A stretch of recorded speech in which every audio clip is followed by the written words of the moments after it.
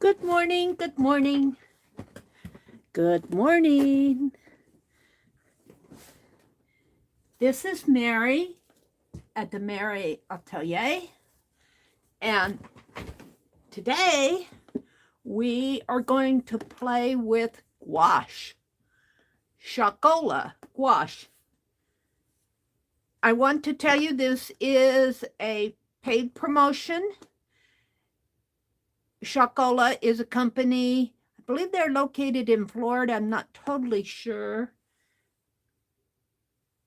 After this processes, I will put the links. I forgot to put the links in my description box for the live, but after it processes, I will put the link. Let me go out to the web and get their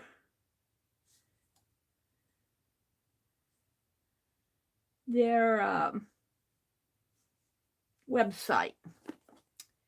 So welcome. Today is Tuesday, September 13th.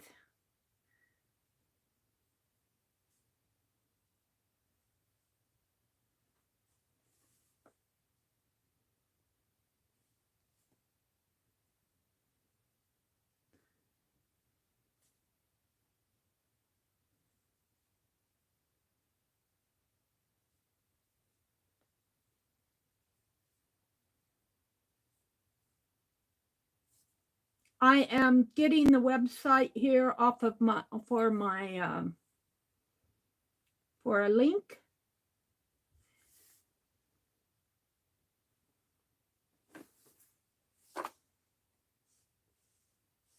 It is an easy one, but I do one finger painting. I have played with these before, and let me come out here now. Hold on. Hold the phone.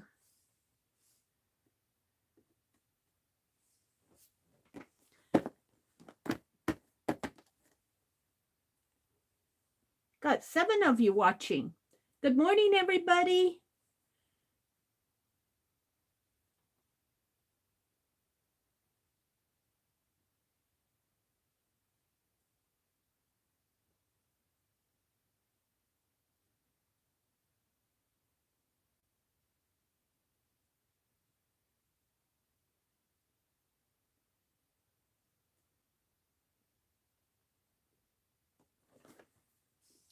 One finger pecking here does not do the trick.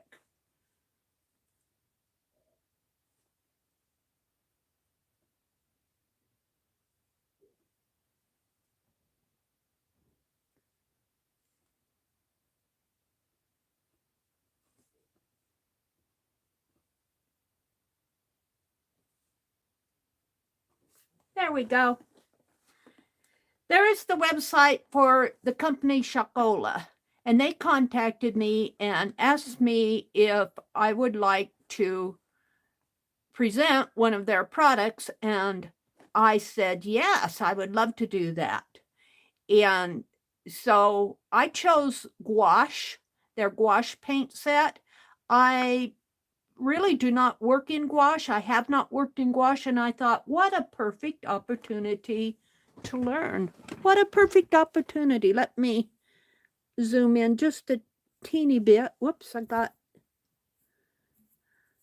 got me. You see me in my shirt? Okay, let's say good morning to everybody. I'm off to a good start, aren't I? I worked in the yard yesterday, so I'm a little trying to catch up with my life here. Hi, Kimberly. Hi, Mina. Is that Mark Muir?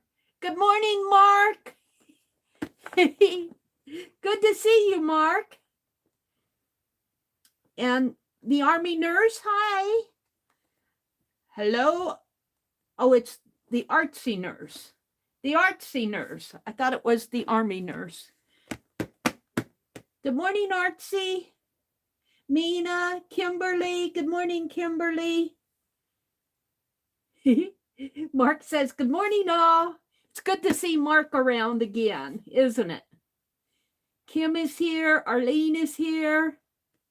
Mina's here. Good morning, all you early birds. There's Dixie. Hi, Dixie Doodles. Good morning. Good morning. All right. So I thought maybe I would do some illustrating this morning, but we'll come back to that. Let's open this up and go through what's in this gouache paint set. This is a set, and I'm really impressed by what they put in here. You can see I had opened this before, and I've been playing with it, but they give you a palette. They give you a sponge to play with. I might play with that a little this morning. They give you a really nice palette knife. It's a nice one. Maybe I'll open that and play with it this morning. And they give you 10 brushes. I don't have all 10 of them here. I think I've got another one over here. I've been playing with it. But they give you a nice fan brush, a flat brush, some, I think they call these with the flat and the rounded edges. I think they call those filberts, but I'm not totally sure. And then they give you some smaller liner brushes. So I'll be playing with these and my palette knife. And look at these gouache sets here, paints. 36 of them. These will run you on Amazon if you just type in Chalkola gouache, Gouache, gouache. These will run you about $25.95, I believe, on Amazon. And I think that's the standard price on their site. And I do believe that they have free shipping in the United States. I'm not sure if they do free shipping international or not. And they give you a swatch sheet. So lots of things to play with in here. I'm going to leave these. Maybe I'll put this set in the lid. Easier to get to that way. We'll come back to that. Let's play a little with these. I moved my box out of the way over to the side here, so I have to set things on the floor. Let's use what I have already on my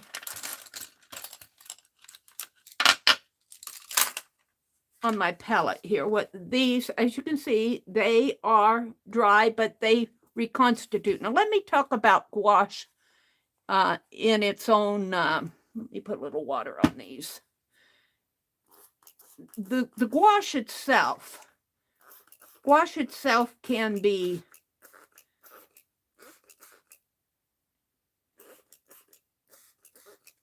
it's like watercolor in that it can be reactivated, but it's like acrylic paint in that it's opaque.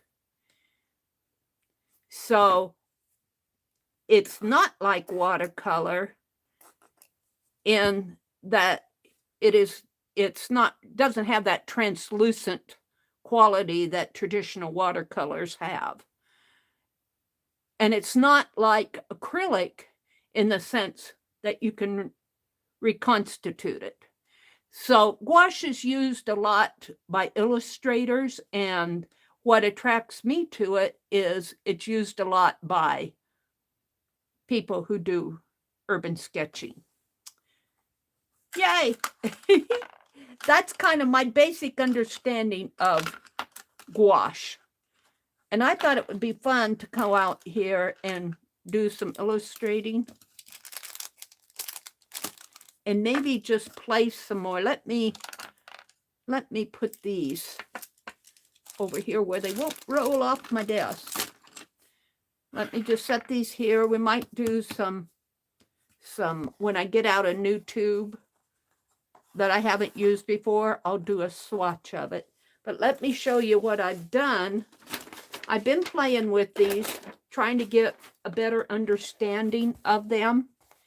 And let's just put this down here. I had this taped down. And I had taped this down into little squares. And look, I've got all this washi tape to play with. We won't throw the washi tape away. We'll keep the washi. Oh, I guess it goes over this one.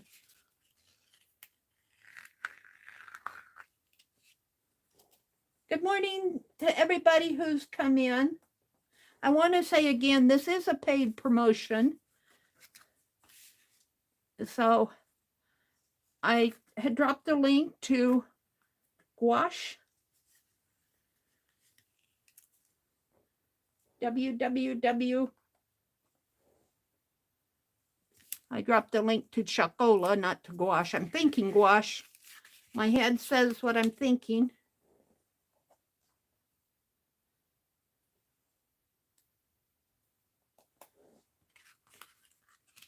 And I have found out the trick to getting nice clean lines here. If you're using tape to mark off your squares on your watercolor or your project that you're using, the trick to not getting messy lines in here is to just let it sit and dry. And if you let it dry, I get too, you know, I want to see it right away. I get too impatient. And I tend to pull this tape while it's too wet. And that will cause it to smear. But I've noticed if I let it dry nice, like this is set for a couple days, well, probably a week. It will pull nice and you get nice clean lines.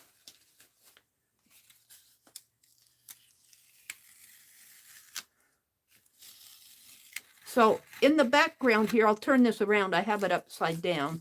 In the background, I was playing with I was thinking illustration and getting nice solid backgrounds. Like if I was doing an illustration for, oh, just say I was illustrating a book. And I'm going to do some, whoops, I pulled a little of that off. There we go. Wow, that really came out nice. Now, let me talk about this a little. As you can see, this was a black rectangle that I had painted. And this white, where I did the diagonals, that is done in gouache. And the white over the dark colors, or the lighter colors over the dark colors, because it's opaque, it really shows up nice. Get a nice close-up of it for you if I can. Get a nice close-up. And that's just the quality of it being gouache.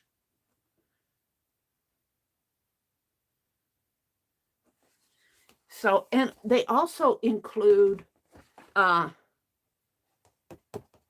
now, I think they include a metallic, but I don't think I used a metallic. I used an acrylic metallic here on this. This is acrylic. I believe that's Warren Penny. And I was going to see how that painted over an acrylic paint. Here I just did my my lavender in my planter outside. Here I was doing some more what I've done here was I painted, I believe, in a, let me get my chart out here, my swatch sheet. I used a white, I used a pearl white, and I swatched it here, but because it's white, you don't see it very well. But I used that on the background on this square, and I let it dry. Then I went over it with some black stripes, and then I let that dry, and I went over it again with the pearl white, and I pushed the black stripes. Let me stand up and show you. I pushed these black stripes here into the background because it's opaque. I can do this. And I pushed them into the background with some pearl white again. Then I let that dry and went over with the darker black. And that's really a nice effect because it pushes it into the background. Over here, I was experimenting with doing sort of the same thing, but I did these diagonals. And this is something I traditionally like to do. Here I was playing with a, I believe that's the peach color here. And I was using that over a dark blue. So this is, again, how a nice white will show up on a dark color. And I was playing with it in there, and then some white in, just playing with doing different things. This, I believe, is a medium yellow, and I was playing with wiping it down and adding more water to it and getting a darker color and a lighter color. And here I was just doing backgrounds to play with on here. So, yeah, I've been playing with gouache, learning what it can do and what it can't do. So let me come out and look at chat. Thank you, Kimberly.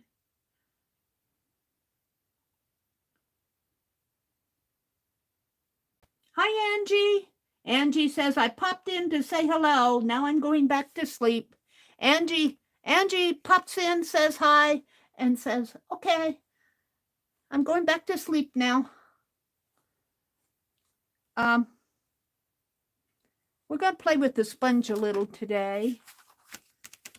Dixie says, oh, that's white on black. That's great coverage. Yeah, I thought that did really good. The white, this is a pearl white on a black background, and I only did half of it so you could see the black here and then how the white covers it. And this is black on, I believe this is black on a peach color. And this is peach. And I believe this is not gouache here. These others are gouache, but this is a metallic, acrylic metallic. Let's play with their, let's swatch. Let me get up, because they include some metallic, which I think is interesting. It's not in this one, it's in this one here. Let's play with their metallic gouache. They include a silver, a bronze, a light shining on it here. I believe this is just a gold. Let's play with their gold. Well, let's play with all of them. Let's swatch these, those three, and see what the metallic gouache does. And I might put a metallic gouache over one of these colors just to see how it works. Let's get my palette out.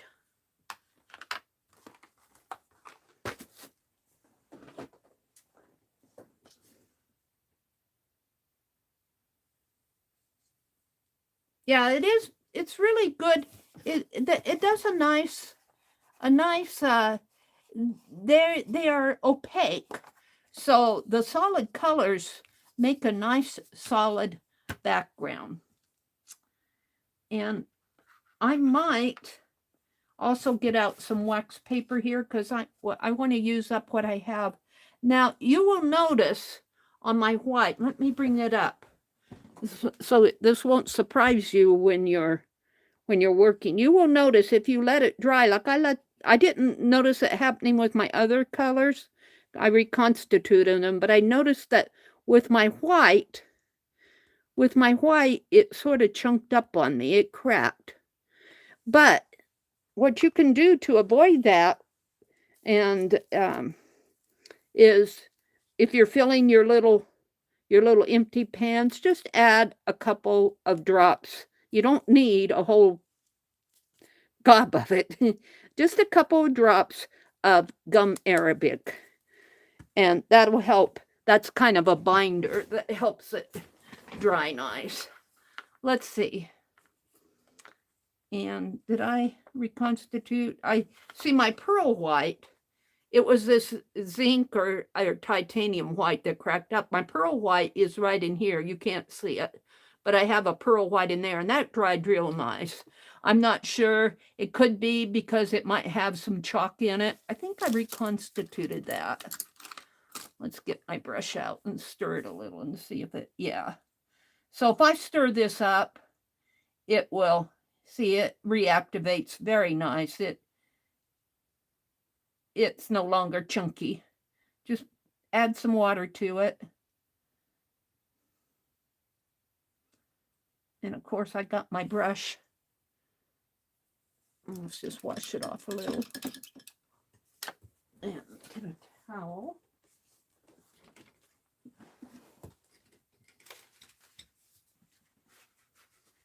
I'll be wanting a towel when I play. I was gonna play with some of these metallics. Let's just take this little and wipe this out. I'm not sure what I was doing there. I was playing with these. So shall I zoom in a little so you guys can see this a little better? Hold the phone. Whoops, you got my shirt again.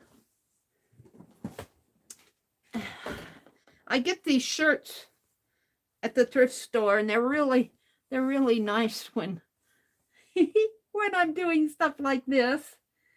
Let me set the quality up from 144 on my tablet so it's not so blurry. Arlene is here, Dixie's here, Angie's here.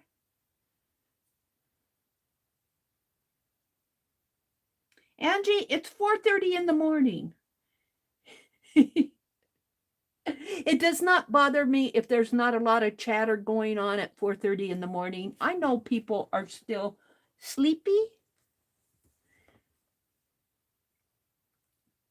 but I sure do appreciate y'all coming in.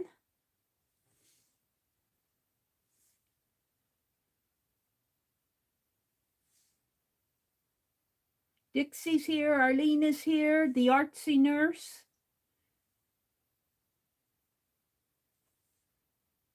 The artsy nurse, Dixie says, I loved your painting video of Queen Elizabeth. Beautiful and so relaxing. Oh, Dixie or Artsy, I'll have to check that out. Kimberly's here. Mina's here. Mark popped in early. I don't know if he's still here, but all right, let's play with, let's swatch these. Oh, it's a rose gold. Let's get that other gold out. We got a gold and a rose gold, I believe.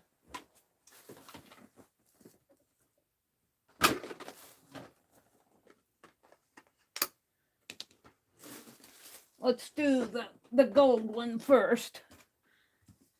So this is rose gold and this is gold here.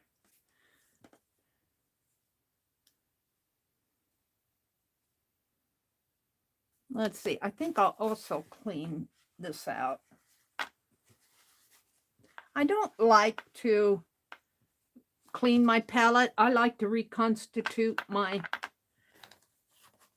paints on my palette, use them to the last drop. Let's put my gold over here. And these, I believe it's 0.14 millimeters, 0.41 millimeters, the tubes, but it's plenty because you don't need a lot.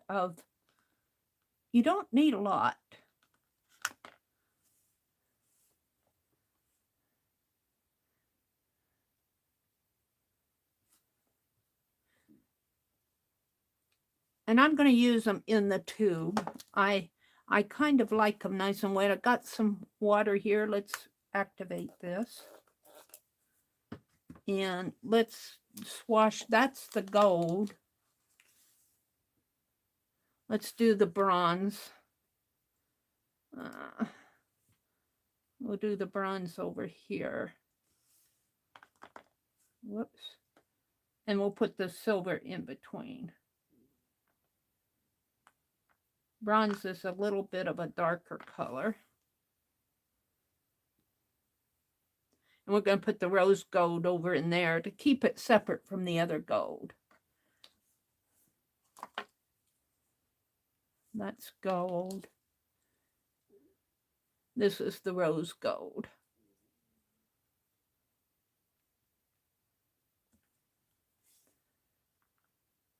So I'm not an expert in watercolor.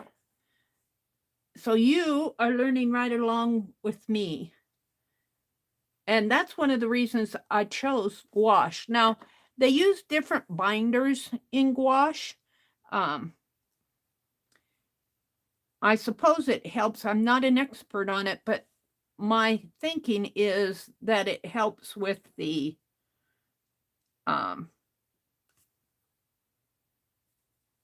opaqueness by putting a chalk in there. Let's see. I was thinking, I think I'm going to wipe out this pearl over here. So I think I'll put my silver over in this little.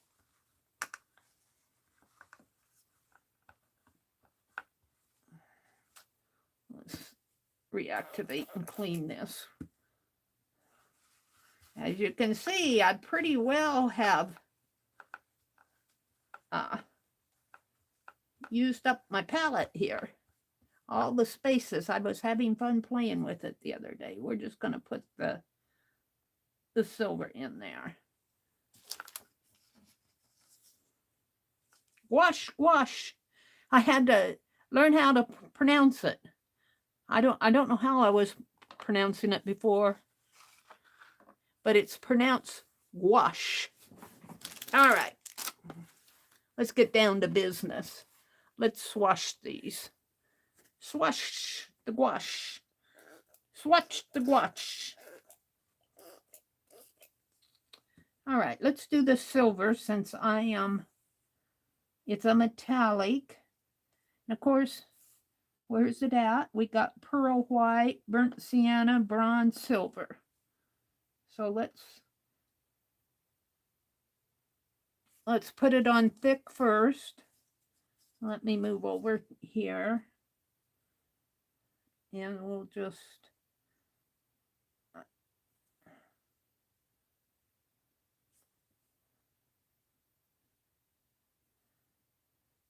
and I do like the idea that you can use them for urban sketching and for illustrating. And I'm doing it really thick first, so I have a nice dark coverage, and then I'll add some water. I will add some water to it, and on the lower half, I'll do it thinner.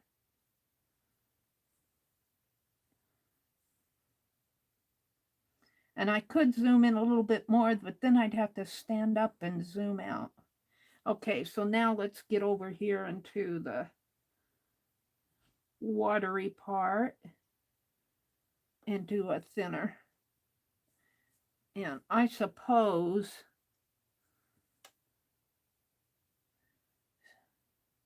and I have to be honest with you, I do not see the same type of gradiency. I see if you add water, you get a gradient, but with traditional watercolor, you can go from a dark to a, well, this one gradiates a little here. You can go from a dark to a medium to kind of a lighter. This gradiates a little in here, just a teeny bit in there. So really dark there. I had added a little water there, and then I got more down there. Over here, this is, boy, that's a pretty silver too, isn't it? That's a pretty silver. Over here, I just have 2 for my gradation, but that might be the nature of gouache. I don't see the same type of gradiency. I don't want to dip my brush in my tea. That might be fun to do sometime, paint with tea, but not this morning. Put my brush down and let's add some water in here to clean my brush with. So this morning I'm going to play with gouache. It's going to be a gouache day. Whoops. Okay. And I don't have it out here, but I had a sheet that I like to do wipe off sheets. We will use the back of this was, and I did not really show this because I spelled Chalkola wrong. I'll put my hand, I actually added a T. So I didn't really show this. I kept saying Chalkola, and there's no T in it. It's Chalkola. But this was the very first one I did as I was playing. I used scarlet red, vermilion red, lemon yellow, and medium yellow. And you can see I painted here over, I used the black, and I painted, I think this was just black. No, I think this was the black marker. No, I think this was just black marker. I was playing with using a marker. And I pushed that marker on this barn with the red. I pushed it back. I was playing with different things. Here I was just playing with doing some diagonals, different colors. I was combining colors there. This was one of my first ones. I'm going to turn this over and use it. As you'll see as I'm going, I like to wipe off rather than wash off my brush. I like to get as much color on a wipe off sheet, and that ends up being background. So then we swatched the silver. Let's swatch the gold here, and gold is right here. I think I can do a lighter one first. We'll do a lighter one first down here. I might have to get some more. See if I can't get some of the thicker stuff up here. Let's pull out some more gold. I got a lot of water on this one, so it's a little bit thinner in here. You might be able to do a gradiency here. Put your lighter on first. Let me wipe this. Put your lighter on first and then go darker rather than trying to go darker and then lighter. You might get more of a gradiency that way. Playing with gradiency. Have any of you used gouache? If you've used it, you might know more about it than I do. I can pick a little bit of this up, and it still has a nice, leaves some of the gold on there. Well, I'll bring that up and show it to you more. Let's put a little bit more gold on here.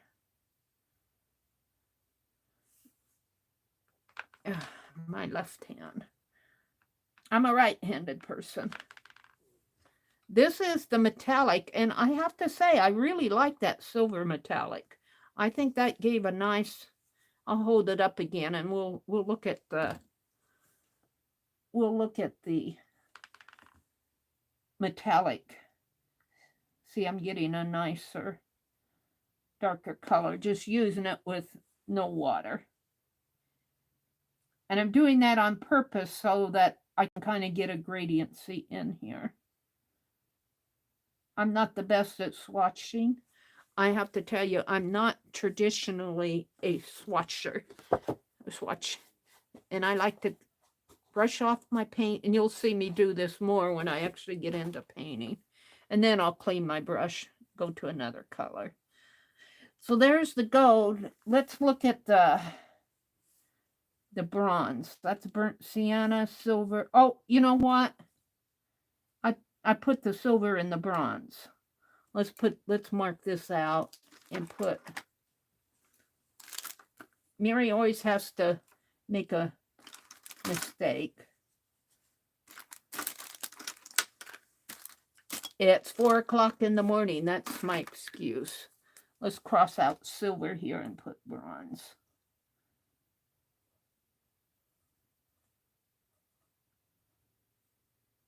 Bronze, and we'll cross off the bronze and put silver.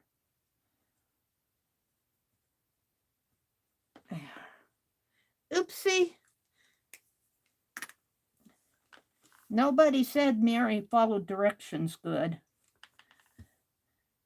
All right, so this is the bronze.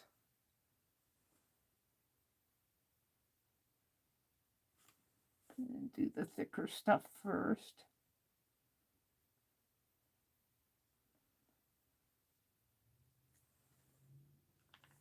Let me go to chat. See what you guys are talking about. Hi, Mitzi. Hi, Joyce. I always say, Joyce brings in the joy.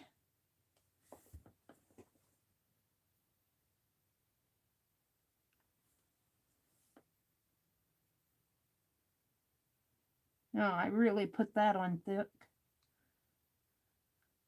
I may not need it that thick, but that's kind of interesting to use it thick. Why would I want to use it thick? I'm not sure.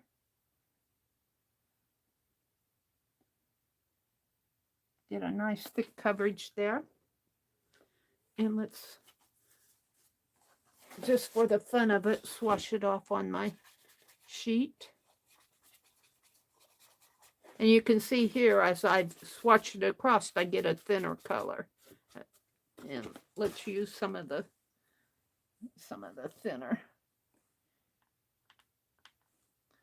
Add some water to it. Down here.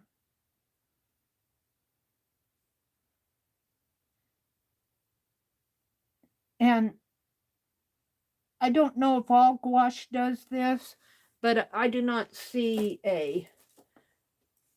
the gradiency go from dark to medium to light. It's more, you get a lighter color if you add more water to it. Let's go back to that gold. And let's add some more over here.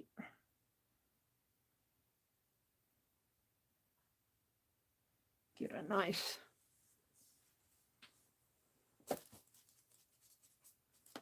So we're going to play with the metallics this morning. Maybe we'll put some metallic over that black and see how that goes. I have one more. We did the silver, the gold, the bronze, and my rose gold over here is really a pretty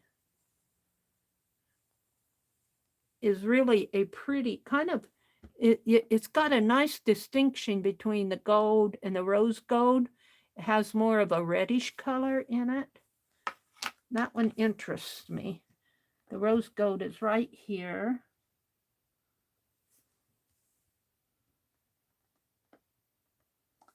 And I'm using it thick first.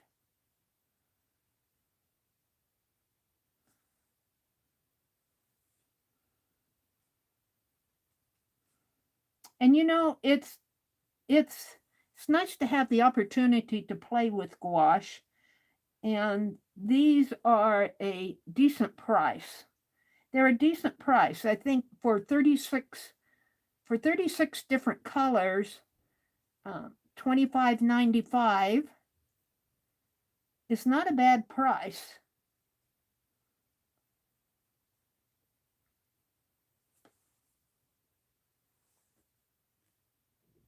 Now let's add some water to this.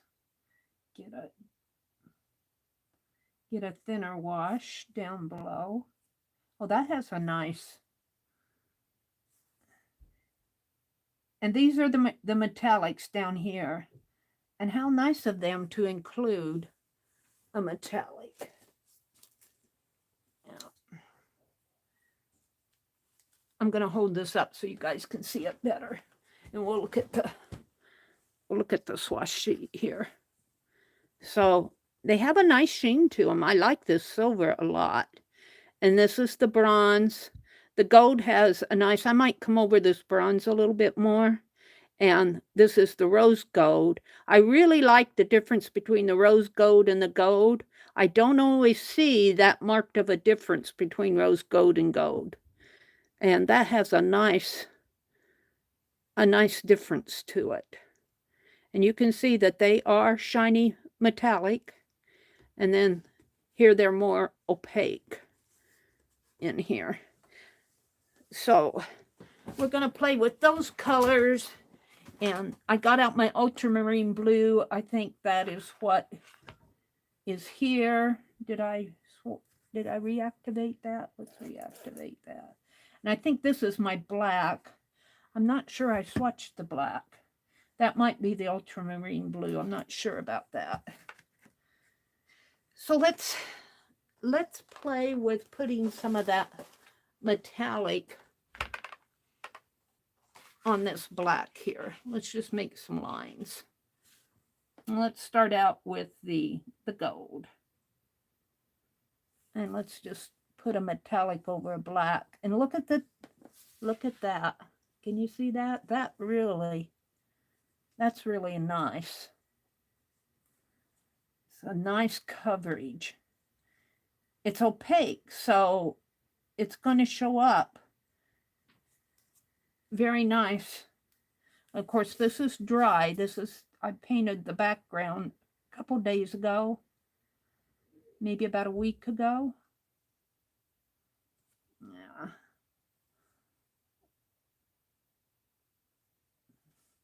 So I really like how this, and I could do it more. I'm just doing a line, trying to be careful that I don't go into my, I really do like that. That shows up nice.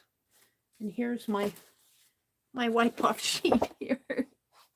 I like to do a wipe off sheet. Now we don't want to waste any color, even though it's not really showing up too much on there. I always use a wipe off sheet. And let's do the silver. Silver should show up nice, and I am using it thick. Oh, that's nice. That's nice. That gives me a nice line.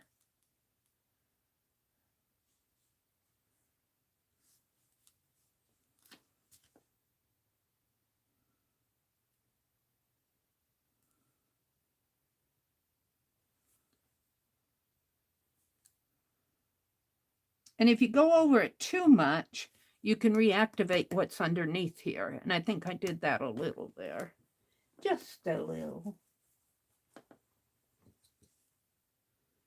And let's do the rose gold one. And here I'm just playing again. I'm not trying to paint a picture or anything. I'm just playing with how the metallic shows up on the black.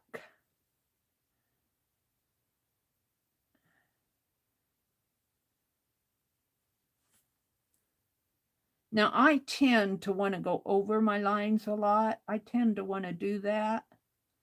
I don't think that's really that necessary, but it's just something that I do kind of naturally because I'm a sketcher. All right, look, and I want to go back over that gold a little bit more.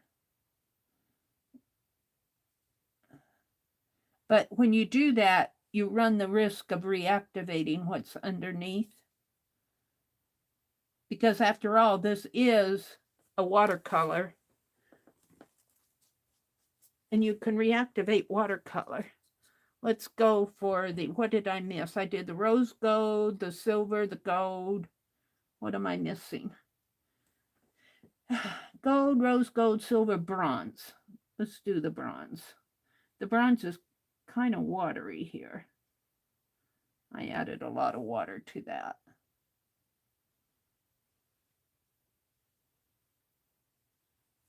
Let's get out some of the thicker.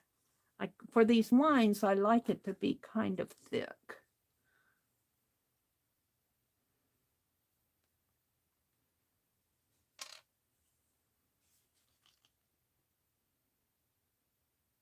Oh, Is that the rose gold? Let's put that over in here. Pulled the wrong one.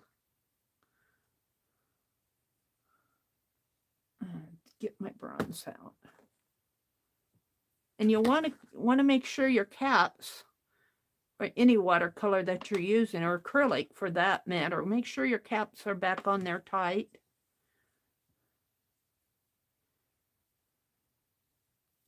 This is bronze.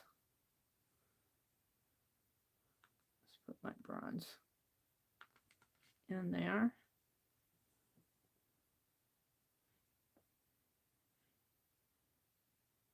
Meri is a sketcher, not a sketchy. Yeah, I am interested in gouache, using it in urban sketching. But I probably would take I would probably do the same thing. I would probably use them out of the tubes. I don't know if I would or not. Let's play with. Let's let these lines dry. Let's look at them closer up here for you, and I'll set it aside and let it dry. So this is my gold. I did go over that several times because I think I reactivated. You can kind of reactivate if you're not careful. And this is the rose gold, the silver, and the bronze. And they do show up very nice on the black. And you can see they are metallic. They got the sheen to them. Hold them up to the light. So very nice. Let's play with this wipe off sheet here with some, let's say I was out urban sketching. Let's say Meri was out urban sketching, and we might play with our sponge here too, just, and our palette knife, just to play. We could play with my swatches here too. In fact, let's put some ink. Now this is a Molotow black marker. I think this is permanent. So let's just make a, let's see, let's say I was doing maybe a tree here. Let's do a tree.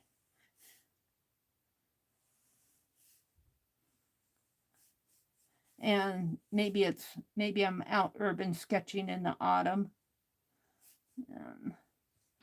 Do some leaves. Put some of this over to the side so I can push this up a little.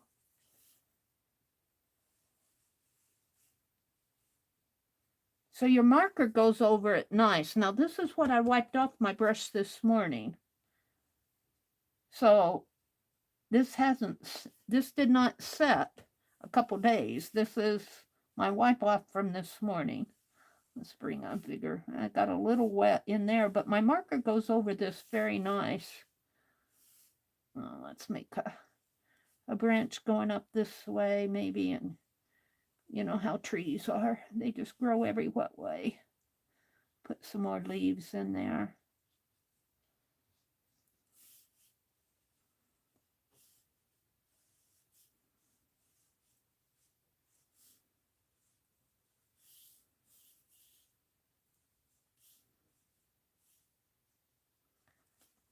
So this is a permanent marker, so I'm not expecting that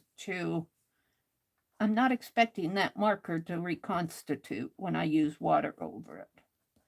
And we'll test that out. Let's get what can we use? Let's use that green. Let's use my greens and blues here. All right.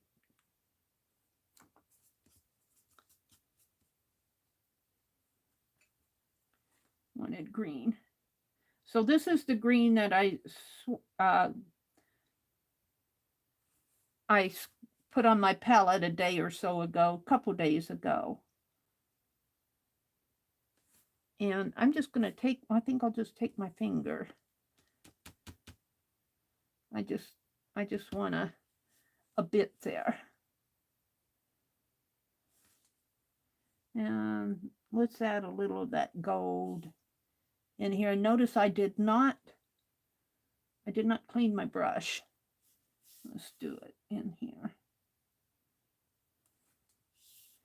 Add some golds in here.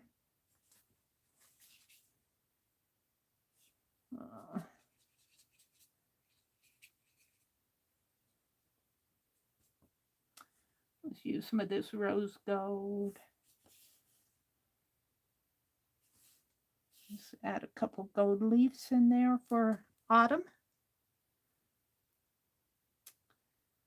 And I guess I should be putting more out on my palette. I want some different colors. So let's see what they have for grays.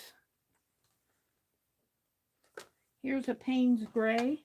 Let's swatch my Payne's gray, and let's see, do I have a brown? I don't think I have a brown out. I've got ochre. Let's do the burnt sienna for my tree. And the gray. We're going to paint the gray and the burnt, but we're going to swatch them as I go because I want to swatch. I'm just going to put that over there. So here's the burnt sienna here. We also have a burnt umber, but let's do the burnt sienna. And I'm running out of space on my, I'm going to put it in there. I'm running out of space on my palette. Yeah. There's the burnt sienna, and I'm going to use it thick, I think, to start out with. And where's my Payne's gray? Right here.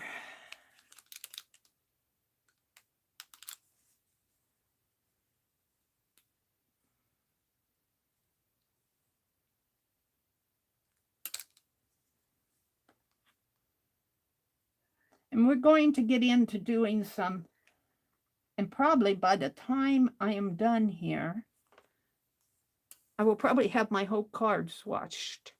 I mean, every time I get out a new color, I'm going to swatch it. So,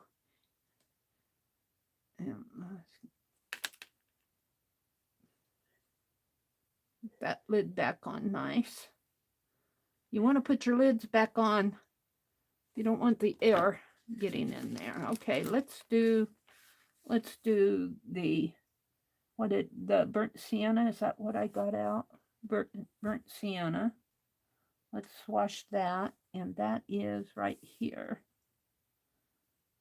And I'm using it thick. I did not add water to it. We want a nice thick line, a nice opaque.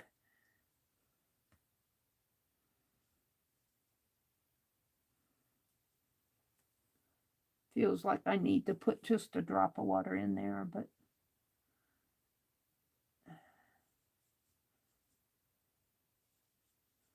that's a nice color. It almost looks metallic to me, but it's not. This is not a metallic. I'm going to add just a little drop of water here. Get it a little bit smoother up here. And now we're going to, well, no, let's do it this way. Let's just dip my brush in and add water that way.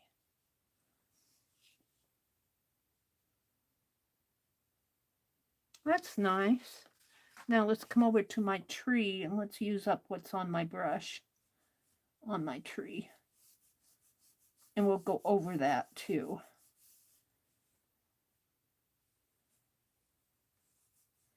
Got a little dry brushing in there.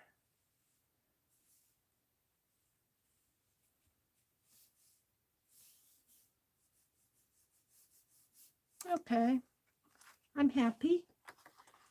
And let's wash out my brush. And let's go to the burnt sienna, which is really a dark color, especially if you use it with no water. Payne's gray. I said dark sienna. I meant Payne's gray. Where's my Payne's gray? Burnt sienna, Prussian blue, gold ochre. Oh, that's an interesting color. Yellow ochre and gold ochre. I am looking for my Payne's Gray. Got burnt umber, ochre, lilac, Prussian blue, peach, Payne's Gray. I'm going to paint out my Payne's Gray here. And I might need to add just a bit of water, just a tiny little bit.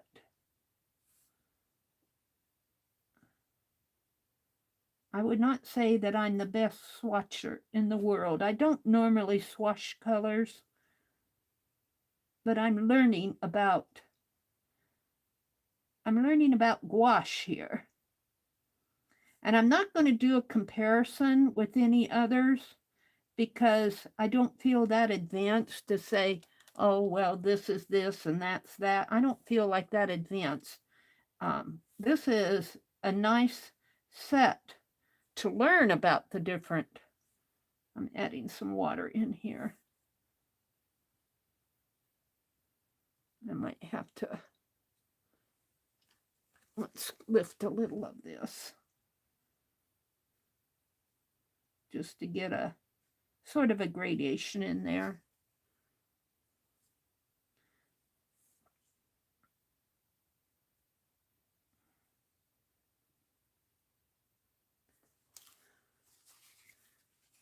I need a Q-tip.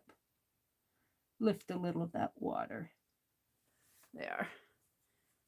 And let's put a little of that gray in my tree. Say I was out urban sketching. I'm kind of liking that.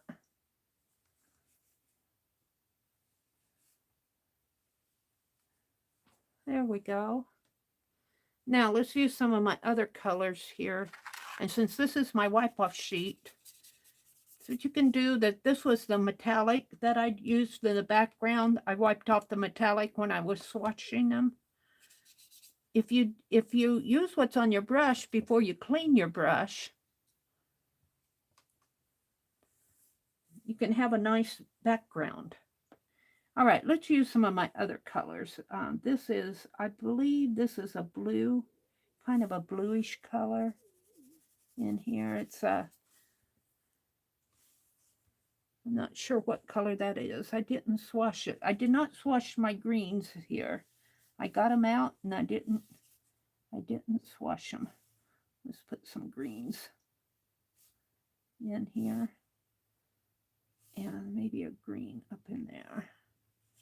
Wipe it off, clean it off, and let's get out of blue. I have an ultramarine blue, and I think that's this, but I want a lighter blue. Let's see what we have for a lighter blue. We have a sky blue. That's what I'm after. That might be what this is. I was playing with different colors, and I didn't swatch them all. I didn't do what I was going to do, say I was going to do. We have a blue in here. We have a turquoise blue. That might be what this looks more like, a turquoise blue there. So let's swatch those. We are learning. We're learning as we go. I need a little table next to me to put those on. All right. Let's do the sky blue, which would be right here, sky blue. And that might be what this is. I'm not sure. And I need room on my palette. Let's put it right here. And usually, though, when you are working, you don't put 10 million colors on your palette. When you're working, you don't use the whole range of colors. So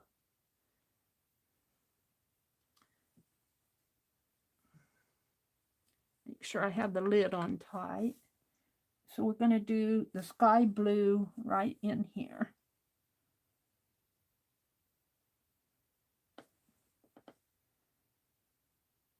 This is a pretty color. I like this right away. I like how the blue, I had a little bit more trouble with which one, the black? No, the metallics. I had to go over these metallics a little, but this one is going down really nice. But that just may be me on the metallic.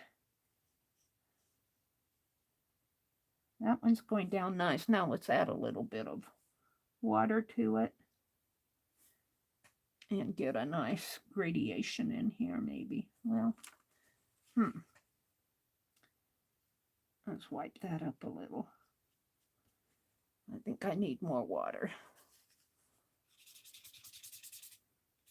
That's got a lot of pigment in it. That has a lot of pigment. We could probably bring it down in here. This is still off my brush in here. Let's add some water to that. This blue has a, that's why on here, how I said how it was going down nice. I think that's because it had a lot of pigment in it.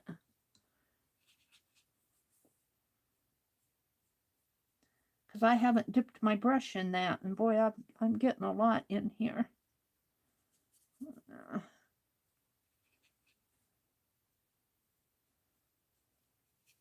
Because that's just about what I wanted, is a nice sky blue up in here. I'm kind of liking that. I need more up in here maybe, but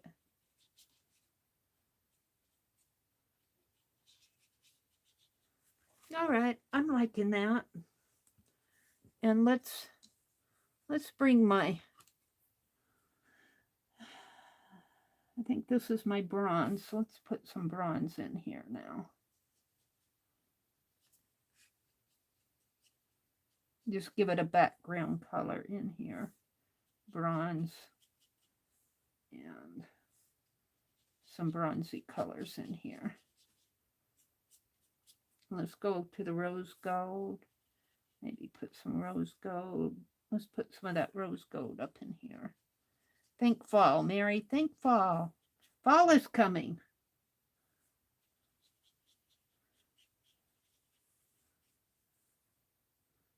Some gold in here. I'm just playing.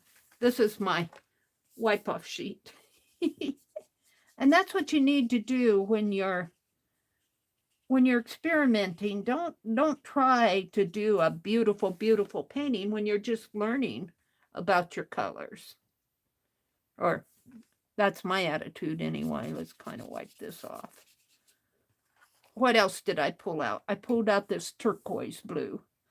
Let's play with that. This was the sky blue. I think this was my turquoise in here. I'm not real sure what I was doing the other day. But just to keep them separate, let's put my turquoise blue up here. It looks like the same color, doesn't it? It looks like the same color as that. But I didn't swatch it, so where is the turquoise blue on here? Turquoise blue. Naples yellow, orange, sap green, rose, violet, cerulean peach, titanium white, burnt umber. All right, I'm missing it.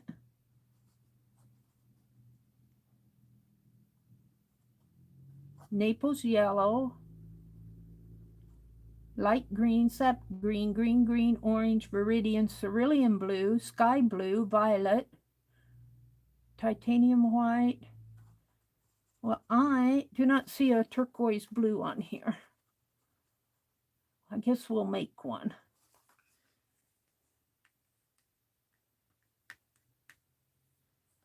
Sometimes I stare at it and don't see it, but I do not see. That's sky blue, and it says sky blue. Violet, rose, deep green. I'll do it up here.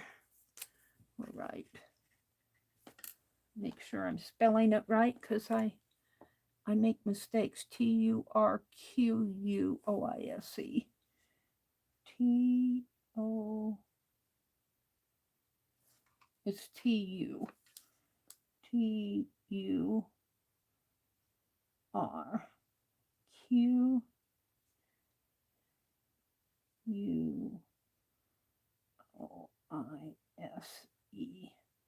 I think I got an extra color here that's not on this chart. So it makes me wonder which one is on here that I don't have. Because I have 36. 1, 2, 3, 4, 5. Oh, 1, 2, 3, 4. 4 times 6 is 24. 25, 26 is 7, 28, 29, 31, 32, 33, 34. I think they don't have all the colors on here. That's my thought.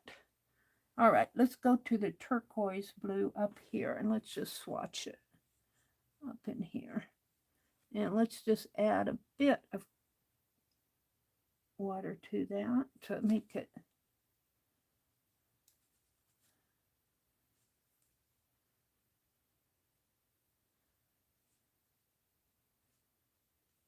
and I like how this goes on.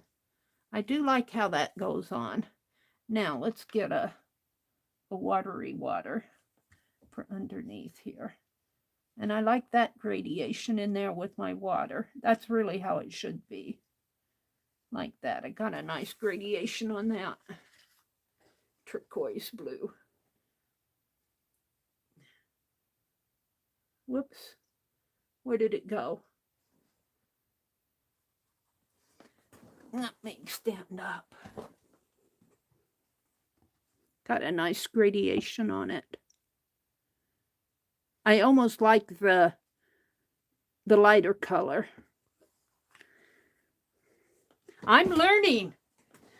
This is not a tutorial. This is Meri learning and experimenting. When you get a new set of paints like this, and especially if you're not, like I said, I do not traditionally work in gouache. And so this is Meri learning. This is a good opportunity to learn. So let's play with something more.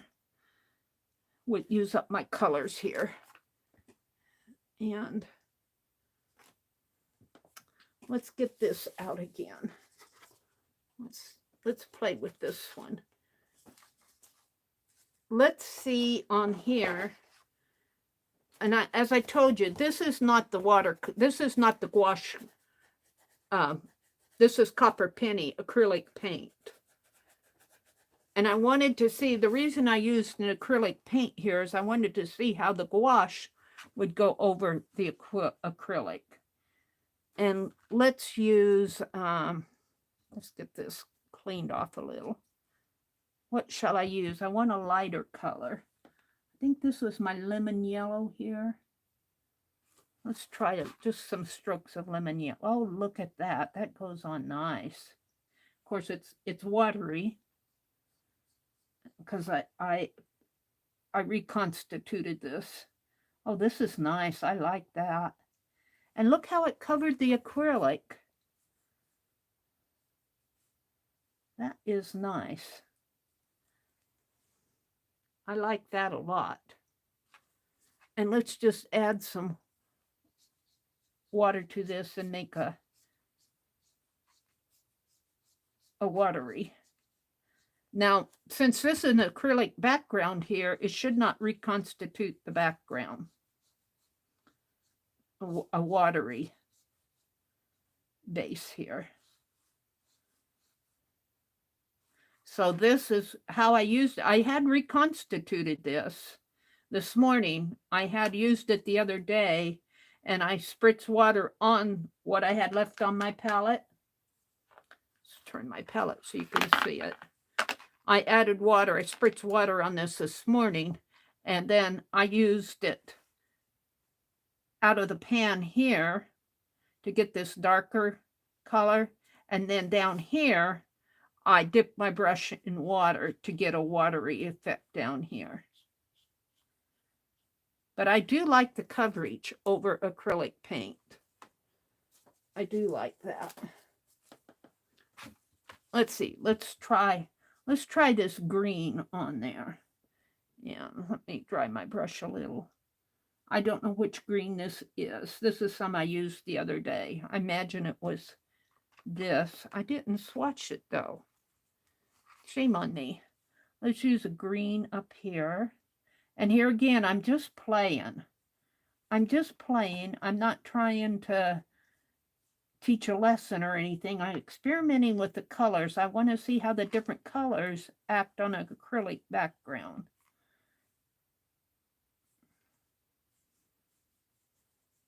Of gouache. And I can see why illustrators would like this. It's got a nice flat coverage there. Now let's do a watery one down here.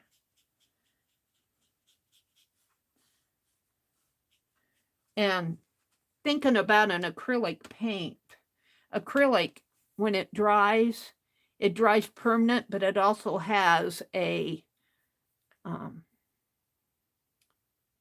sort of a seal to it. So when I'm putting water on top of this, it kind of moves around. It doesn't really soak in, which is, you know, that's just the nature of acrylic paint. It kind of resists the, and I could see reasons why you'd want to do that. I like that a lot. Wiping this off a little. And let's see, what other color should I use? Let's use the silver that we got out this morning. Let's do some silver here. Silver unworn penny. And this is a metallic on a metallic here.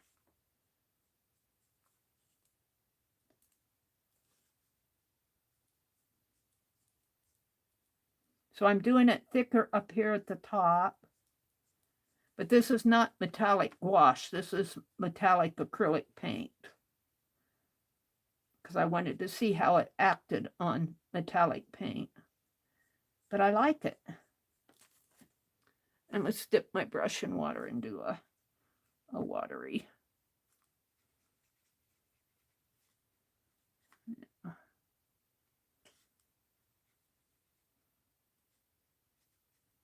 I could kind of see a cloud effect in here. I don't really like the watery on acrylic. I like the thicker stuff up here. I don't really care for water over acrylic, but we'll do it over a gouache, and it will probably tend to soak in more. My acrylic is resisting it. All right, what else shall I do? I don't really have a red out. Let's get a red. Let's get a red. Let's swatch a red. Mary's playing this morning. I have reds out here, but I think I wiped them off my palette. Let's see. Do I have another red? These were the 3 reds. So let's grab one. And, oh, we got a rose color. Let's do rose. Do they have? I didn't see rose on here. This might be another. Oh, there, right here. Let's swatch my rose.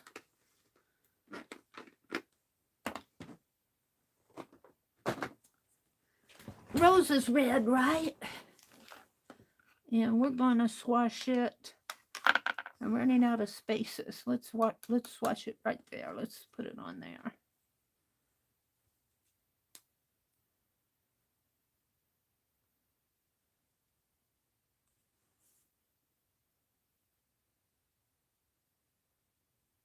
Ooh, that's a pretty color.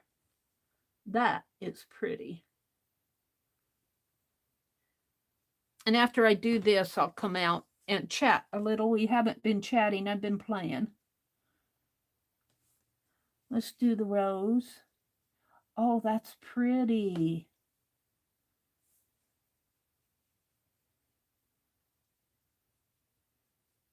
Oh, I like the rose. And I'm just using it straight to get a darker color up at the top. Oh, I'm liking that.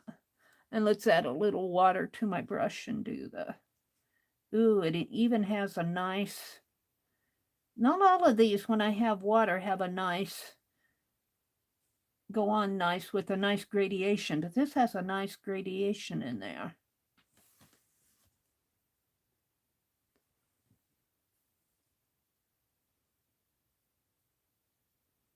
I like that.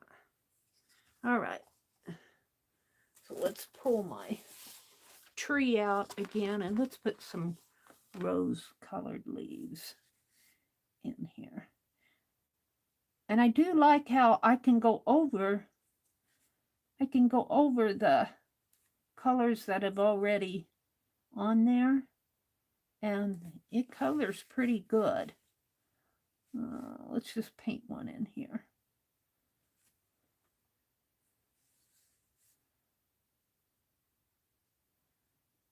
I could see using this for Ruby Rose Red. Let's put one in here just for the fun of it. And let's dip my brush in water and let's do a nice rosy area on the bottom, just because I feel like it. And let's dip my brush in water. And I don't know what green this was in here, but we're going to use it. And this was my turquoise, I believe, up here. We're doing a ground. You get some fall colors going on in here. Just because I want to play.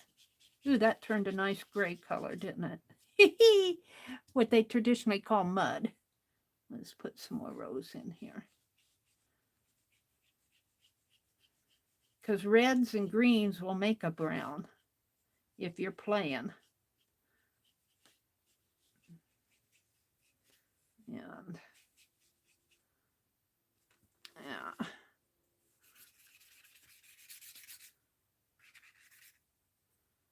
If you're playing like Meri does. Let's grab some more of this gold. And let's give it some gold in here. Some gold streaks maybe. Should let that dry before I do that. Let's grab some of the bronze.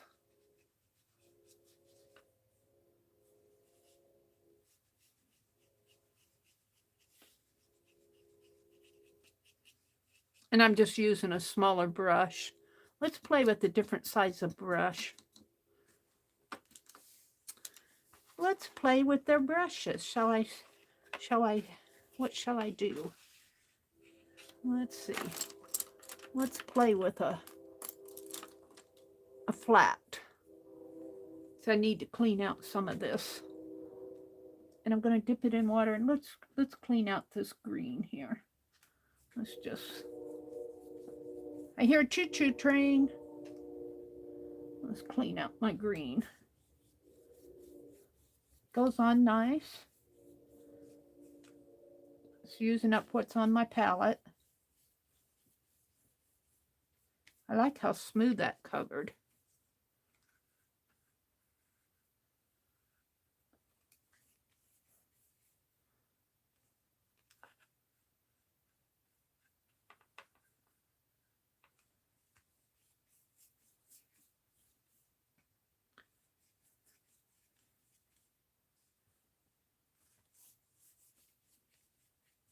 All right. Let's do a little wet on wet here. I'm going to put some water in here. Could spray it, but I'm just globbing it on there. And let's use some of this darker. I think this is an ultramarine blue. Let's do some wet on wet in there.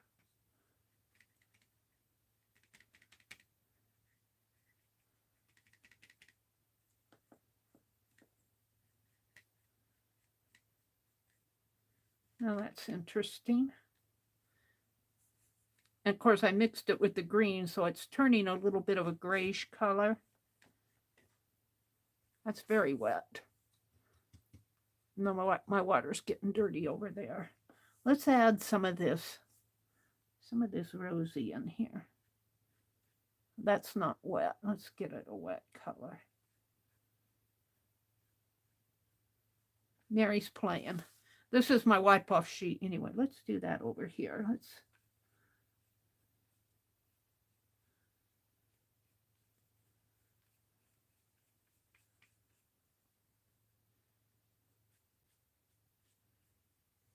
I kind of like what's going. Oh, I'm getting down out of the. Let's push my paper up so you can see what's going on here. Wet on wet here. Let's wash my brush out again. Whoops. Well, wash my brush out and what do I want to do? Let's use this. I think this was turquoise that I used the other day. Let's put some of that. Oh,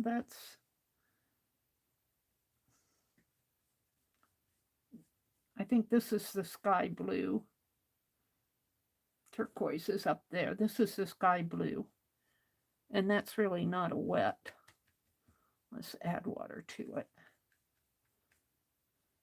I'm just playing.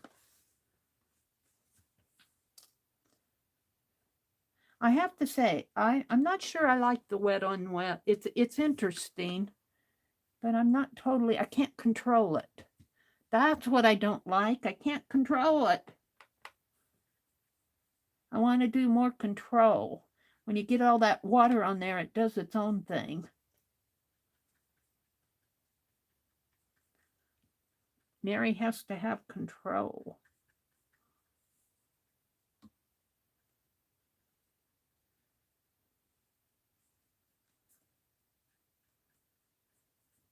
And now this is green and I'm adding some red.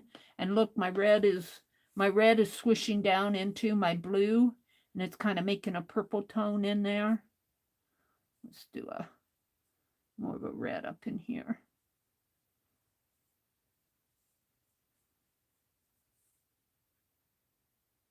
And this is watery, so I can't really, like I said, I don't have much control. Let's go over here and add it over here to the green. And you'll get more of a brownish color. Let's add some turquoise green in there. And wash off my brush up here. Let's add some red to that. You know, get sort of a brown color. Let's do some water. There we go. I guess if you were doing a tree, it's more of a grayish brown.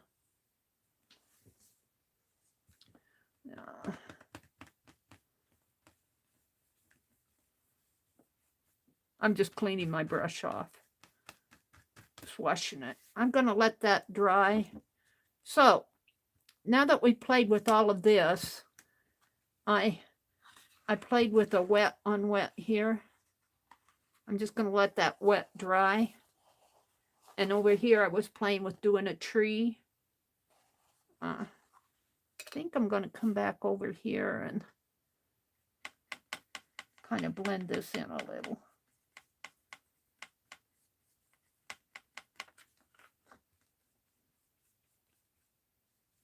There.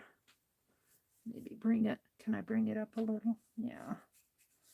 Pretty brown in there.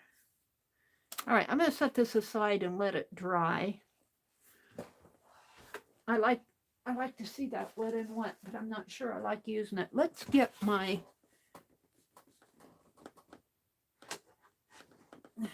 book out. I have to reach for it. Hold on. And let's actually do some, I was going to do some dresses. Metropolitan Museum of Art. we're going to do some dress. Like in here, I've been doing, well, we could do, I noticed that Carol, let's do one of these ladies. Carol had used gouache when she did her ladies. Now let me zoom out a little so you can see these better. And let's go over this way. Let's put some color on this page. And I'm just going to use what's on my palette. I'm not going to. And let's use this flat brush again. And I'm going to dump my water because it's dirty water.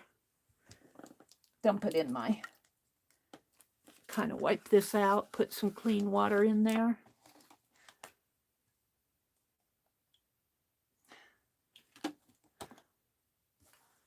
And I have a towel off to the side here. And, oh my goodness, I need more room. I need a huge desk. Can you guys see it? There we go. And this is a towel and my water, and I'm going to use this wide flat brush that I've been using. Let's make sure it's clean. And let's see. Let's use the bronze metallic, and I am going to add water to it. Let's do this, because if I remember right, her hat was, now it will probably push my black marker into the background, but that's okay. I'll come back if I want a darker black on this. Let's do her hat in this rose gold.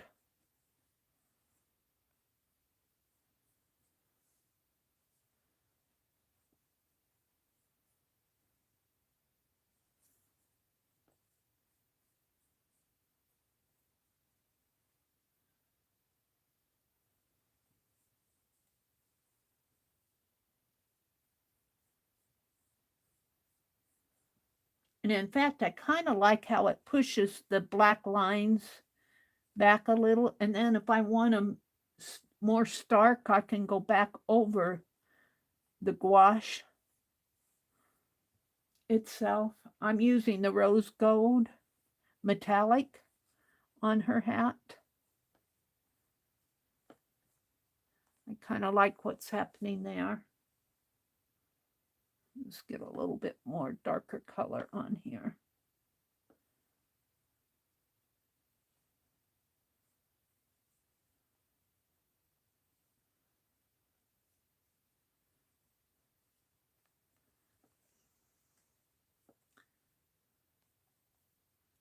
All right, I'm liking that. I need another wipe off sheet though.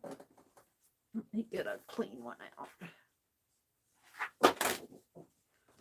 I use wipe off sheets a lot when I'm out urban sketching. And look how much paint is on there. And this on your brush. Why waste this? Because you can use this for background for ATCs. And then I wash out my brush after I get all that pigment off, or a lot of it off. Now for her face, let's see, let's do the background in this. I think this was the sky blue. Let's just do the background in the sky blue gouache.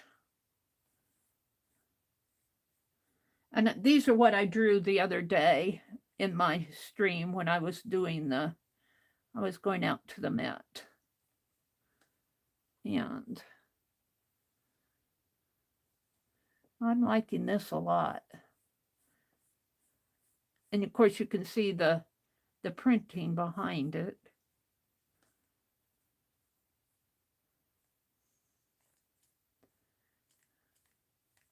I like that. Now, these are not real ladies. They were showing the different hats. And so these are like styrofoam models. So I'm going to leave them white.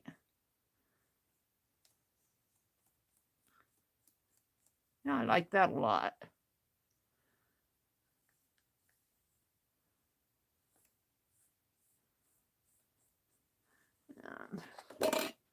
I'll wipe off here. What's not much pigment on there, but all right. This one, I see this one as being, let's make her hat this rose color. Let's put some rose in there. And I'm just using up what's on my palette. Ooh, that's pretty. Oh, I love that rose color. I love that rose color. That is a pretty color.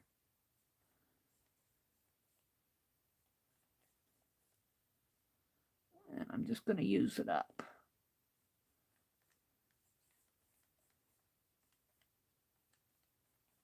That is pretty. Now let's put some rosy beads on her.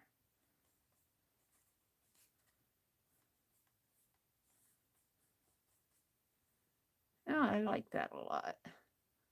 And let's just wash this off. See how much pigment is on there? I mean, it's not a whole lot, but you can use these for ATC backgrounds. Don't waste your expensive paints. I'll wash out my brush here. And let's go for a bronze. Is that the bronze? I think that's the burnt umber. The bronze is right there. Shall I?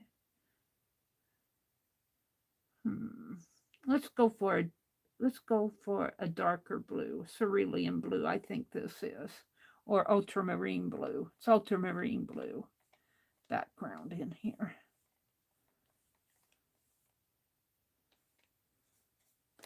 And that has a lot of pigment in it.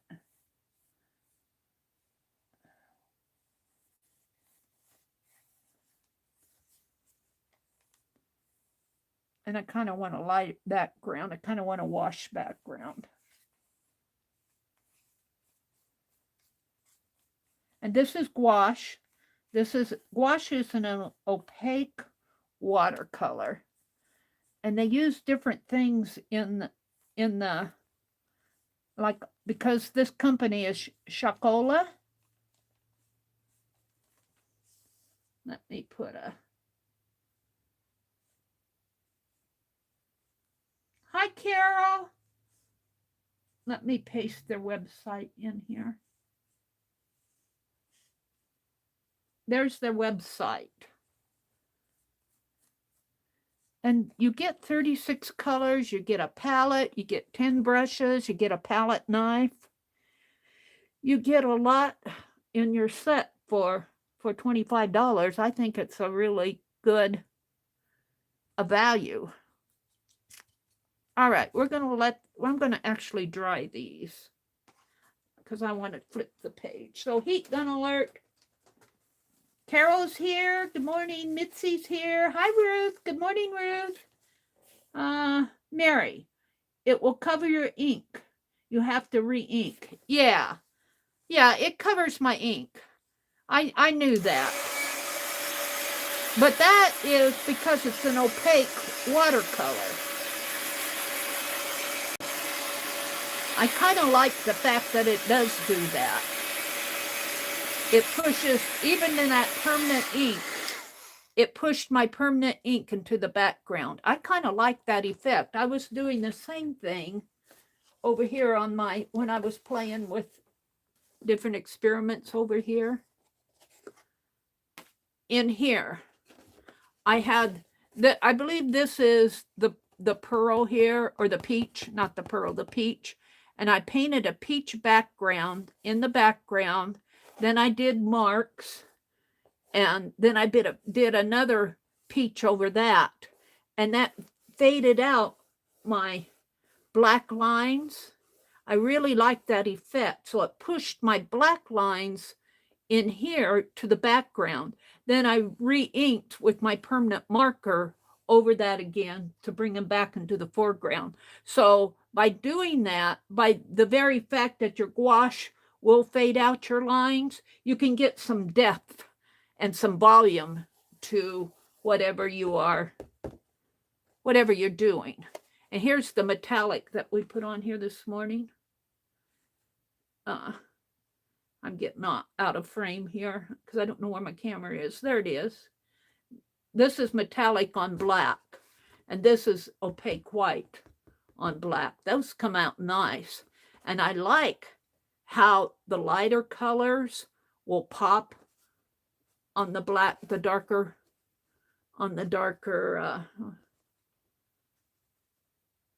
colors. I like that a lot. And this morning I was playing with gouache over a acrylic. This is, I believe this is a Warren Penny, actually acrylic paint background. And it covers it very nice in here. Very nice. And then I did a watery effect below it. I don't know if I like the watery effect, but in some instances, if you're playing, you know, in some instances, whatever you're doing, that might just be the effect you want. And these others are just swatches. I was really, what I impressed with these plain swatches. If you're an illustrator, you might want just a solid background. That might be exactly what you want if you're an illustrator. And with gouache, you get that nice opaque background. I can see some instances in doing illustration where this kind of a background would be very nice. And I guess that is gouache there. I don't remember painting that. I don't think that's acrylic. This might be an acrylic background. I would know if I painted, because if you do an acrylic, when you do an acrylic, you have that acrylic base. And water over acrylic will tend to bead up or bubble, and it does not soak in. So that's just something to consider as you're working. Let me get I guess this is probably pretty dry, but let me hit it with the heat gun before I flip the page.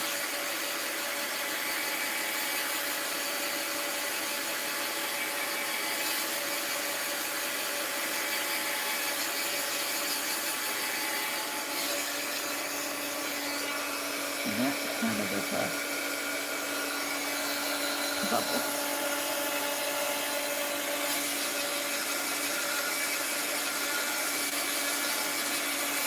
That really is, I kind of like that effect. But like Carol said, you have to re-ink. Let's do some re-inking here. And just show you whoops, I'm saving that out. Let's go to a different.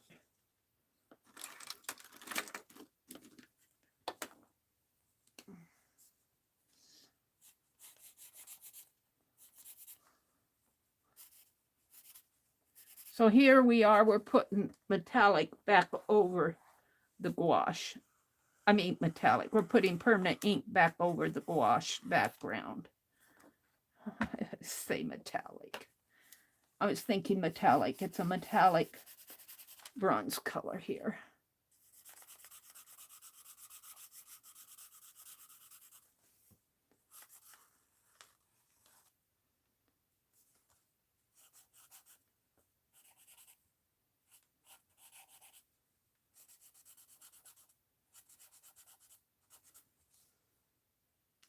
Kind of like that effect.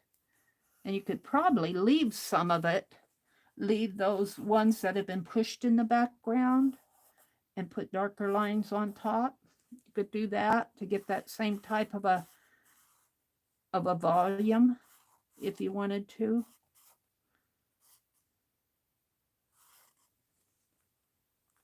And let's darken this area and darken this area. I don't have my wide brush out.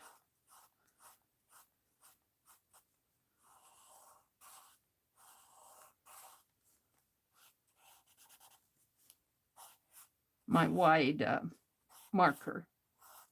I said brush.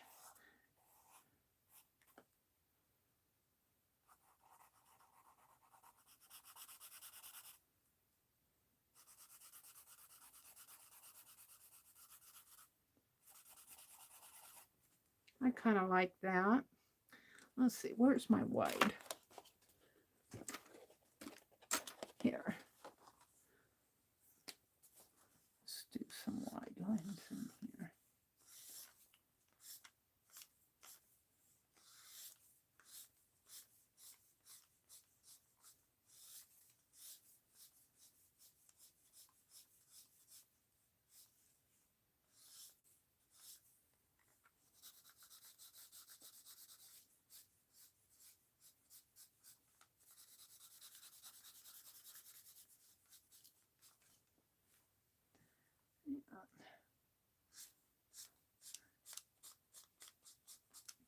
I think this is kind of like a feathery hat. I don't remember exactly. Now let's go to my thinner lines in here. And let's just do some.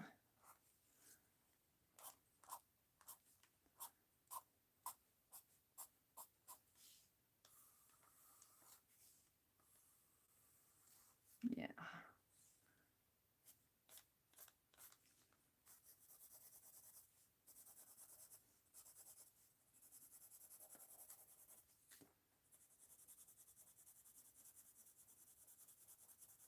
Yeah, I'm liking that.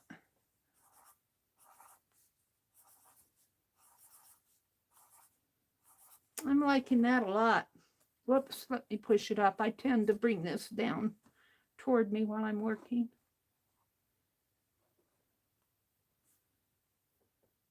Yeah, metallic.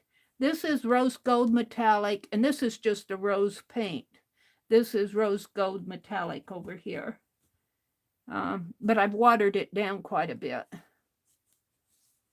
So let's play. Let me go out here and pick a dress. Let me go out here to my email and let's go. I'll give you the link here once I get it. Let's open my email. I'm going to do a dress on one of these pages.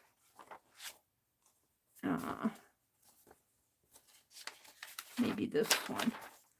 And I need a sheet. I don't want to mess up my other pages.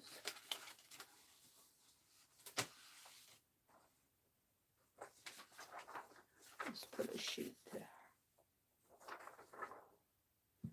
We're playing with gouache this morning. There, we're going to work on this. Yeah, I got it on my hands. Put my hand in it.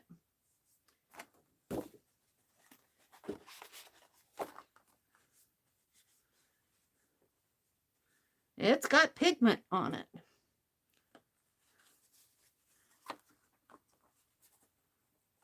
I'll wash that off before I get it smeared all over my page where I don't want.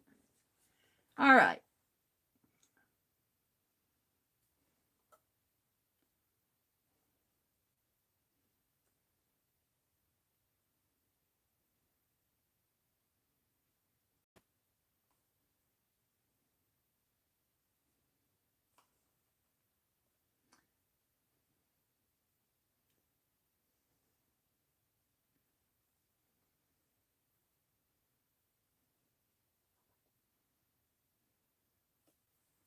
That is the, oh, it's too long.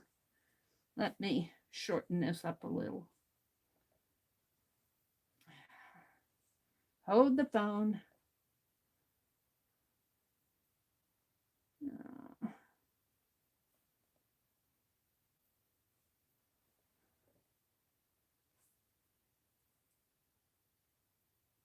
Do, do, do, do, do, do. My tablet's a little slower. I have to wait for it to bring up my apps. This is I don't know what kind of a paper this is. This was it looks like it might have been out of a Bible or a religious book. But when I did my journal here, I used these as interest pages, and I'm having fun. I'm having fun painting over these. Let me paste this down. I got to shorten up my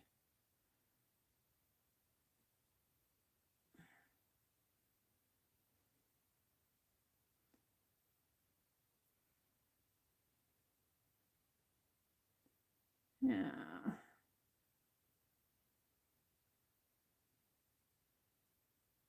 I have to shorten up the descriptions. Too long for the link.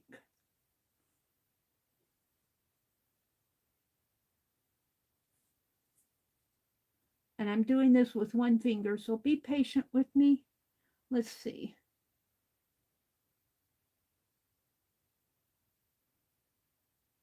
Let's see if this will fit.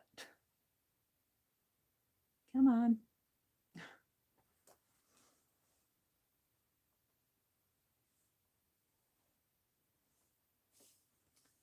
Do, do, do, do, do, do, do, do, do.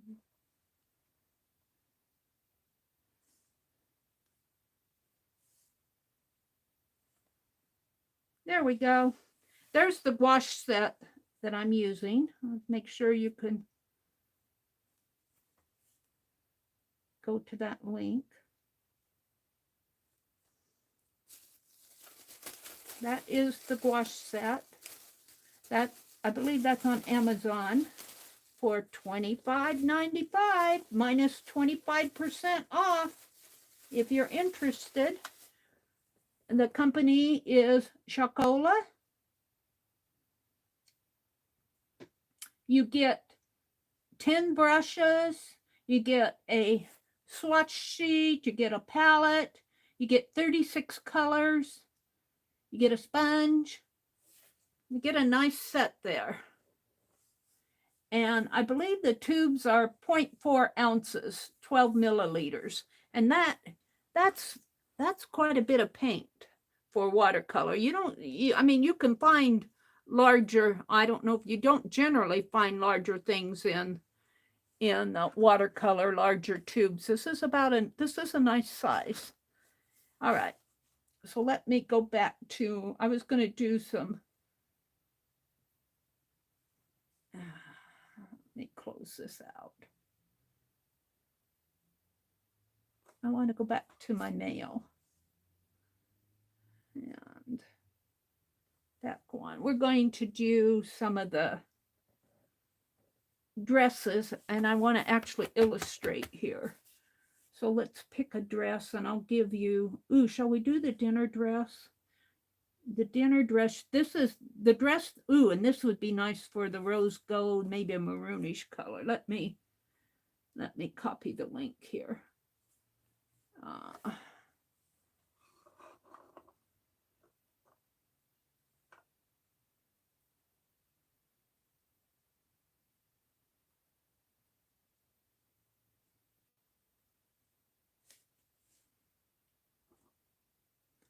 And I'm going to put the link in my description box of the dress that I'm going to do. I might do it on another page because it has well, you'll see why.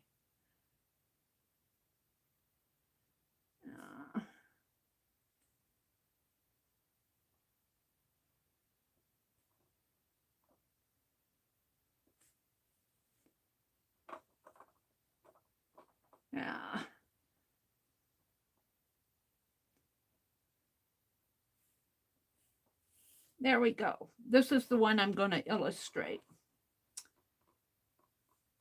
And let's go back and open that in my browser. All right, there we go. And because that has kind of the, what do they call that, the bustle on the back, shall I do it over here? Or should I do it on a plain one? I don't have very many plain. We'll do it over here. We'll do it on this page. And I might need to move my camera. Just bear with me for a minute till I get set up. I got to get on my red dot. All right, we're going to do it. I'm going to move this book down a little. And let's tilt my camera.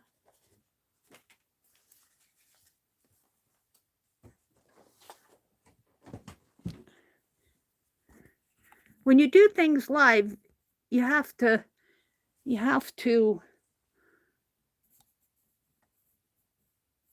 fiddle with things, especially because I'm streaming on mobile.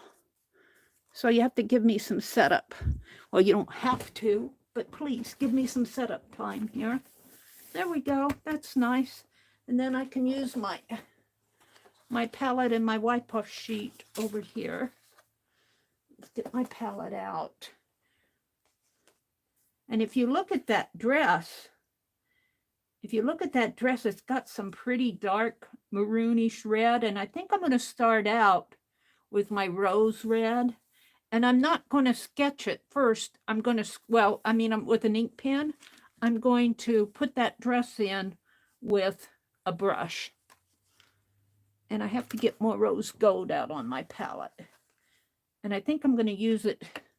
Let's clean this out.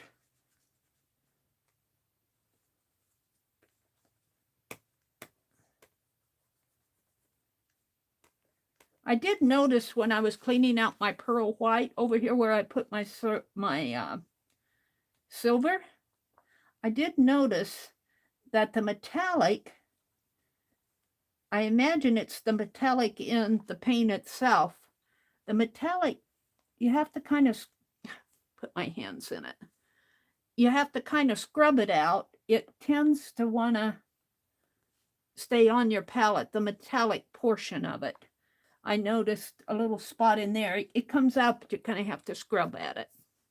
All right, let's put some rose gold, some rose in here. And we're going to start with that. And then to get those darker colors, I might add some blue to it. And I got the dark blue right next to it. So let's put my rose in here. And let's give me a good. And I said I was going to use that flat, but I might go to one of their brushes. They give you 10 brushes. I don't have all 10 out, but I have 10 of them. I have this one, flat.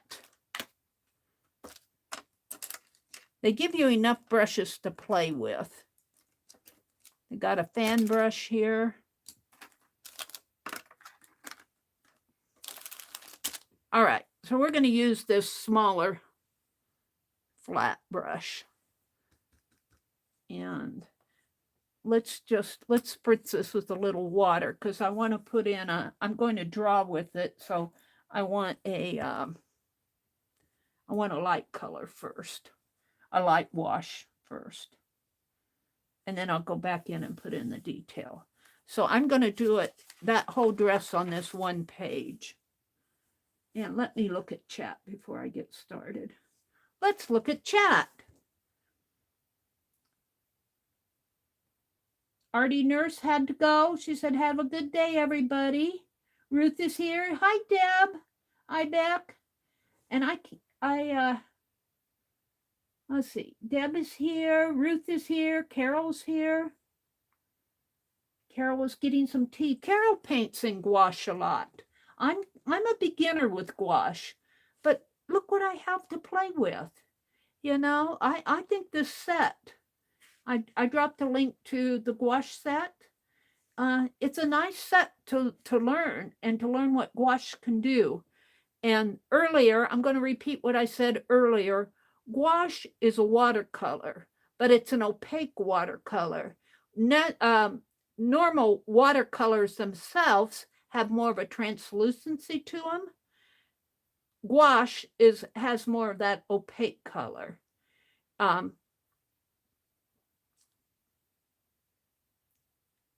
It's not, gouache has an opaqueness like acrylic, but it also has, you can reconstitute it like a watercolor. So it's kind of a cross between your watercolor and your acrylics. And most of these colors that in here are matte when they dry, but they gave us, which I thought was very interesting, they gave us 4 metallics. They gave us gold, rose gold, silver, and bronze metallic. And I did swatch them, the metallics, and they're right down here. I have to stand up and show it to you. They are metallic. They have that nice metallic sheen to them. And see, the others are more of a matte color.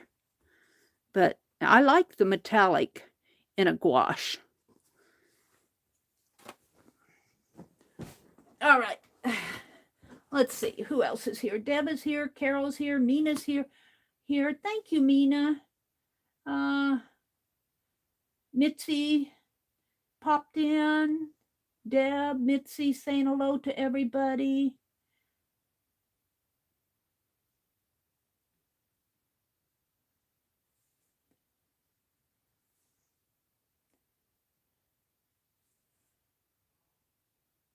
Carol said her Pentalic book is 3x4. She started drawing. Carol's doing a monster series out there. I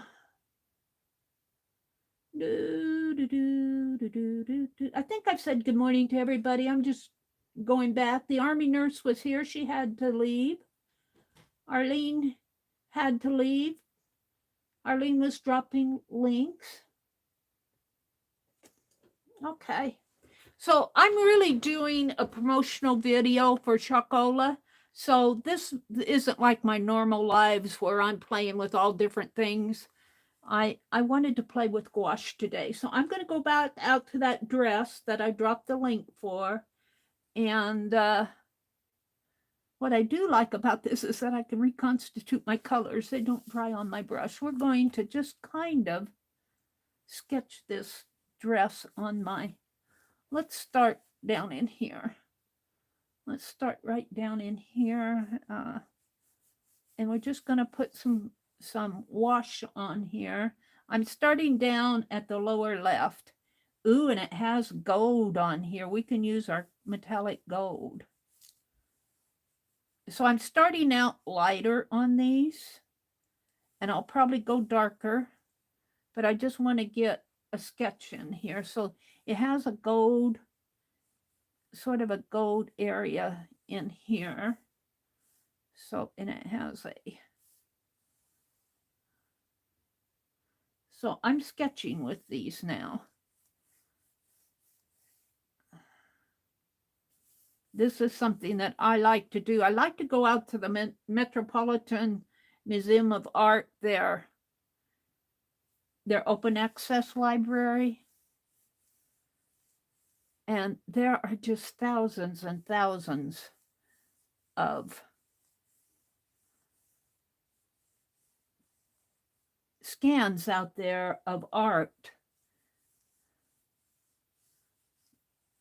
that you can use to, I like to go out there and study what's been done by artists long ago, you know. All right, I'm doing the back bustle. Bustle? Is that how you pronounce that? Back in here. And it gets lighter. Let's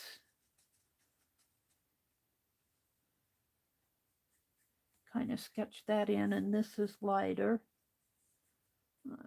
I'm using a real watery, and this is just copy paper that I'm working on, and it actually comes way out, and it's going to run off my page there, but that's okay.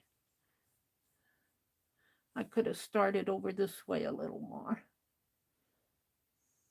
Okay, let's It's got a dark area in here. I'm just kind of sketching her in. I'm kind of drawing with the color. And then our arm comes up this way in there, and her back comes over like, let's put in a light color in there. And maybe a little bit more like, those dresses back in those days were really interesting. I don't know if I would want that trailing behind me, but this is going to be an evening dress. It is an evening dress. Okay, that got kind of dark.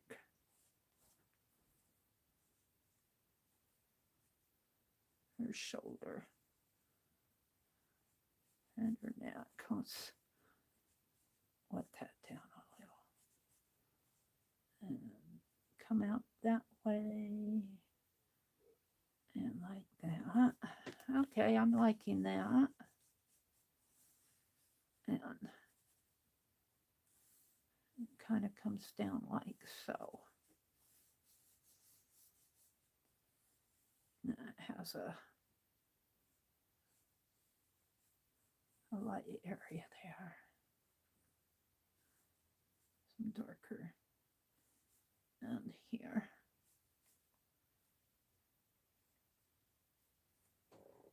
Yeah, I'm kind of liking that. And then this has a, and so what I'm doing here is just kind of sketching in, getting it sketched in first, and then I'll go back in and add some detail. And this kind of comes down like so. And this is the rose gouache that I'm using.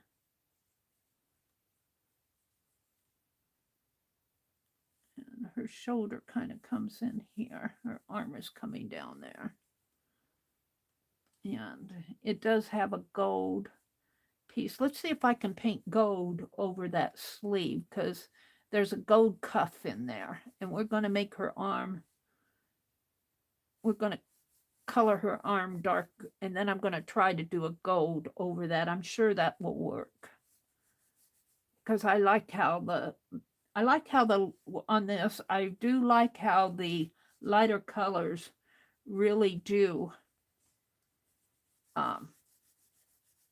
go over the darker colors quite nice with this. And I'll probably put some pencil work in here after I get done, but just let me. And this is a gold area here. There's a gold coming down up in there. It's got a gold cuff, and it has a gold in here. So, and I'm just playing. I'm just playing. But do you notice I drew this with my brush? I did not draw it. I did not draw it with pen and ink first. And this whole area in here is dark. Kind of has a swoosh. Her dress kind of swooshes like that. Now, let's add some to this rose. Let's add some maroon, some blue, and make a, we're going to do a little color mixing here. And we're going to add some rose to that and get a dark maroonish color. And I'm really getting in there. There we go. And that will go kind of in here. Ooh, that's exactly the color I wanted to.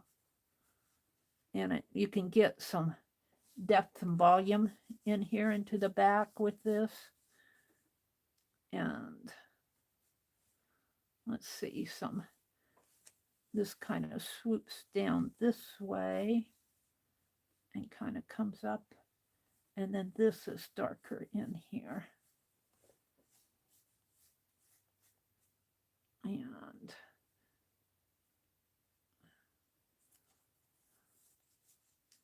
this whole area back in here, I don't have enough room for my, this whole area kind of goes off the page. Oops.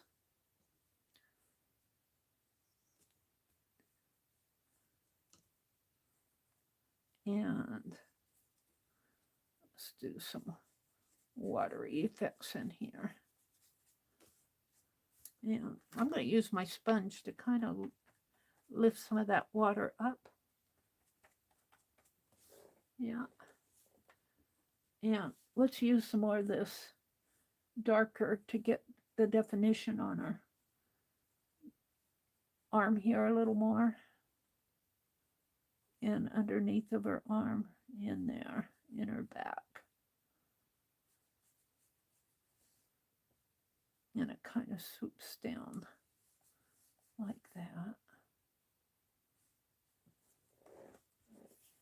All right, this is gold, so I'm not messing with that yet. And there's a gold trim that comes around this way. And that gold actually comes back in here.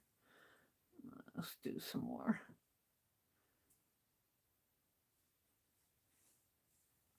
I am happy with that. Now, this is a model. This is not a person. This is a mannequin. So I'm not going to put a head on her.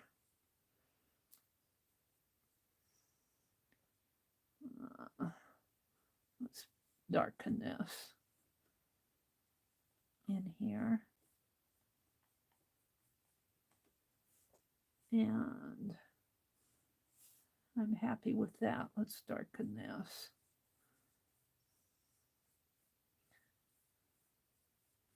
Pretty happy with this. And let's darken this area in here.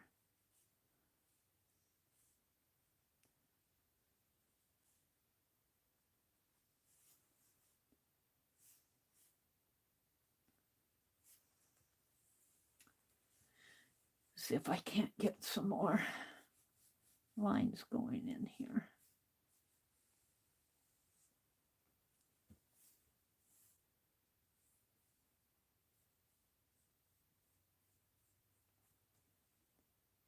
You have to kind of play. That's what it's all about, is playing. I went off the edge of the paper here. I wish I could get that nice edge. And I'm going to do it on my, just to show you, give you an idea what that dress actually looks like. It actually comes way out in here. But I'll be going off of the edge there. Yeah, I'm happy with that. Now let's add the golds. Let's maybe define this a little more.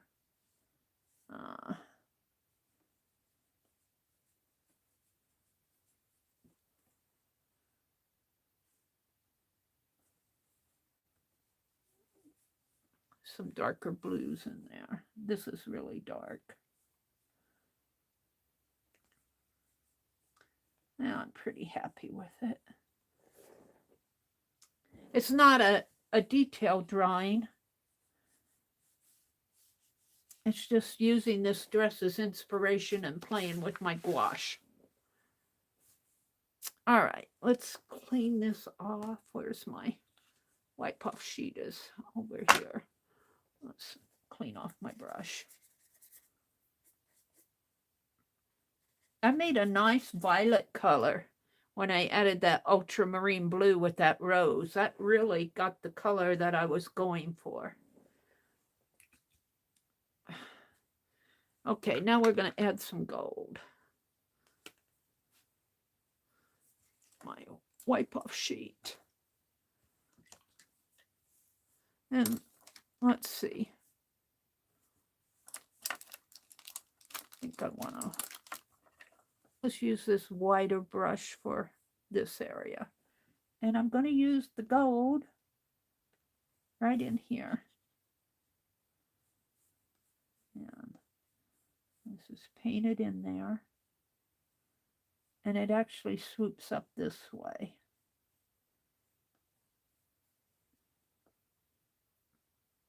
And let's see, I've got a gold on her arm right in there. And I needed to let that dry. And then it has gold coming down this way. I might need to get some more gold out.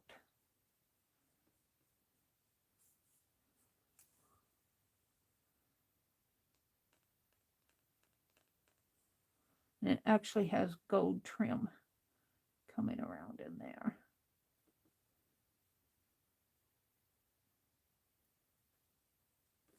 I like that. And I'm actually going to put some gold in there. This in here is not gold, but I'm going to make it gold. I'm happy with that. And let's just add some, gold highlights to it. All right. And let's put some gold up here. Just for the fun of it. And her. I might have to wait till that dries a little more.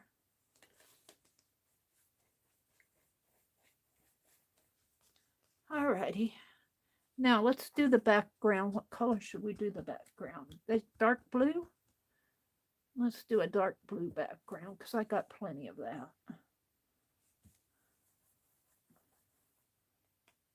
And I'm just kind of, yeah, that works for me. Yeah.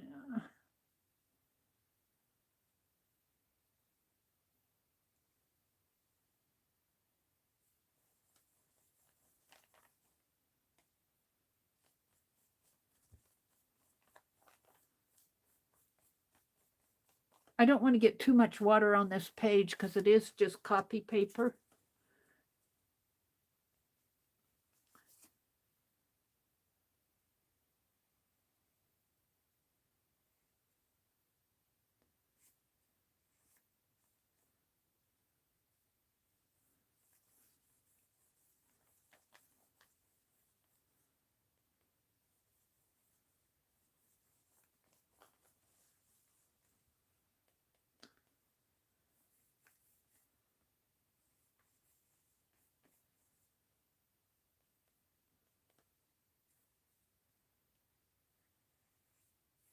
I'm just putting the background. We might mix some lighter blue with this.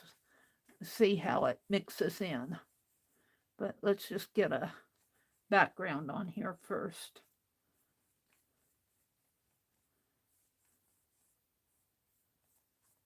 And I'm playing. That's the point of using, when you get a new set of paints like this, don't expect to be perfect first.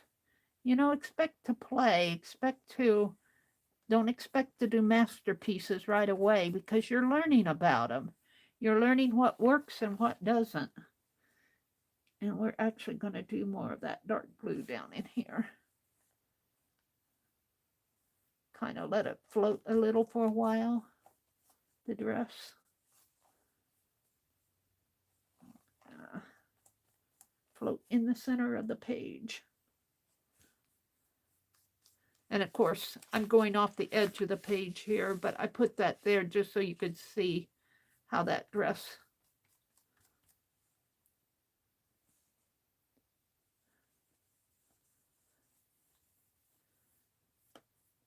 Now, I don't like how she's floating on the page, so I'm going to grab some of my browns. And let's do some brown in here. Just play with darkening it a little with the brown. Give it a floor.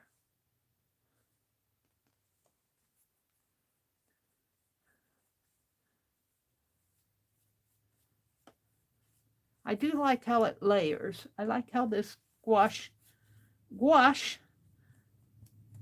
after I had that dark blue on there, I added the brown. And I do like how that layers in there.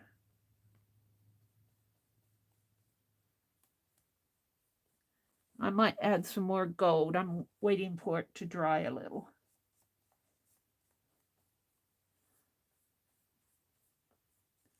Let's bring that down. Get my...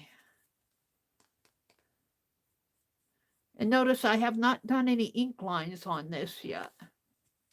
Let's add some lighter blue in there.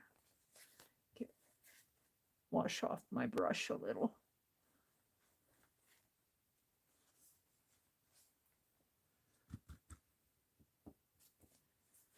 Let's add some lighter blues, just for the fun of it. And yeah.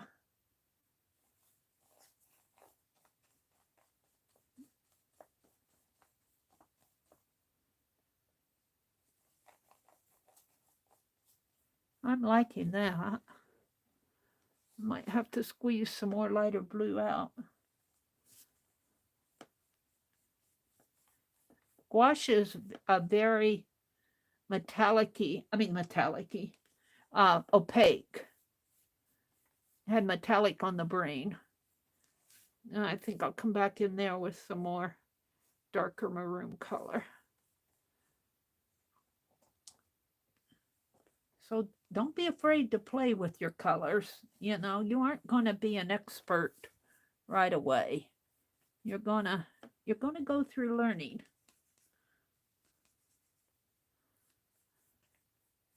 I'm liking that. Now, let's clean this brush off. Let's move this over and get that pigment off your brush. This is just a wipe-off sheet here. You'd be surprised how much, and then you can use this for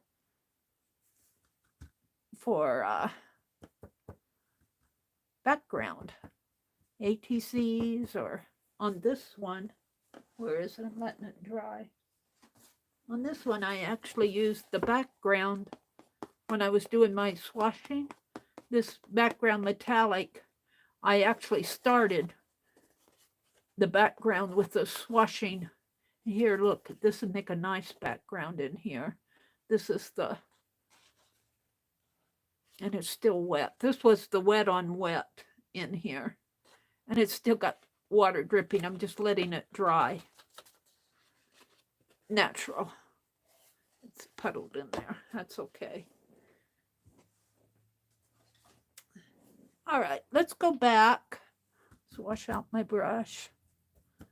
And let's go back and put in some more. Let's do a little bit more work on this dress. And I'm going to a little bit different brush here just because it's there. And let's put some pretty rosy color in there. And I think this has more of a,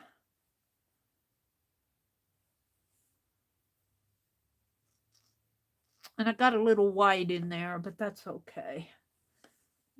Let's just keep playing with it.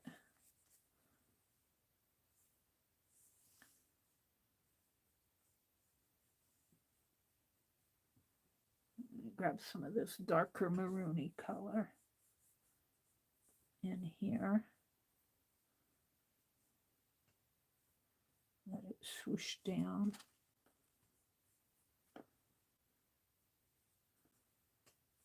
I might have to mix more before I'm done.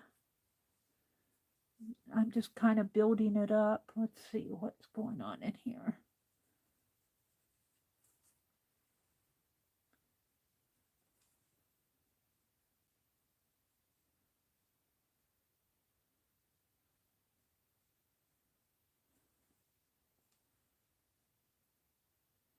I'm just playing.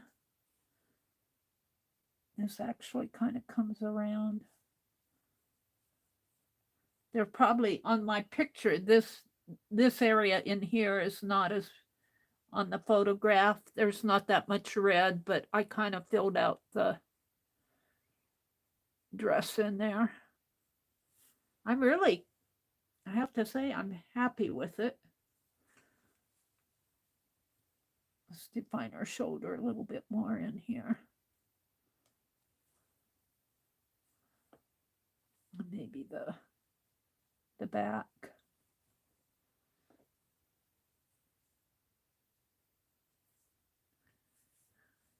And let's see, I'm going to make this a lot darker in here.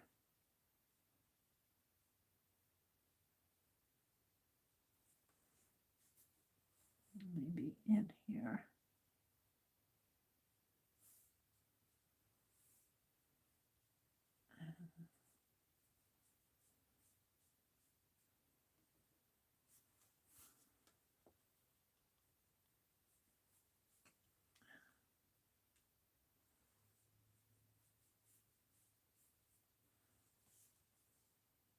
You just got to keep playing with it. That's all I'm doing is playing.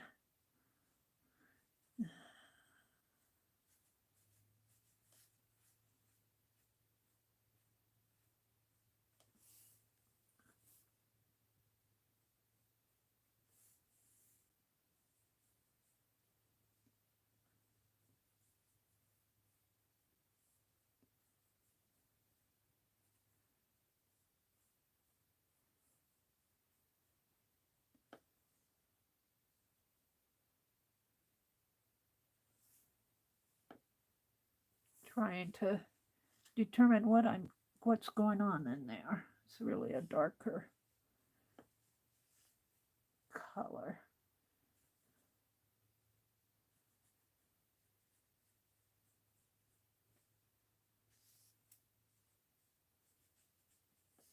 It's almost a dark maroonish color, but I don't want to get rid of my pretty rosy color either.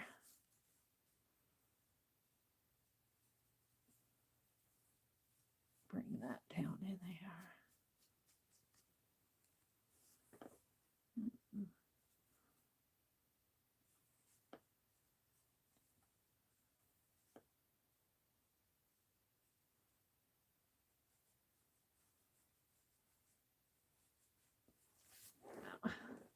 Now let's put some more gold in there. I was waiting for that to dry.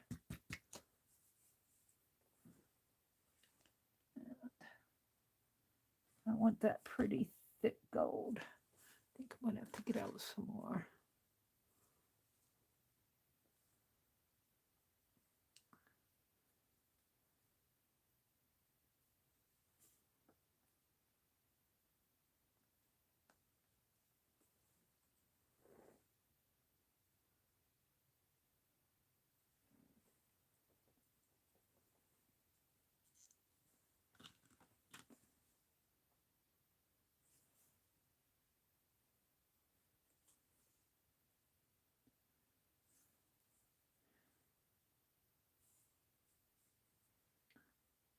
And actually, this does have a gold that swishes down in here, but I painted it out.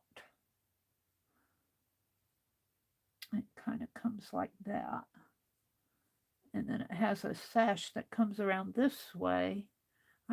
My painting in here was not true to form, but it's okay.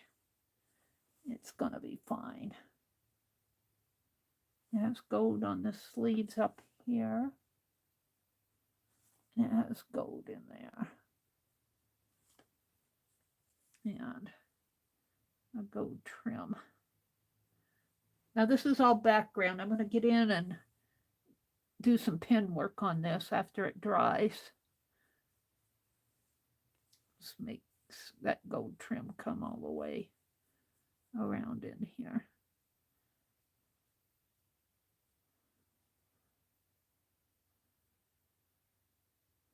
Alrighty, I'm fairly happy with it.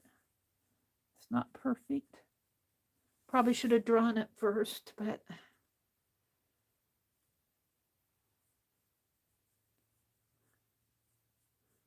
it's too much gold in there. All right. Let's go for some more of that rose. What did I do with the rose? It's really I'm kind of happy with it.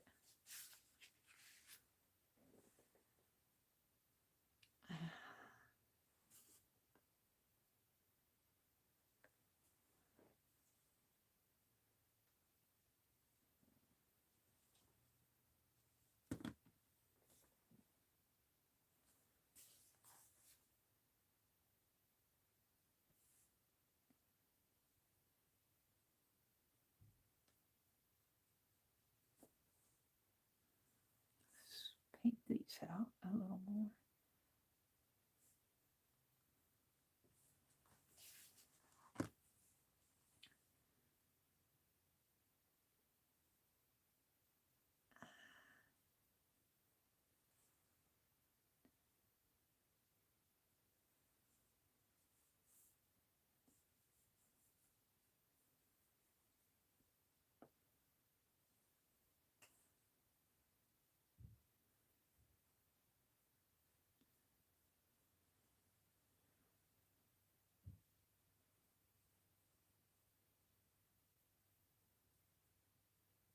Oops, that wasn't totally dry.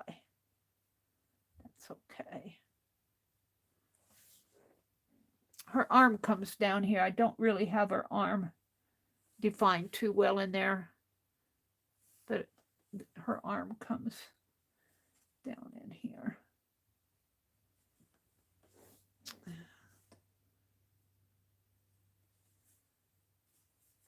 Yeah.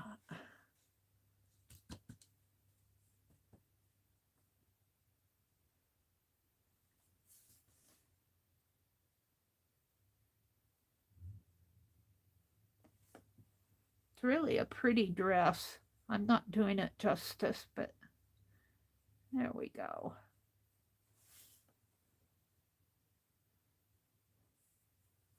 Now it has some black bands in here. Let's give this a dry. Let's give it a little dry. I'm not chatting much because I'm concentrating on what I'm doing here.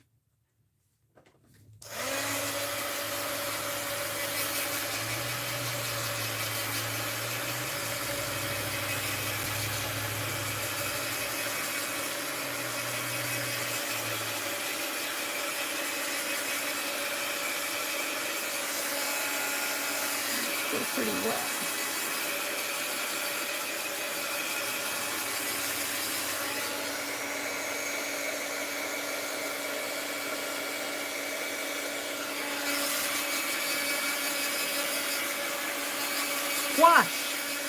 Gouache from Chalkola. I should probably check chat. Let me come out and look at chat. Let that dry, little air dry in there. Oops.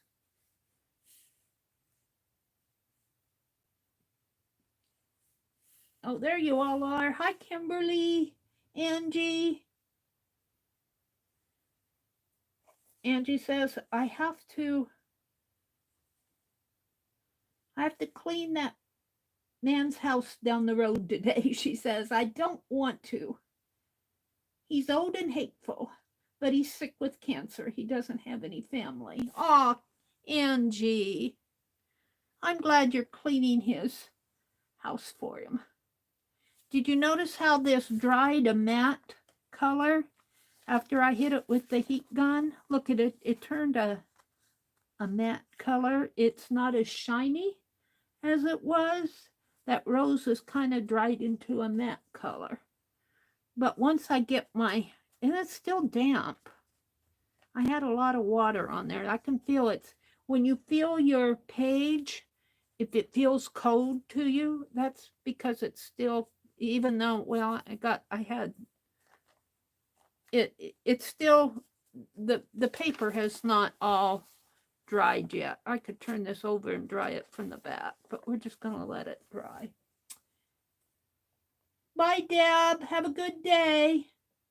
Ruth is here. Kimberly says, oh, Angie, you're a hard worker. Angie, Angie, you aren't going to have the same chat early in the morning that you have in your other streams. Don't let the fact that people aren't chatting, especially now, I'm more concentrating on what I'm doing. So you're not going to have the same scrolling chat early in the morning that you do in your daytime and even the evening chats. So don't let it, she says, Meri, they all went back to sleep again. It's early in the morning. for Mina, she's 2 hours ahead of me. For Mina, it's only 5 o'clock in the morning. And Keisha, because she's selling, you know, she's naturally going to have a lot of scrolling chat. It does not bother me that people are not chatting consistently in my early morning streams. That doesn't bother me, but I'm really glad you're all here. I've got 25 of you out here at 7 o'clock in the morning. And I'm just playing with my gouache.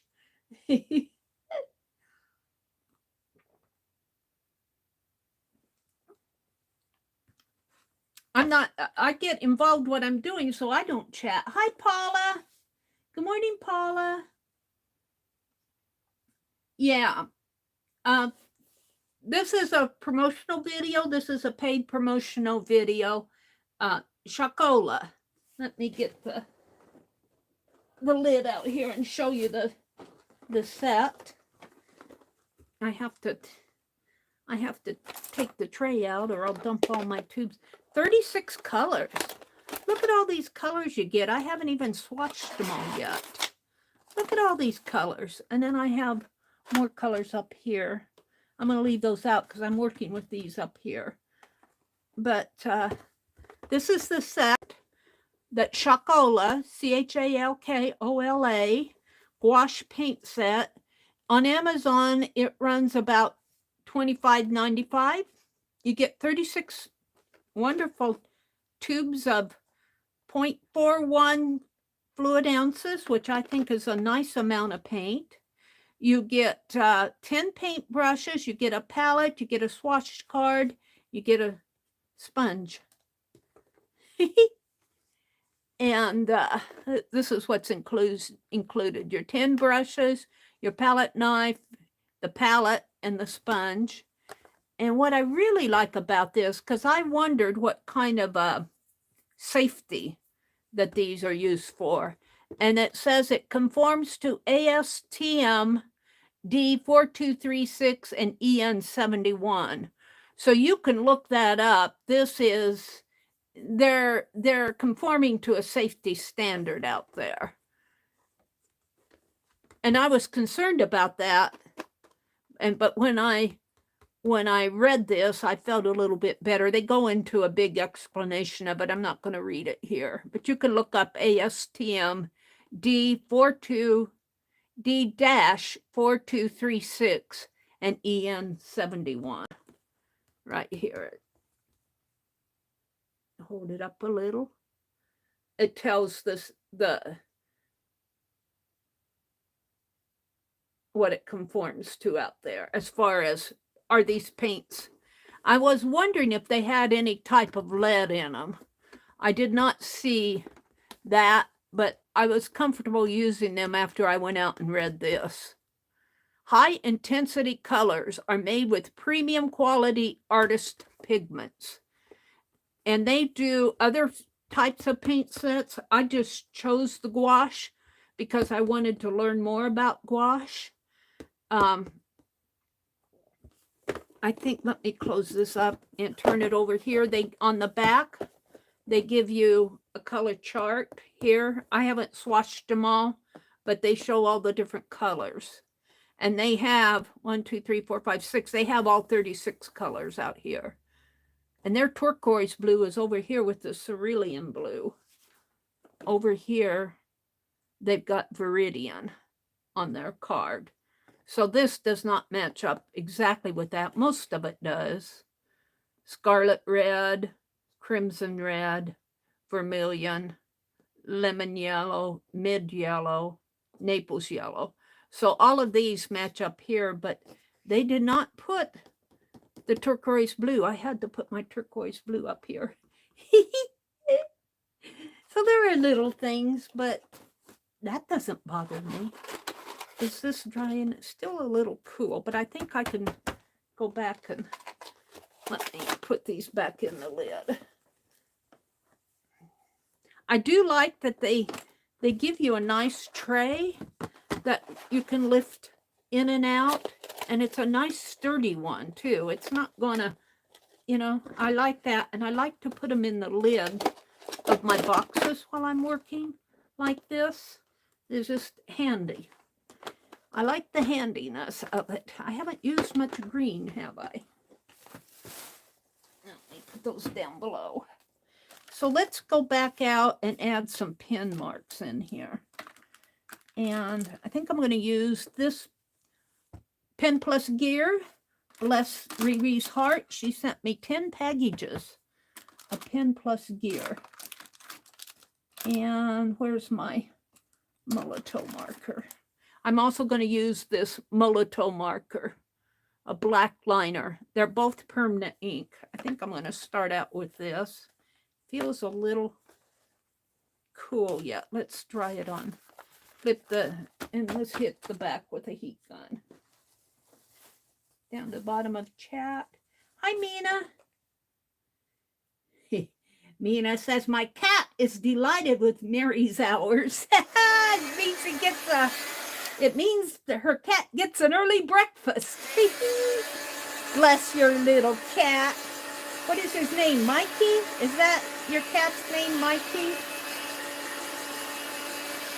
Brenda, good morning, Brenda. She says, I've been up since 2, and I'm concentrating on not falling asleep. Aw, Brenda. Welcome, Brenda. I was out yesterday mowing the lawn, and today I'm going to get out the chainsaw. That feels better. It feels drier. So let me go back out to my picture here. And let's add some lines in here to give this some definition.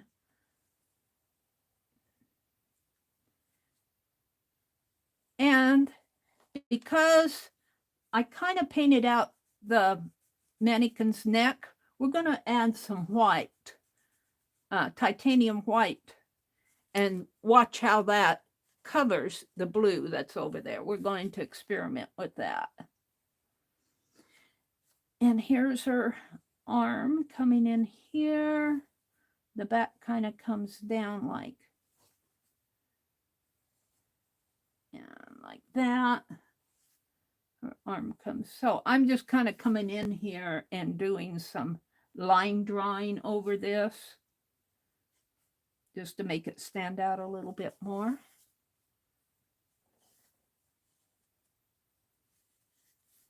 And this actually kind of comes up a little like that, swooshes down like this.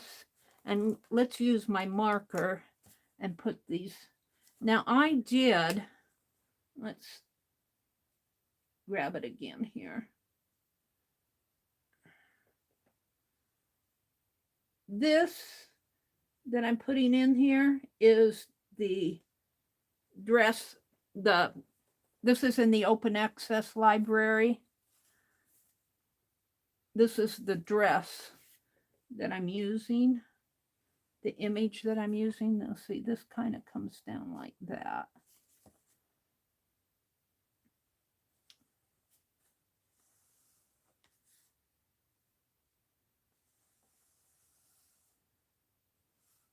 And this actually has tassels going on in here. And we'll just make some lines for tassels.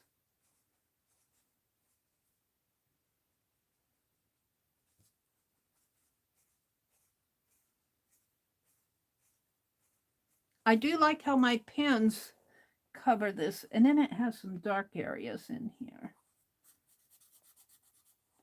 Some dark. I don't know what these are, but that's what they are in the picture, so that's what we'll do. Some dark sash lines, I guess you can call it.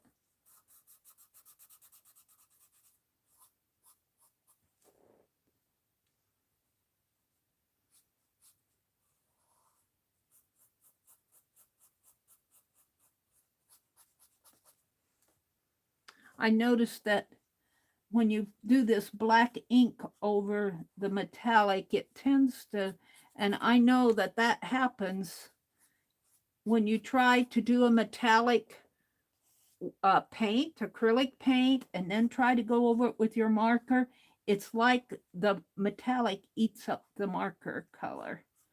And I notice that happens in other mediums too.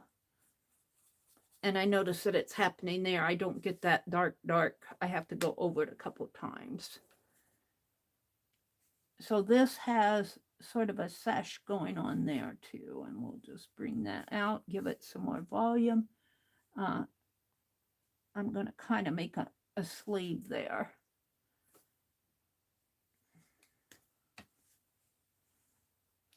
Now, the dress kind of comes around like this.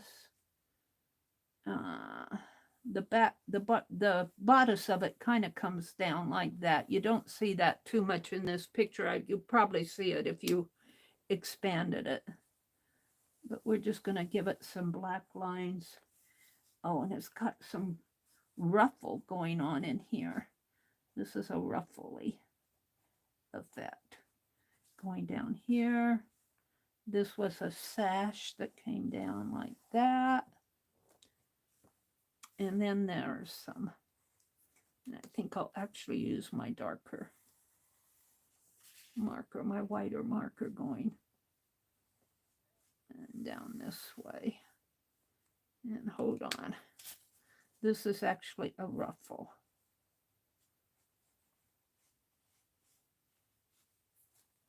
And let's kind of play with that in there. Maybe give it some lines going like this.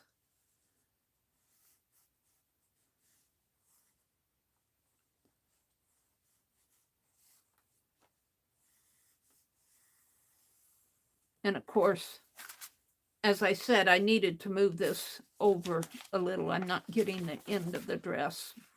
I kind of painted it on this sheet just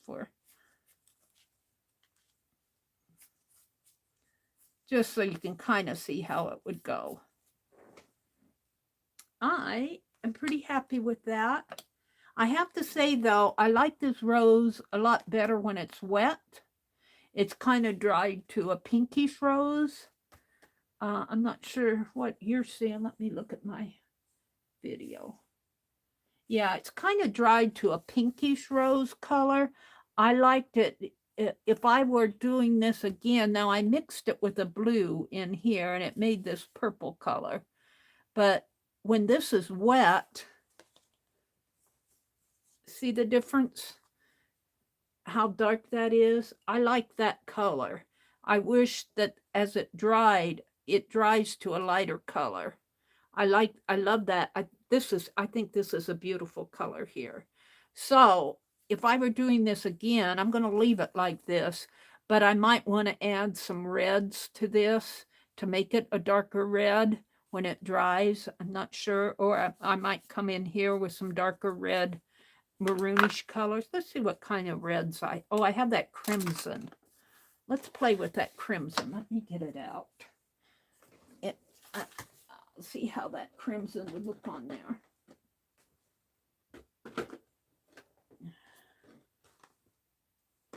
Here's a crimson. Let's see. I've already swatched that. Let's look at it on here.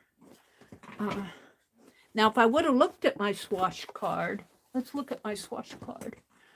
If you look at it on your swatch card, see, it is a pinkish when it dries. And over here is the crimson red. I think for this dress, I think I prefer the crimson. I love that darker color. So let's come in here and put some crimson tones in here. Just for the fun of it. Just because. And I'm just going to add it right in there.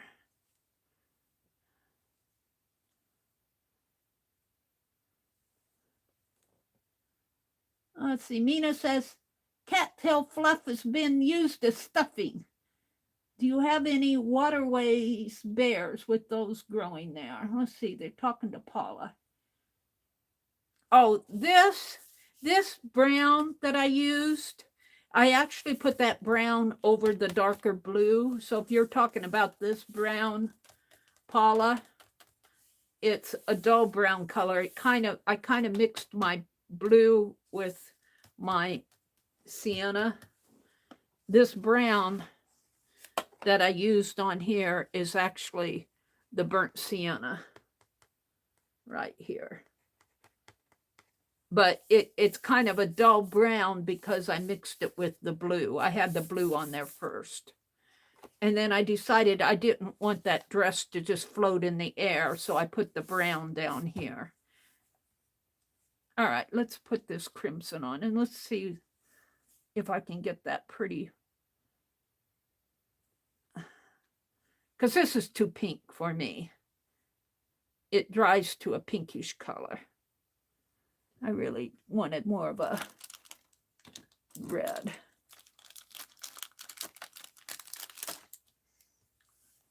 And let's just grab some and let me go back out.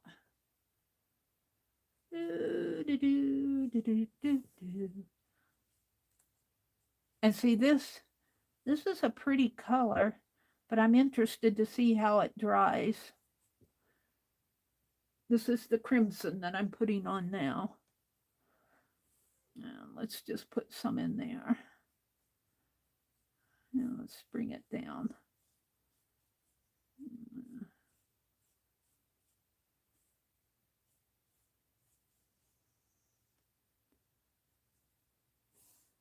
So this is just all part of Meri learning. That's why we do this, is to learn. And you can see the pinkish color can actually be the highlights on this dress. The rose color.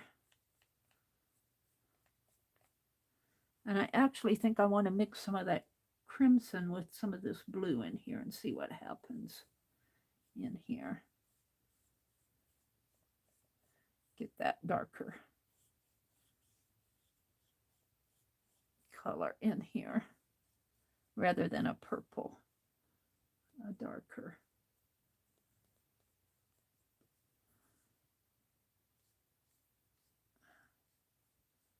Color going on in there.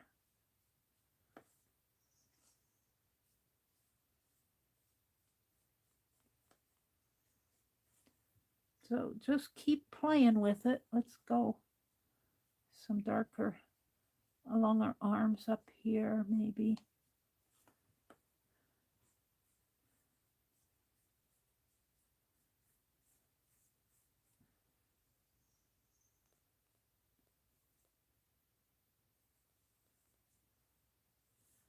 Some darker colors in here. And it's going to go off of the sheet again. Yeah, let's wash my brush out.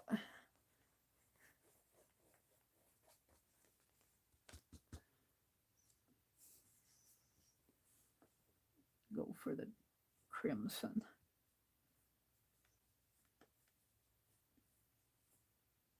Whoops, I almost dipped that in my tea.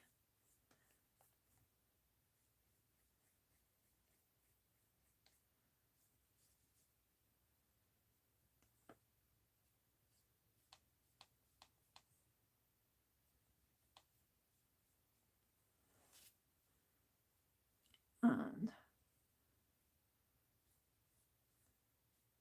I think I'm liking that much better, but I'm interested to see how that's going to dry.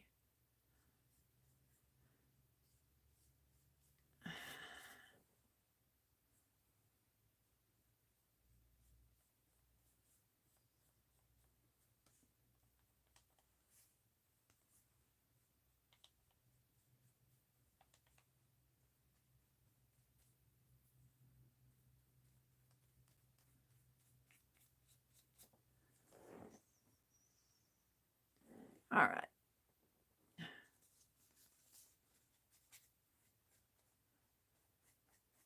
So let's hit it with the heat gun and see how that dries. I'm just playing. I'm going to play all day. I hope you guys don't mind. We'll go back to my gnome. I actually did sew the bottom on my gnome the other day. I'm getting ready to stuff him. We'll do that maybe tomorrow morning. When in doubt, throw it out, Nina says. Paula says, hi, Nina and Meri. Sorry, Meri. It was a bag of brown fluffy stuff left right by my house. You weren't talking about this area at all, were you?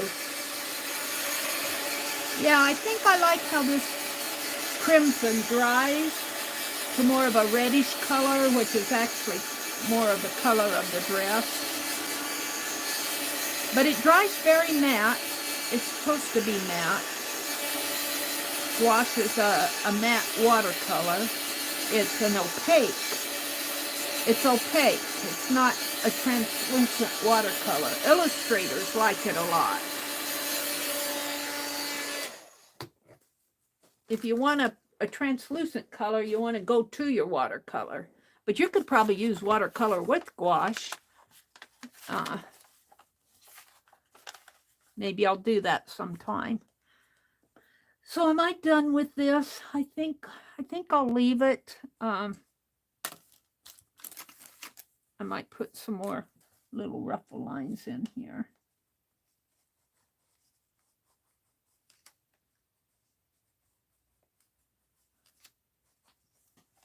I think I'll leave it.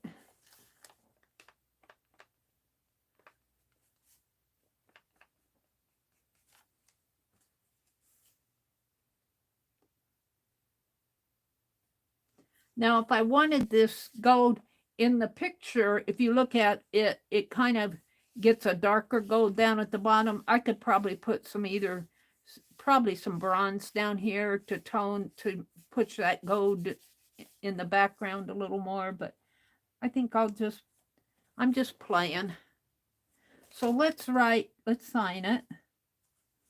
Maybe I'll sign it with my other pen.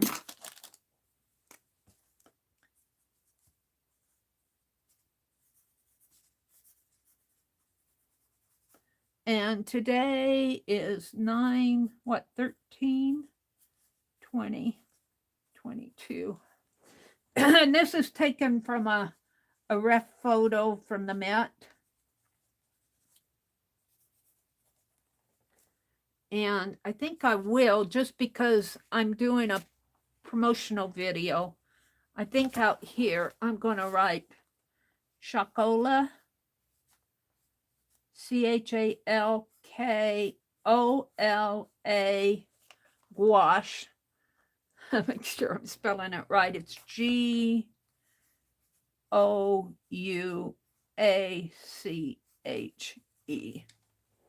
Chalkola gouache. I'm very happy with it in the end. I think going to that crimson color was the right thing to do. I probably should define this area a little bit better in here. It kind of has more lines. It's a bustle going on in here. All right, we're going to pull that out because let's go to another dress. Maybe a more slender one. I haven't played too much with the black gouache. Shall we play with that in there? Let's play with the black.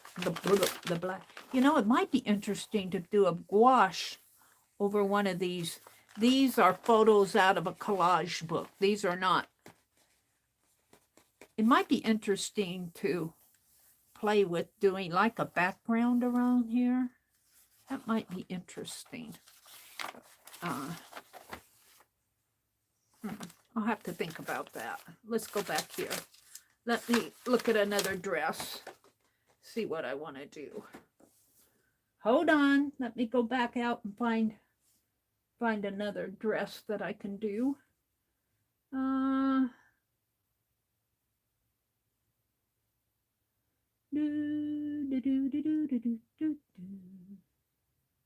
Oh, that one's all gold. Well, that would be nice, but that's not what I want.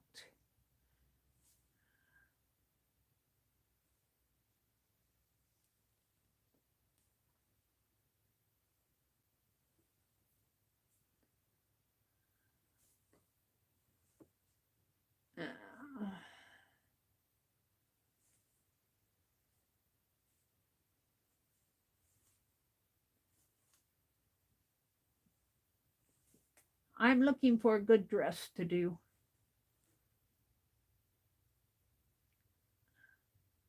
Oh, this is a good one. Let me copy this link. This is dark blue.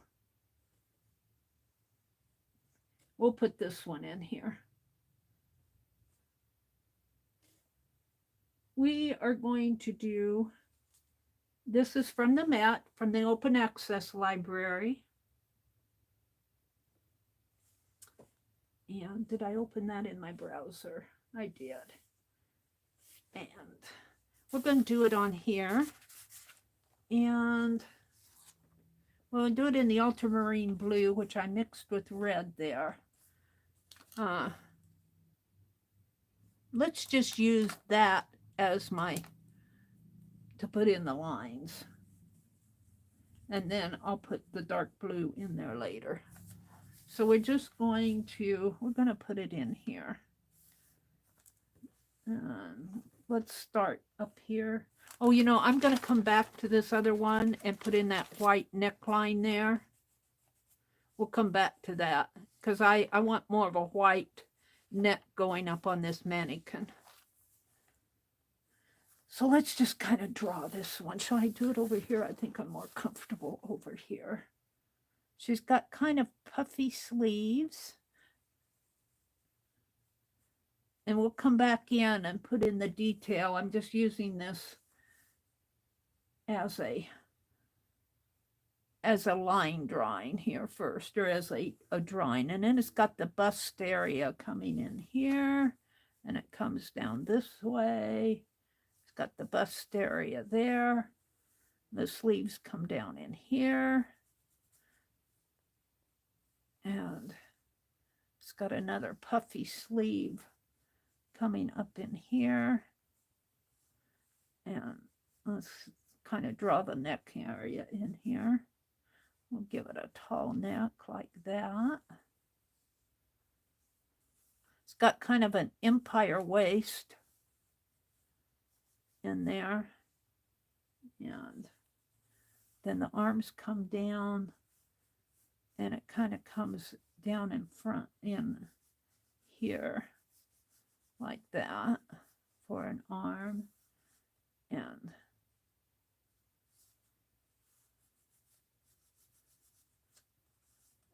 we're going to go back over this with a blue, but I'm just kind of using what's on my palette to sketch out the... Now this is interesting. On the sleeves on this dress, they actually cover up this part of her hand. And I guess that was actually a style back then. You see it more. I see a lot on YouTube. People will, I see it with Scrap Chick. She'll actually have her sweater come down on this part of her hand. Not the, well, it covers up the wrist. So just maybe like your knuckles and your fingers are showing. More on here, on this one, it actually covers up the knuckles too. So we're just going to do that there. And the dress comes way down. Empire waist, sort of like so. And I'm just using up what's on my palette over here to kind of get a sense of what this dress is going to be like. Kind of like that. And let's put in the other sleeve over here. So if you have paint on your palette, don't waste it. Use it to sketch in your next drawing. And you can paint right over this. This comes down, and boy, I like that sleeve. It covers up all of this area of the hand.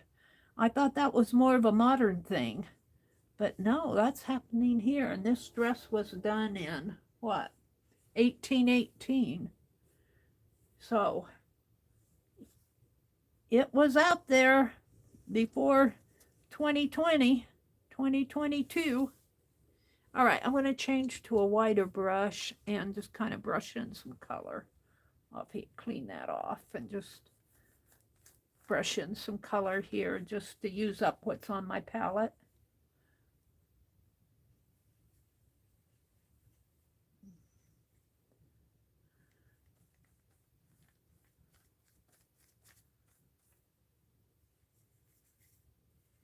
So if I clean it off, I won't feel guilty of wasting paint. This dress says around 1818. Let's look at it. Fashions worn by the American women in the early 19th century, which would be the early 1800s, were directly influenced by modish toilettes of London and Paris. American dressmakers and tailors kept up a regular correspondence with their European counterparts. Okay. And if you actually go to that link, you will see you'll see a back view of this. We might do the back view over here, but let's continue with this one. Now I'm going to get out I don't think I have I'm going to use the Cerulean Blue for this dress. This is kind of what I had out on my palette just to sketch with. Let me get the Cerulean Blue out. Cerulean Blue. Ooh, and I thought that was an ultramarine. Let's get both the ultramarine and the cerulean out. Did I swatch both? I know I swatched the... Oh, that was ultramarine blue. Where's my cerulean blue? Prussian blue, gold ochre. Did they not put cerulean blue on here? It's up here. Let's swatch the cerulean blue while I'm at it. Let me wipe this out.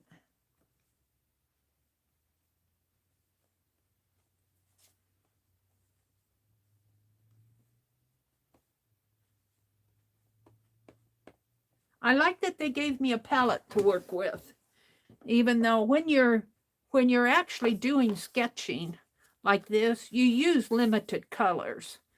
But I've got 36 colors to play with, so I've got a lot of colors out on my palette.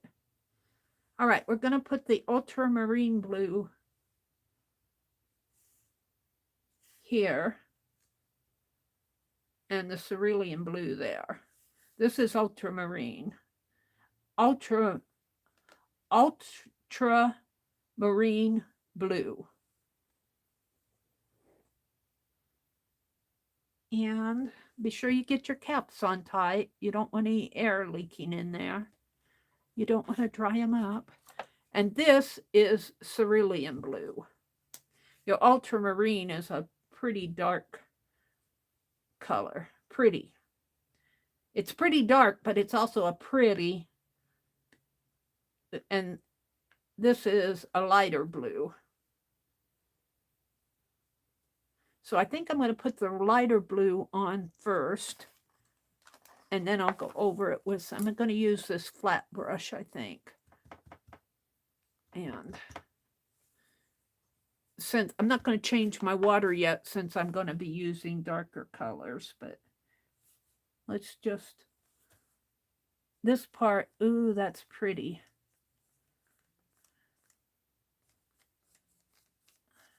And I didn't need a whole lot on my brush. Let's just put some color in here for her arm. Put some colors in here. Let me bring this down. And we'll go back over it with the darker blues. We're just putting in some highlights, maybe. Think of this as being a highlight. Boy, I didn't need a lot. That's a very pigmented color. I didn't need a lot of this.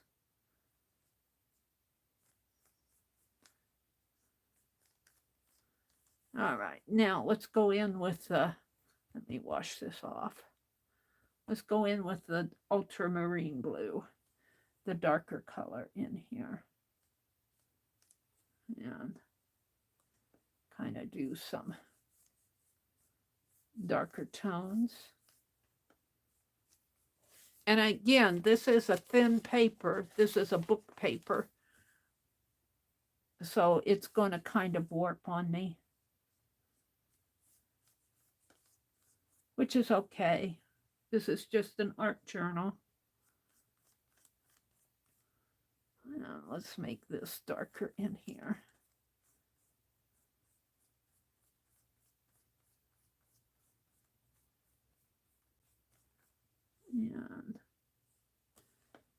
darker in here. And notice I haven't drawn any lines yet. I have not drawn any lines with my ink. I'm making the lines all with my brush right now. So she's got a little bit of a bust area going on in here. A little bit of an empire waist going on there. And on the shoulders, a little bit of puffiness going on in here. And some puffiness going on up in here. Got a bit of a dry brush. Yeah, it's too wet. If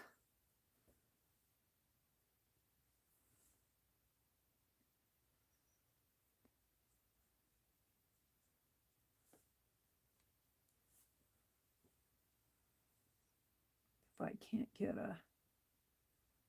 a line there. A little bit of a puffy sleeve going on in here. And down in here.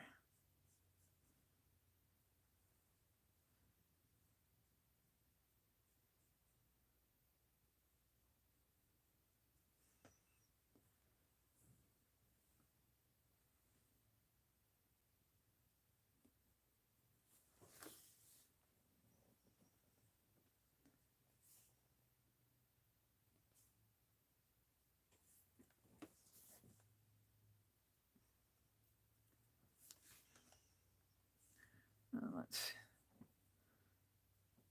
do some dark blue in here. Boy, that's thick.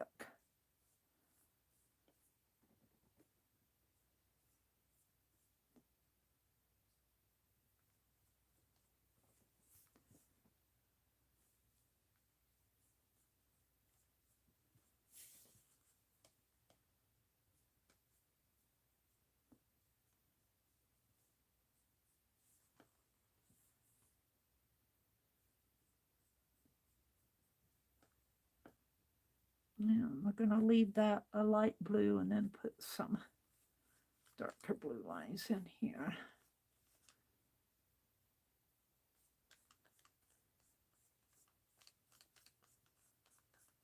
I'm just playing. I'm just playing. Yeah, I kind of like that. Let's define this area a little bit more.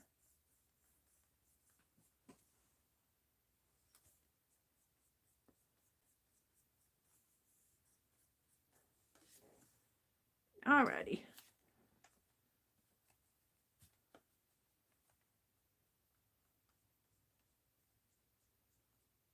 Let's actually go over that.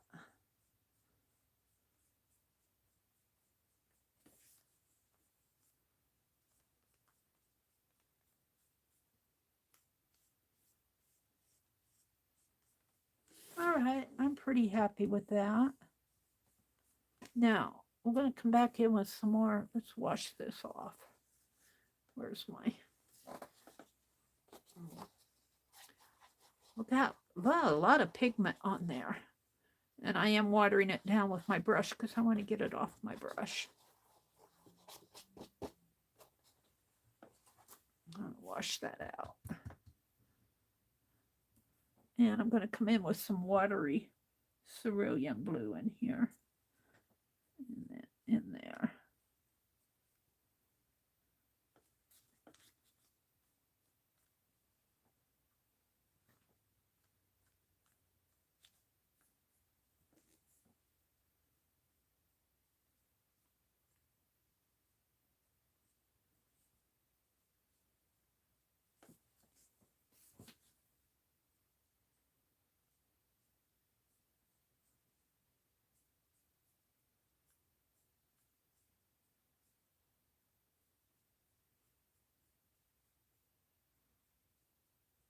There. Now, I do want to play with this hand a little bit more because she has a hand. She's got her fingers going on in there. So I'm going to dump this water because it's getting with the blue, it's getting pretty dirty. And we'll get some clean water.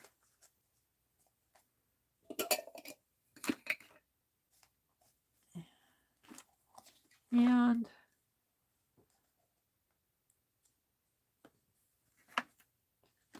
let's see, one of these whites, I noticed when I was using them the other day, one was pretty dry, and I don't know if that's, I don't want to pull that same one. I might, just because I tend to do what I don't want to do. No. What? Let's see, which one do I want? Let's try this Zinc White. Let's try this one. But before I put my white in there, I think I'm going to do the backgrounds, because I want my white to show up. So let's do the background. What color? Let's do the background in a yellow color.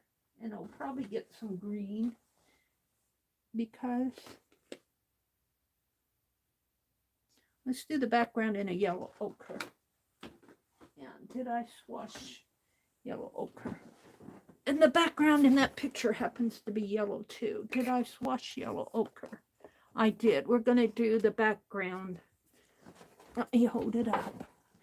I'm going to do the background in this color. Are you guys seeing it? Yes, you are. And let's go out and look at chat before I do that. I'll allow this to dry a little. Let me come look at chat, since this is a live stream.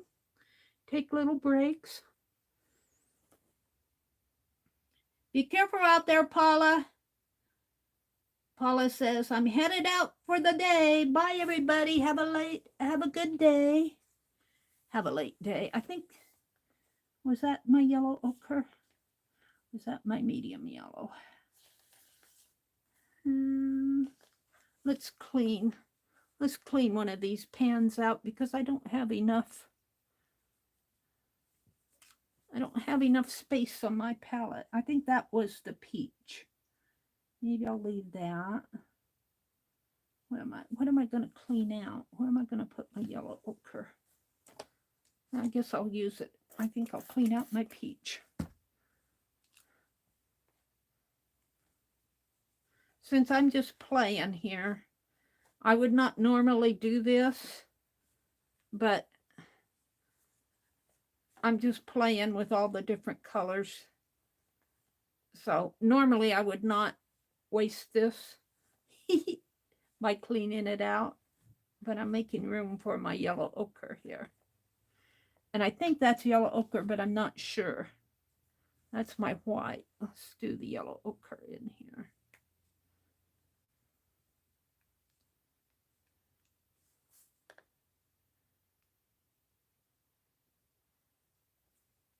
Oh, I think that's a little bit darker.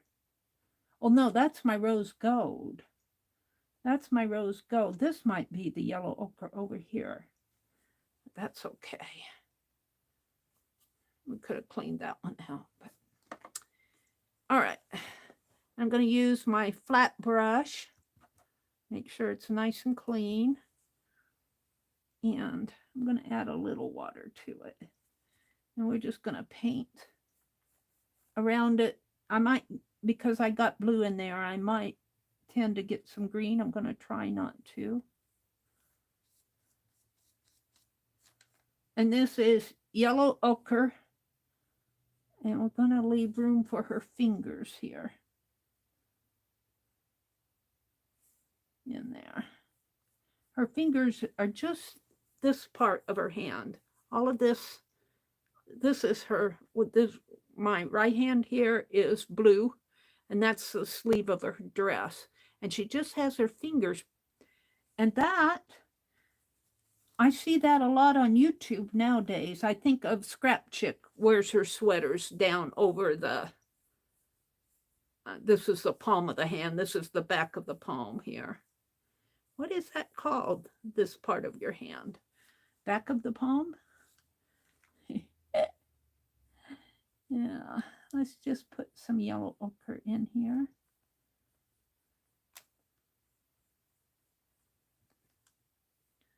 I got a little bug visiting me here.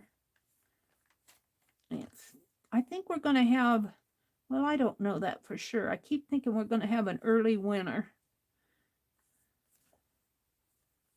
Yeah.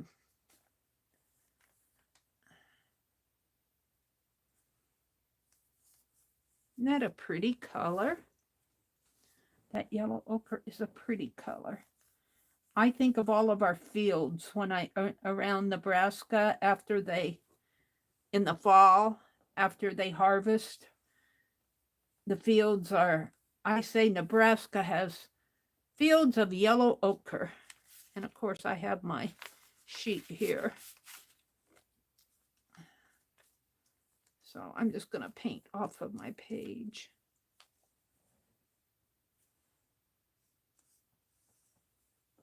And I have to watch my time. It's almost 8 o'clock. I go until 9.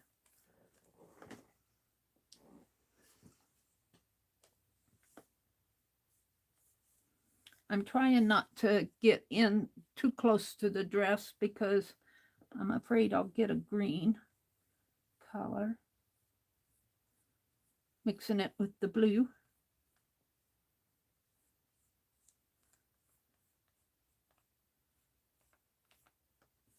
But we do need to go inside of the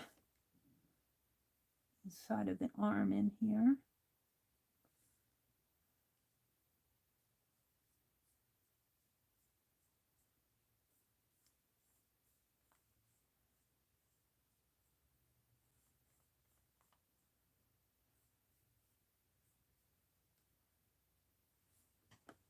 And just a touch of water. I want to come up in here.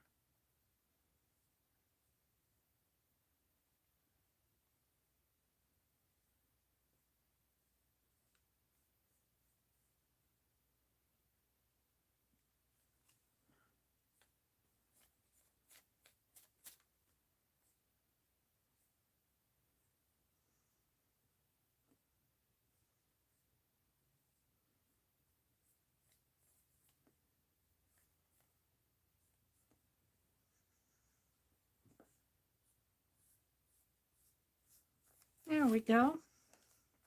I'm liking that.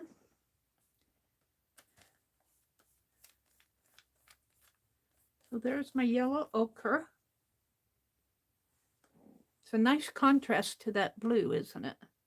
And let's wash off my brush. Whoops, I keep putting my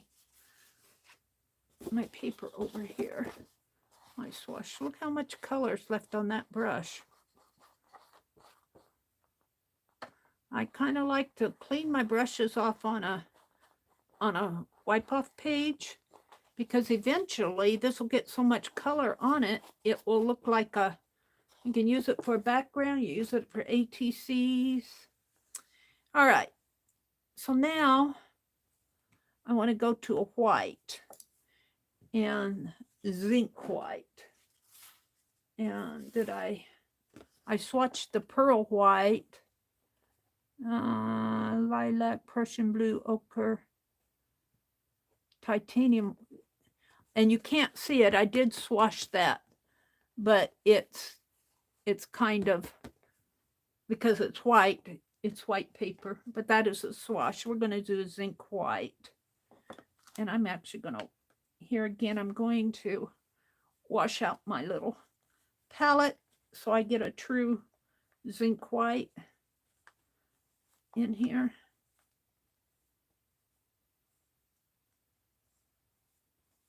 There we go. I guess it's about time to throw that one away. Let's get another one out.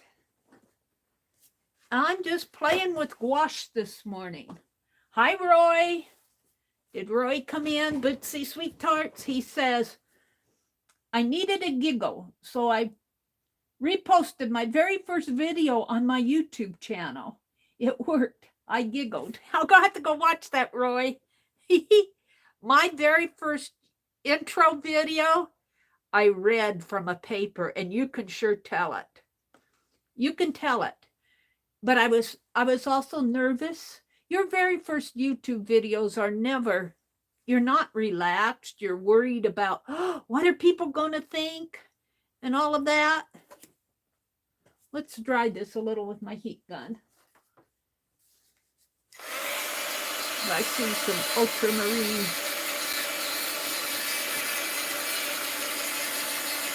It's almost dry anyway, but good morning, Roy. Hi, Calico Kate. I am doing a promotional video this morning. It's a paid promotion with Chalkola. Let me get there. Oh, I keep backing up too much with my chair. Hold on. Let me get the set out here. These are what they look like. 0.4 millimeter tubes. 0.41. And of course I got the bottom, not the top. Hold on. There he is. Rearranging here.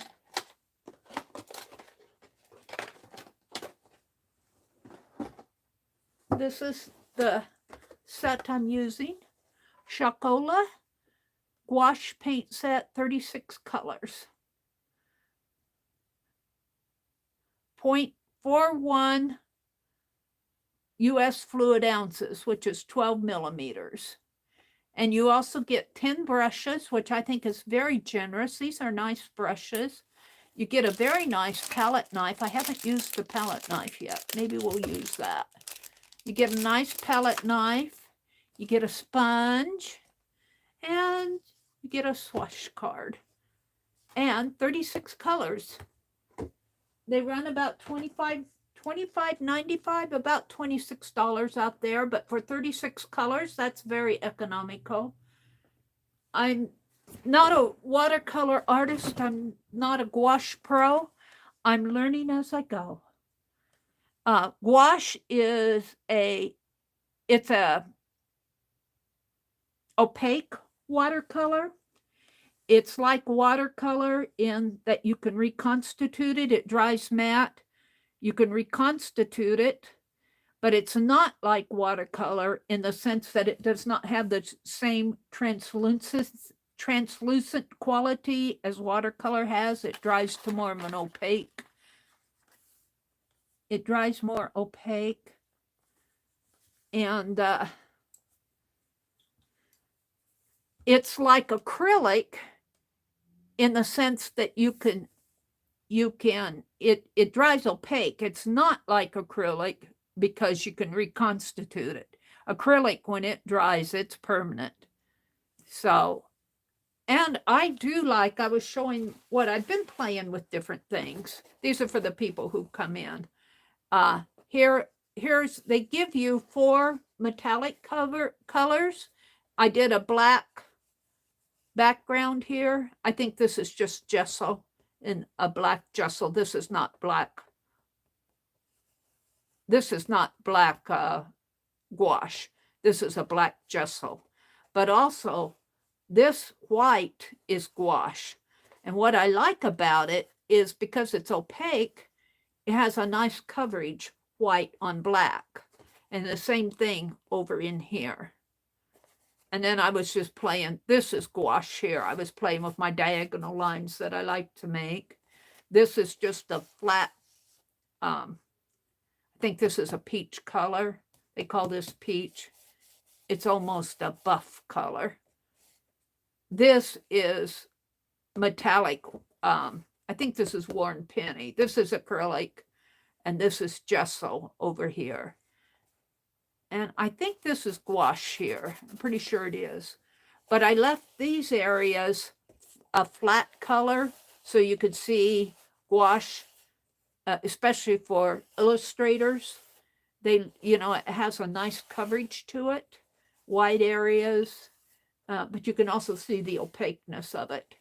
Here, what I did, I used this peach color on the background. Then I went over, and you can see in there those lighter black marks in there. I put marker on, and then I covered it with a wash. and that pushed my markers into the background, and that happened in here too.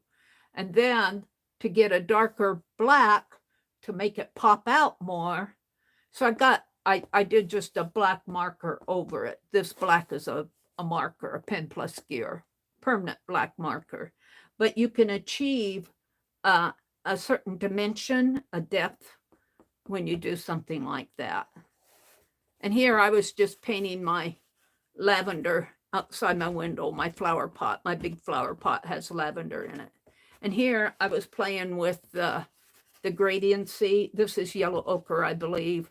And I did a darker color up here and then a wash down below.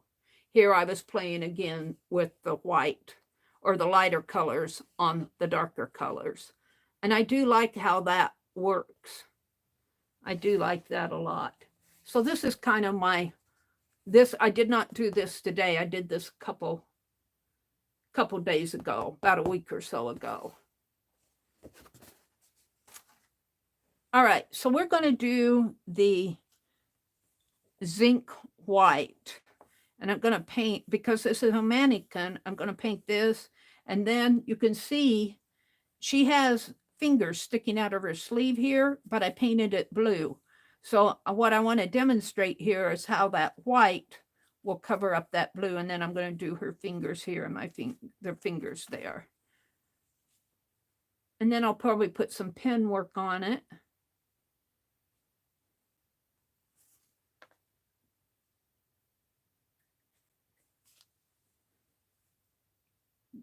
And I will say, I want to be honest about what's going on here.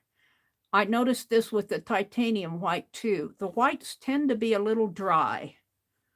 I can't get this squeezed out of the tube. So I'm not sure why, but that is very thick. Very thick. I'm not happy with that.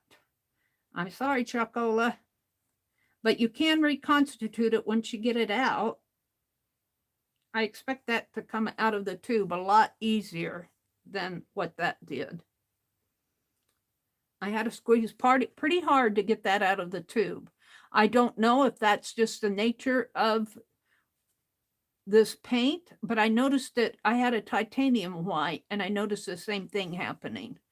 Or if that's just a fluke in the tube of paint. I'm not happy with that. But, you know, you got to be honest. Whoops, this brush is not clean. You got to be honest. It'll have a little pinkish color in there. That's okay because I'm going to do, let's wipe that out. I'm not happy with that.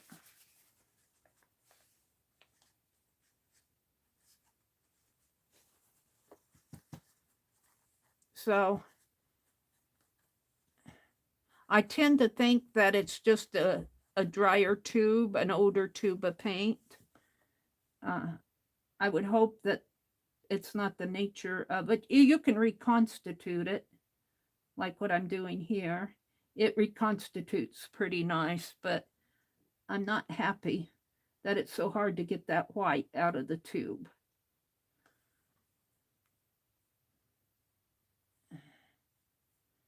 And of course, you're not going to see a lot of white on the neckline here. Let's see if I can just put some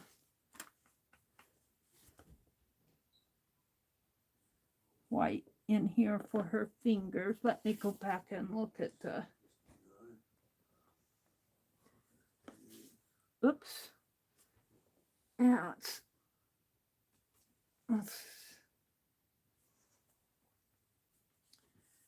she actually has fingers here. I'll get the white on there. I'm not sure I'm happy with this white. I was expecting better from that.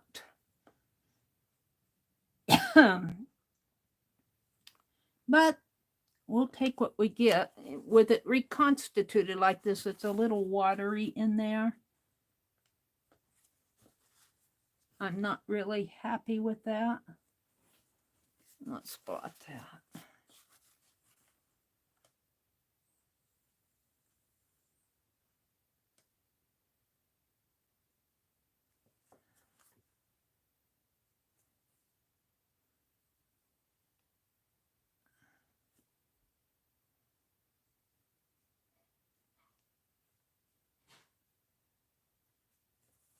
All right.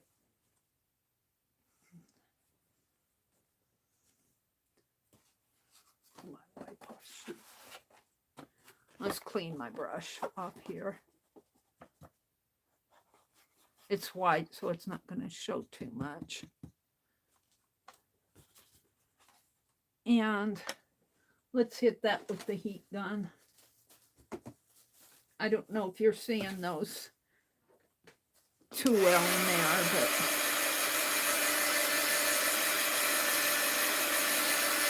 so the white to me is a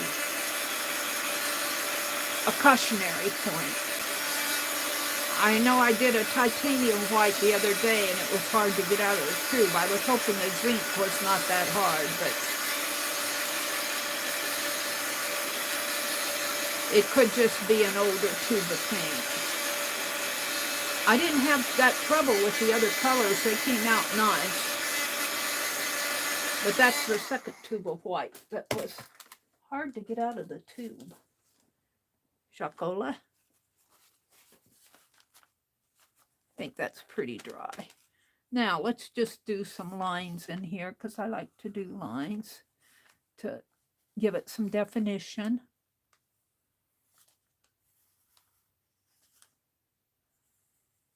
Because this is an illustration.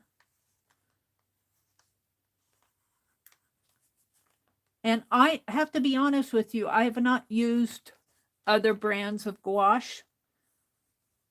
When they offered me the opportunity to experiment with their product, Chalkola, I said, yay, I can learn more about gouache.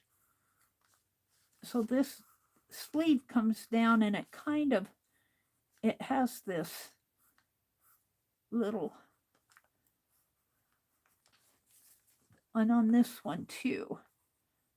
And it covers this part, the sleeve covers this part of the mannequin's hand here. And it kind of has a ruffle. And it has kind of a puff sleeve. And I'm looking at a reference photo from the Metropolitan Museum of Art in their open access library.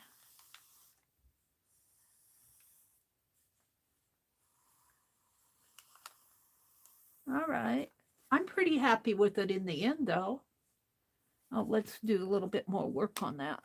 Those fingers with the... I have to expand this a little. Now, this is a mannequin, so, you know, don't expect it to look like human fingers. No. I'm gonna... Actually, this is a thumb in here. And...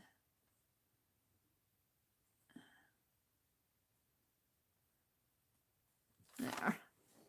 Okay. So let's sign it down here.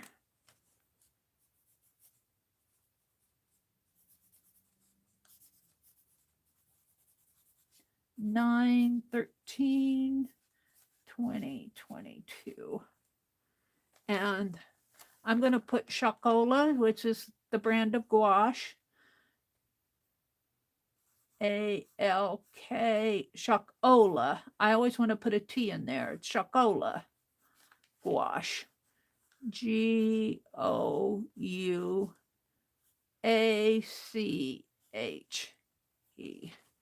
I'm happy with it in the end. It's good to play and learn about how the how it works on your page. Different aspects of it. Let's go back over to this one and let's see. This is dried a little bit more. Let's see if I can't do this zinc white in here on her neck.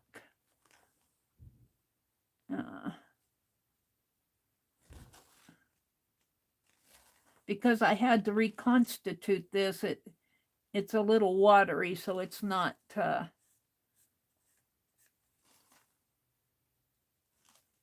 the broad flat area.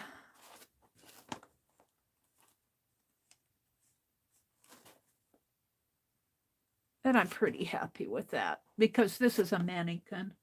We could give it an arm down in here, a hand, just a little bit of a hand coming out here with the white. I'm not happy with the whites. I think they could do better there. Sorry, Chalkola. I'm being honest. You want me to be honest. But this could just be a fluke in the set, too. Yeah. The white off my brush.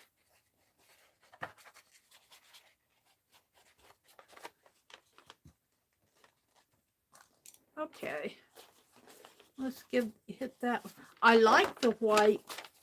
I'm not sure which white I used here. I think I got out another titanium. I like the white that's going on in here. I like what's going on in there. But I don't like the fact that it was hard to get out of the tube.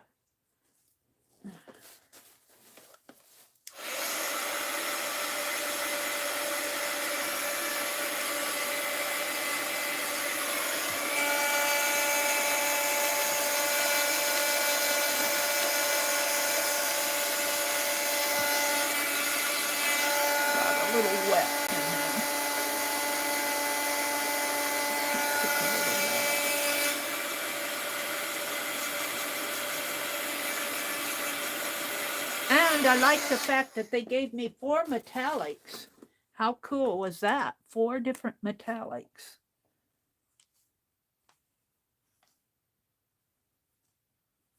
There. And we'll just make this kind of a little hand coming down that way. Okay, I'm happy. I'm a happy camper. We also did a rose gold in here, and then I went back over it with my pen, and we did a rose color on her hat today. I like what this has done in here. Let me go back out to chat. Hold on.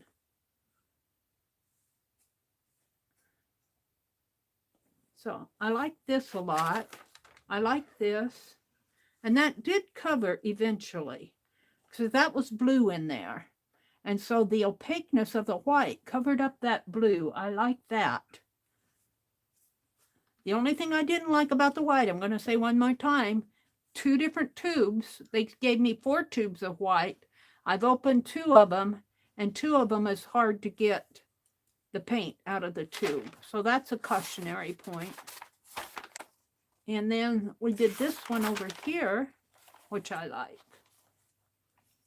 So I got about 45 minutes left. These are things I did the other day. These are super tips here. This is gouache. So I'm just looking to see what I want to do next. I was thinking it might be fun to take one of these photographs and do a gouache background and see how it goes over a print. This is a collage paper. These are not real photos, but it is kind of a coated paper. It's kind of shiny. Let's find it. I was thinking her too. Just play with different things. This is an onion skin paper.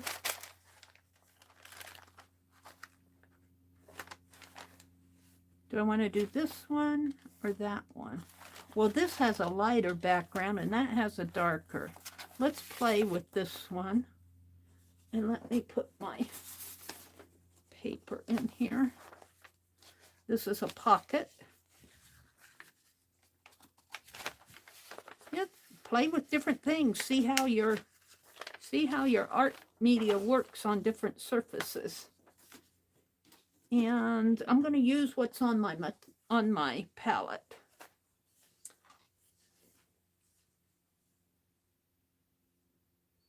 Carol says, you did great for never using gouache before. Yeah, I have not used gouache before. These are my first experiences with Well, not the very first, because I might have used it several years ago when I was still going to school, but I have not used gouache in many, many years. So I kind of knew that it was opaque, but I did not go into it as extensively as I did here and on my other sheets that I've been playing with. So this is a new experience for me. I'm trying to figure out, should I go in with a lighter color? Like, she's got a light dress. Let's make her dress this pretty sky blue. We're going to reconstitute it with our water. And let's see how this works. Kind of like watercoloring an old photograph, maybe. And an opaque gouache might be the perfect thing to, as you're doing, painting an old photograph.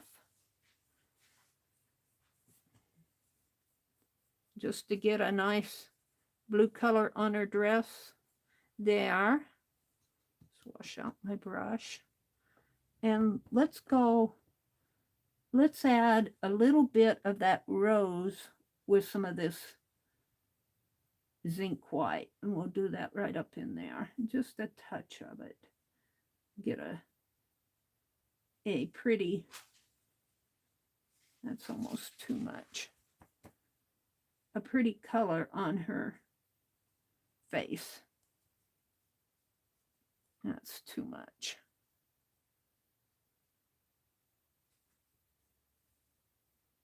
And because this is it's a coated paper, but you know, photographs, if you go to a photographer like what they used to in the old days, and they used to touch up their photographs, it's going to be coated too. Now I can see the pink on this. I don't know if you guys can see that pink. I haven't touched her nose yet. We'll just give her a little, and we'll leave her pearls white. Let's hit her hair with some brown. Some of this burnt sienna over here in her hair.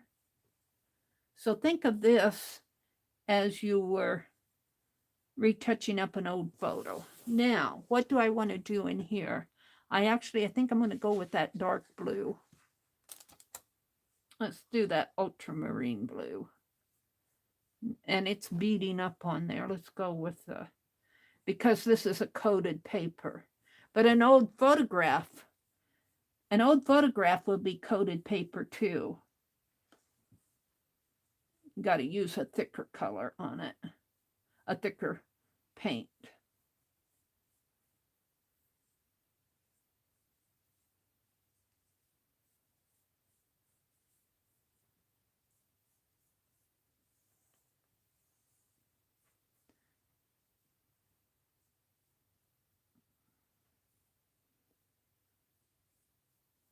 Oh, I like that. Let's see if I can't get in a little closer to her. Oops. I like that a lot. Have to be careful that I don't get where I don't want to go, especially around her face.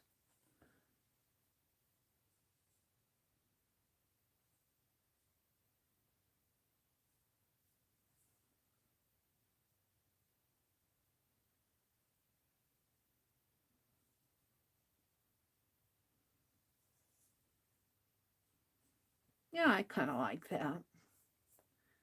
So just another way to play. You could get out an old book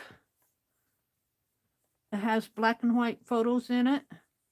Do I have one here? Let me see. Let me wash this brush off. And this has a lot of color on it too. Let's just wash. Look at that pretty color. It has a lot of pigment. I have to say that for these colors. They have a lot of pigment. This is just what was left on my brush. I like to wipe it off.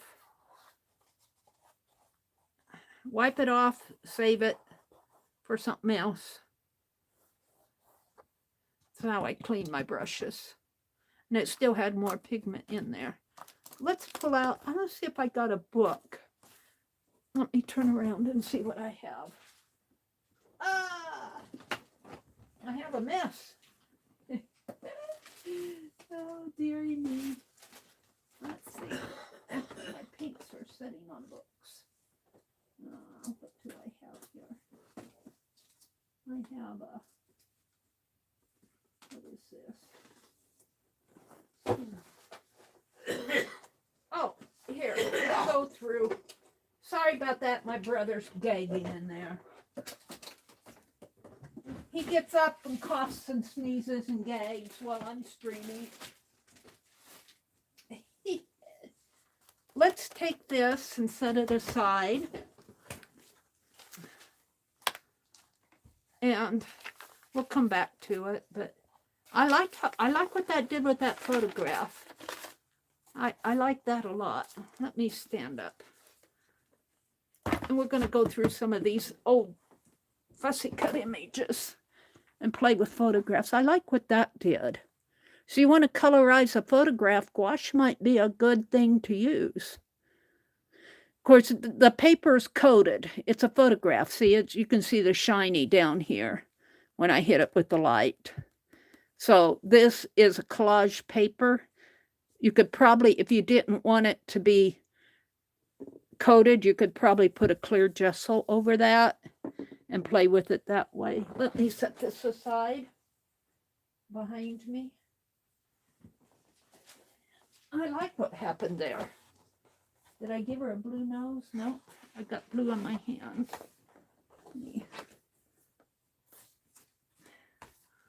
Let's go into this is some fussy cuts I've been playing with. I've been deconstructing my books, my magazines. Let's play with some colors in here. And let's see what I have here that we can play with. Magazine pages here. So Christmas. Let's find something to play with in here. Looks like a ship. And actually, let's do it this way.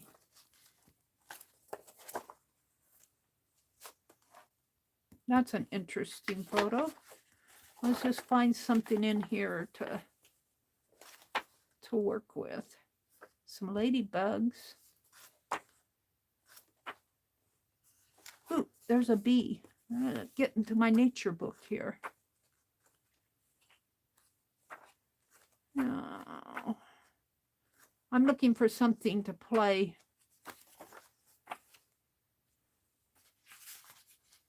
Ooh, shall we do the Last Supper?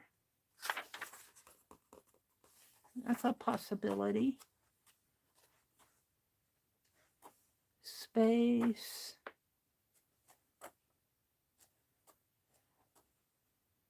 Here, I was thinking an old illustration.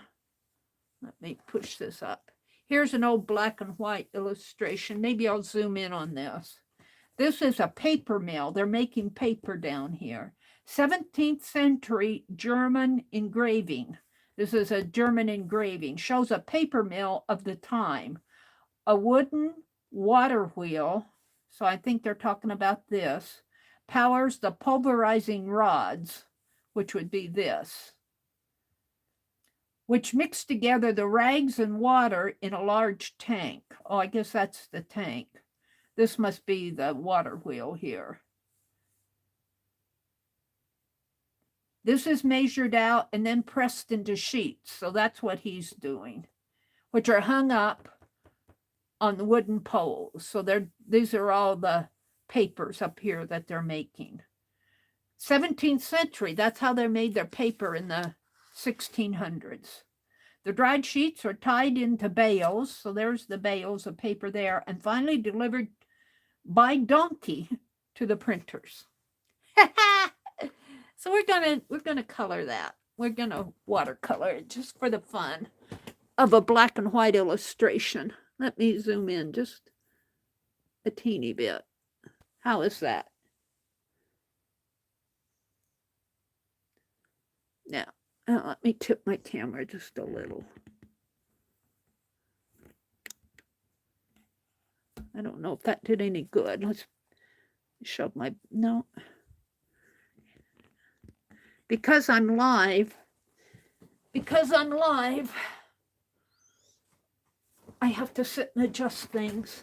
I can't edit out stuff while I'm live. And let's use a smaller brush. I haven't used my sponge yet. I haven't used the palette knife. We might do some palette knife work in here.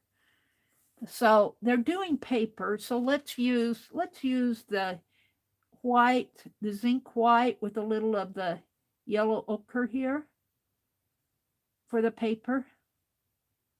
And I'm just mixing it. And we're just going to paint in some papers back. Ooh, I might need a little more yellow ochre. Make it a little darker in here. So these are the papers back here hanging up. They're delivered by donkey to the printers. We might have to go back to donkeys and if our gas prices go up anymore. Yeah, a donkey for transportation. Although I will say gas has come down a little bit. So just take that with a grain of salt that I said that. So we're doing painting in the papers now with gouache.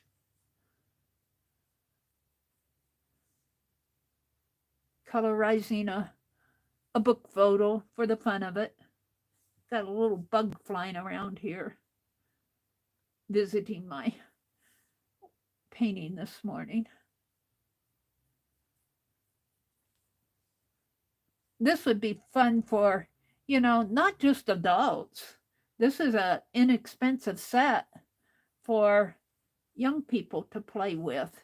And you might consider getting out a color book and letting some of your youngsters, your grandchildren or children play with learning about gouache while they're young. Make sure that you have everything covered around you. That I don't know what this is in the background. We're going to make it blue. I don't know what that is. Maybe a little bit of green. I got rid of my green. All right. We'll make this whole thing blue in here. And let's use some of that brown for the wooden, looks like a wooden press or something in here. Just playing with different ways to use it.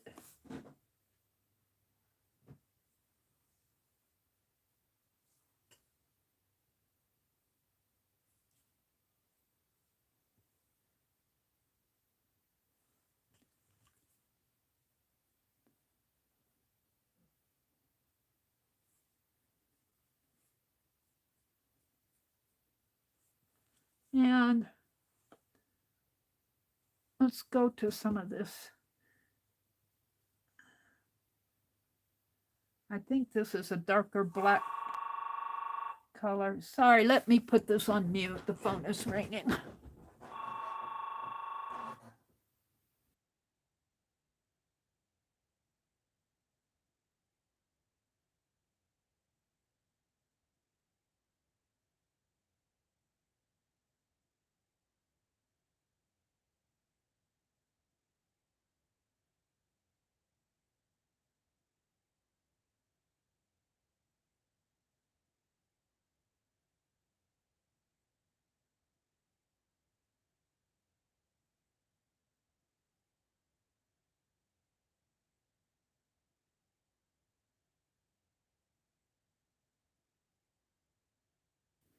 There we go. They're all done bothering us for a few minutes. Now these I think are wooden These are pulverizing rods in here. It doesn't say what they're made out of. A wooden water wheel, so that's that. So we're going to paint that a brownish color too. I think this was the wooden water wheel in here, because it powers the pulverizing rods, and this is this is what it's pressed into a large tank. That's probably wood too.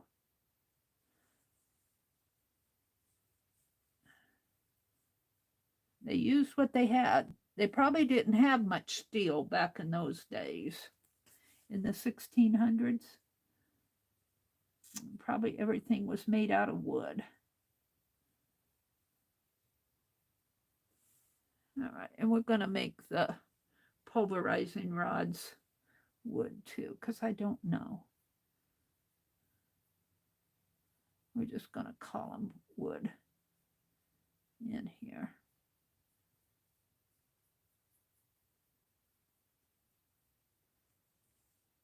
And I do think this gouache is a nice thing if you want to color photos. I think that if you use too much water, it's going to bead up. But the pages, the coated pages, this page has got a little coating on it. I don't know what's going on in here. And let's put some more of that bluish color in here. And it looks like this is part of it. This looks like where they're delivering it by donkey to the printer. Whoops, that's an awful lot.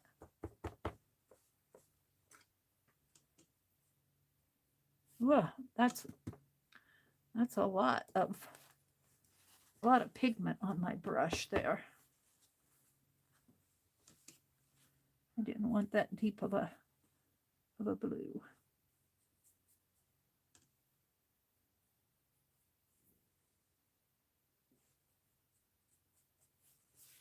And I actually wanted a green. I got rid of my green. Let's get a green out. Green, a green, a green.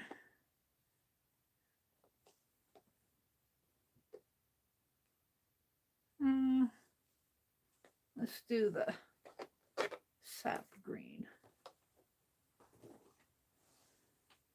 And I don't think that you guys are going to be patient with me because I'm learning here. Where's my sap green? Peach,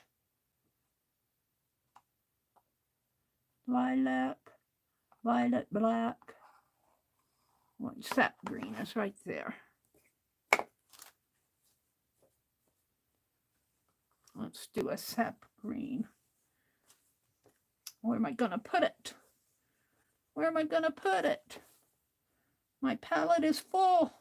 Right in here, I think. Oh, right. No, that's blue. We'll put it. Yeah. Hold the phone. There's my pliers.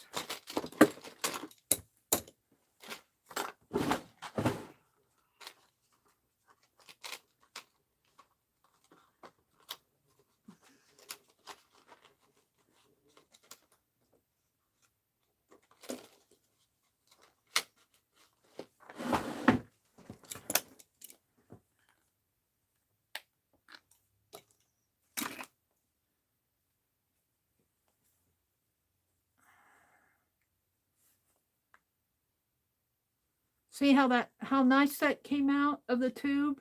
I wanted my white to come out that nice. My white, I had a squeeze on it. All right, we are going to swash my sap green in here. Whoops.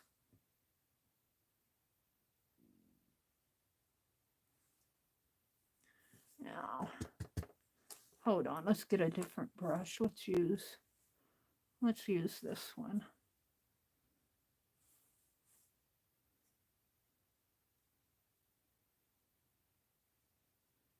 Nice broad strokes for it.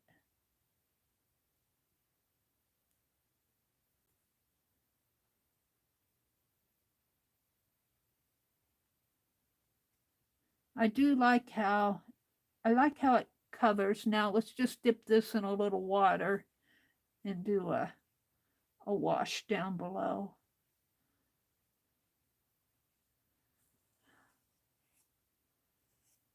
All right. So there's my sap green. Am I down too far?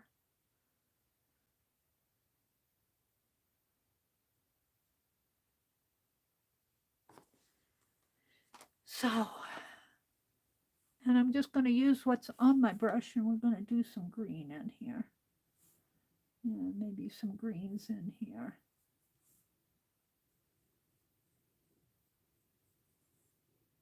Because they're delivering the, oh, this is the water wheel here. I see. This goes clear out over this way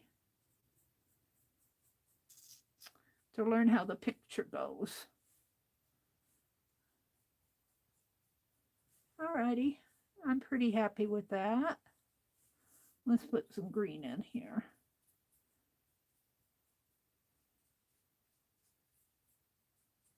All right, let's wash out my brush and go to some browns for this water wheel.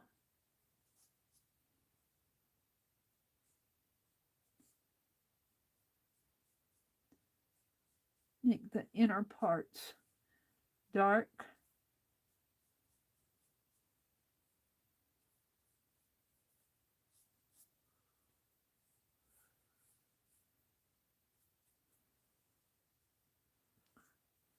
Whoops, don't tip your brush in your tea, Mary.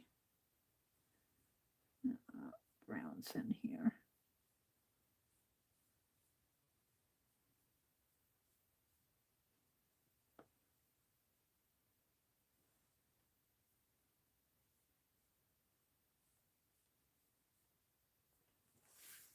Okay. And maybe a little lighter color in there. And the donkey, he's just there. All right. So how about a crimson top here on this person? Crimson red here.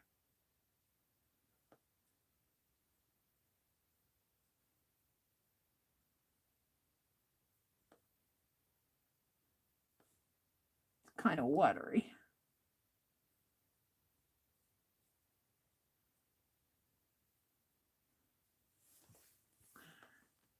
I think I prefer using the gouache right out of the tube when it's really thick. If you wet it down, you almost have to layer it to get a darker color. Maybe that's just my thought, but okay. Let's make some reds down in here just because. And maybe in here. I don't know what's going on in there. Browns. All right. I'm pretty happy with that. Just playing with what was I going to do over in here? I was going to do something. I forgot what. I said I was going to do something over in here. Let's see what's going on out there. Did Becky come in? Hi, Becky. I'm playing with gouache this morning. She says, good morning. Hi, Journey. Journey's here. Good morning, Journey. Becky says, this lingering cough makes the nights rough, but she's still better than last week. Well, that's good, Becky. I'm glad you're getting better. Becky said she just woke up. Carol says, hi, Becky. Good to hear that you're doing better. Mina says, good morning, Becky. Mina's here. Angie was here and left. Angie's out there promoting Keisha's sale today. Angie is the cheerleader for Keisha. All right. I was going to do something in here and I don't know what I was going to do. Can't remember. I said, let's do that in here. So I'm trying to think back. Can't remember. Journey, these are Chalkola gouache. This is a paid promotional video. Chalkola contacted me and said, would you like to do some videos of some of our product?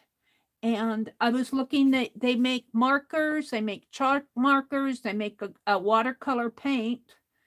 Gouache, this is gouache, which is a watercolor, but it is an opaque watercolor. Gouache is got, and I think since this company is Chalkola, Chalkola, I think that they're probably adding some chalk in there to make it more opaque.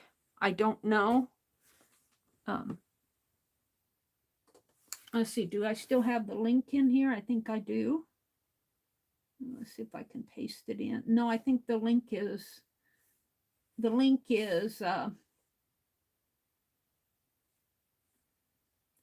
what I have in there is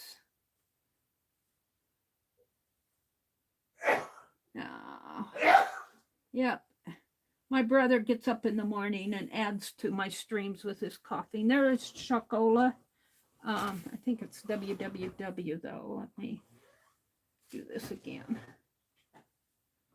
www.chalkola.com. It doesn't look like it's linking. Let me.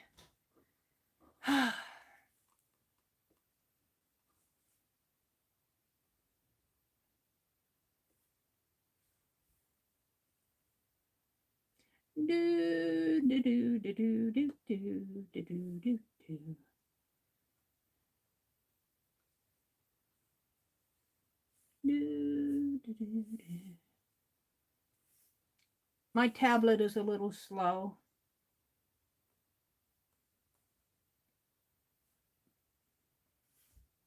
This is gouache on Amazon. And I don't know why that did not.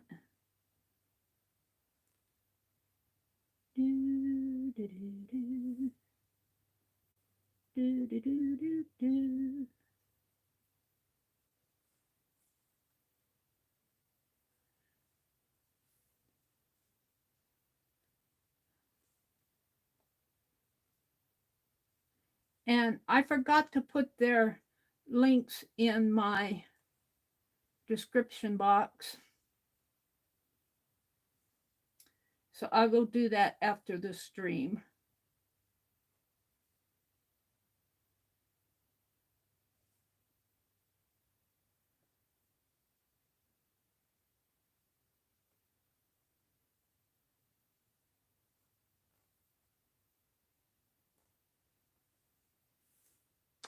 Hold the phone. I've just been playing with gouache this morning. That's all I've been doing.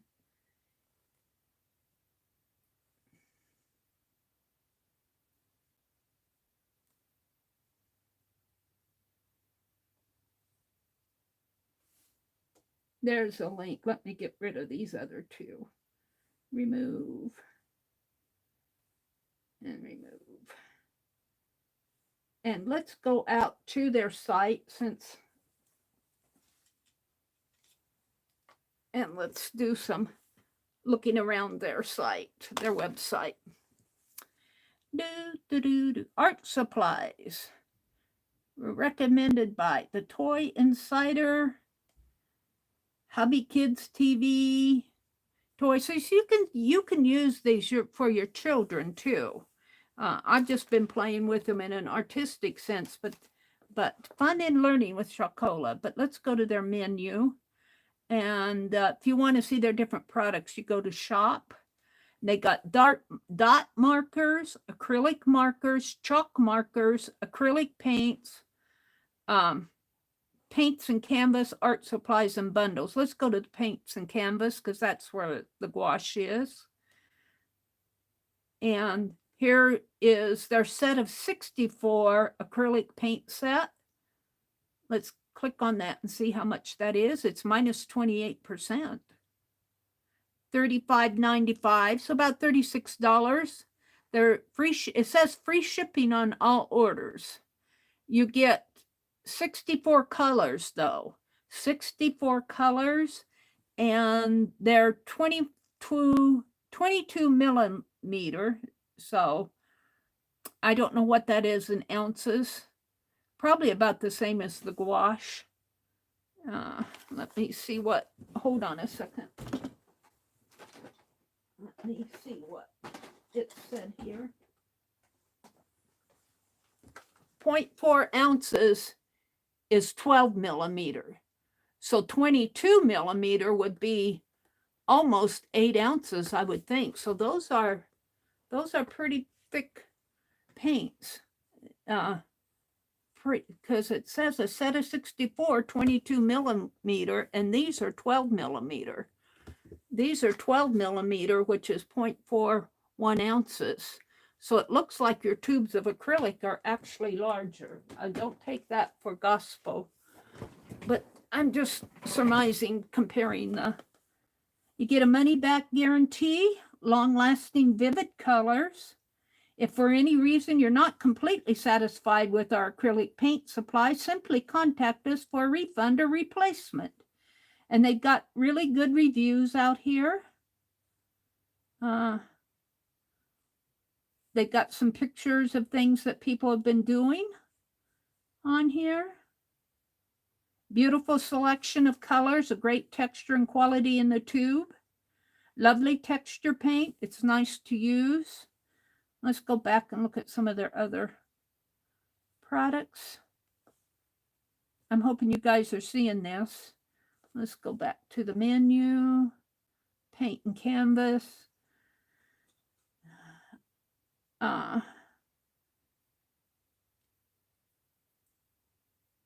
Here's a set of 32 acrylic paint set. So it's probably a little cheaper if you're looking for a little bit cheaper price point. Watercolor paint set, 36 colors, 12 millimeter. You get some canvas panels. They're selling canvas panels here. Artist bundle, 32 acrylic paint plus 20 canvas panels. Acrylic. Whoops. This is the gouache set that I'm using right here.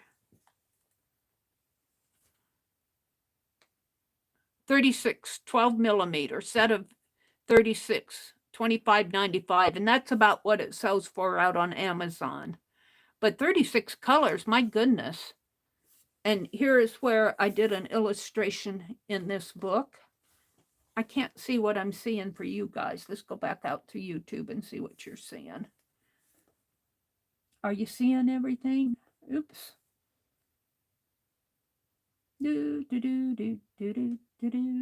I'm not on my red dot.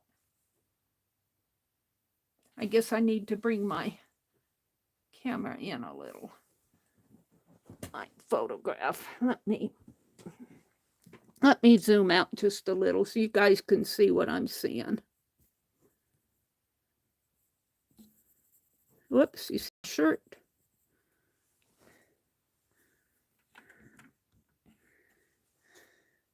How is that? It's a little better.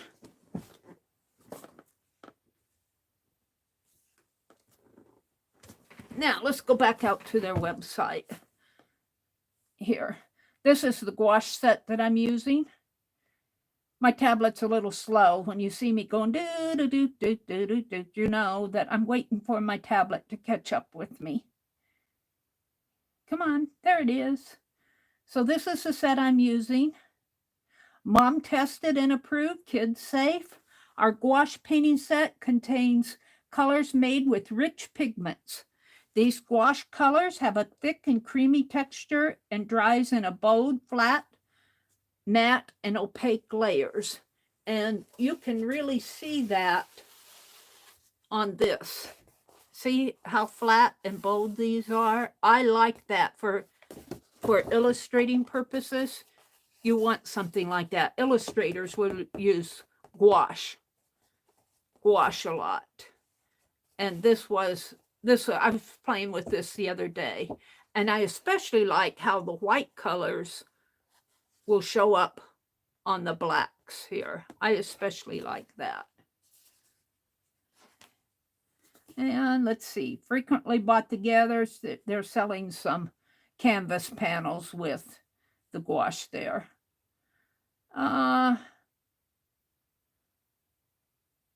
Here's some examples of what other people have done with Chalkola gouache.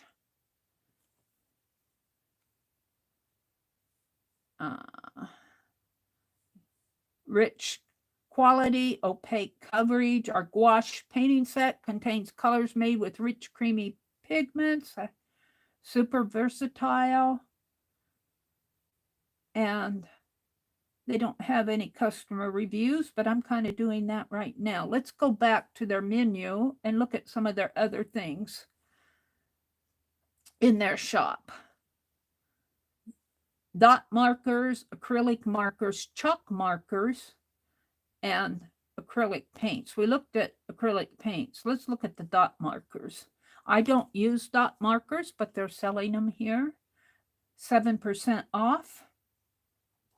Washable dot markers for kids, a pack of 10 with an activity book for $23.95. Look at those markers. I don't use dot markers a lot, but kid safe, non-toxic, kid safe. Here's a review. It says it's a great product. I bought these markers for a class project that was designed for finger paints. They were perfect. My students, second and third graders, could barely contain their enthusiasm when they saw them. The colors were bold and beautiful, and the project was a success. Comes in 2 color sets, bright with shimmer. 60 millimeters of washable ink, free activity book, and leak proof and easy grip dot markers. So they're selling a book with this too. That brings the price up a little. And here they're using them with kids. Let's see if they got other pictures here. They got bingo cards that they were using them on. Oh, look what she's doing. Dot markers. I don't use dot markers a lot, but looks like a fun product to use. Are you worried about mess and stains? These dot markers are completely washable and designed for mess-free creativity. No spill and no stains. Are they safe for children? Dot markers are 100% non-toxic and kid safe. Easy to grip with little hands. No bad ingredients. Kids shouldn't have to deal with harmful ingredients in their art supplies. These washable dot markers contain 100% non-toxic and odorless ink. And the grown-ups can enjoy unlimited dotting and dabbing safely and worry-free. Will they fade over time? This is questions. The 10 highly pigmented colors will remain bold and bright on paper. The ink quickly dries to a matte finish for the bright and sparkling shimmer. Go bright or add shimmer. Do they come with activity sheets? So they're giving a little book of things that kids can use to learn their ABCs and 1, 2, 3s and colors. They got the review sheet there, and then they have some pictures here of people using them, children using them. All right, let's see what else they have here. Dot markers. They got tutorials. Let's try the art supplies. See what they have for tutorials. Watercolor brush pens. Oh, I'm not in the tutorials. I'm in the what they're selling there. They got reviews underneath of them. Made with Chalkola. The future is bright. All around art must-haves. It's our mission at Chalkola to help you live a vibrant life. That's why we've developed this collection of versatile products for art enthusiasts of all ages. More about our art supplies. And you subscribe to receive a special offers and new art ideas. Let's look at the FAQ. Frequently asked questions. How do I order? Where can I find tracking information? Can I still change the shipping address? How long does delivery take? Can I buy Chalkola products in bulk? What forms of payment do you accept? How long does a refund take? Shipping. And then they have a collaboration and affiliate program. And that's what I'm doing.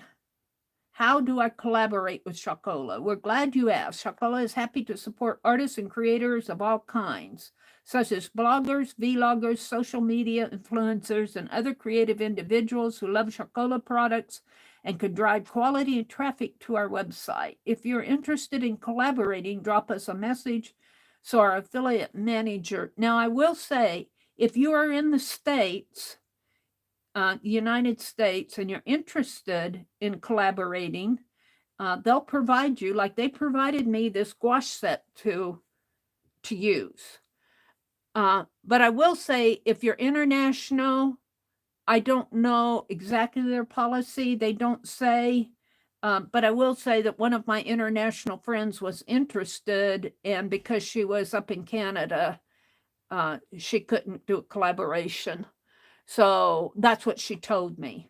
So, but if you're interested, and I would say you might have a better chance if you're in the States, if you're interested in getting one of their products and doing a video review. I think you have to do 2 videos.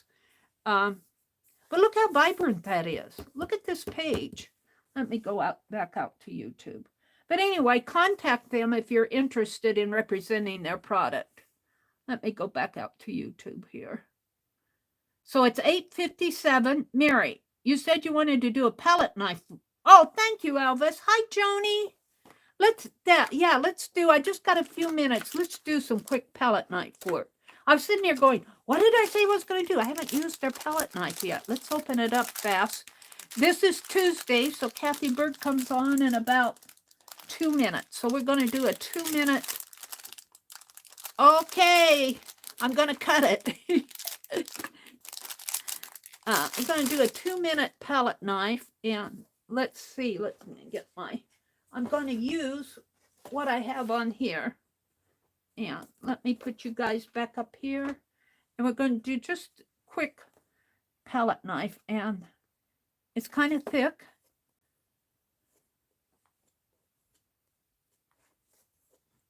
And let's just scrape it.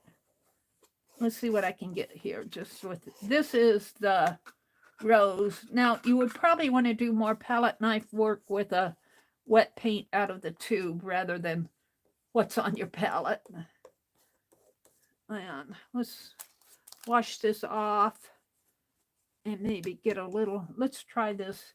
Let's try the silver because it's wet. Oh, that's pretty.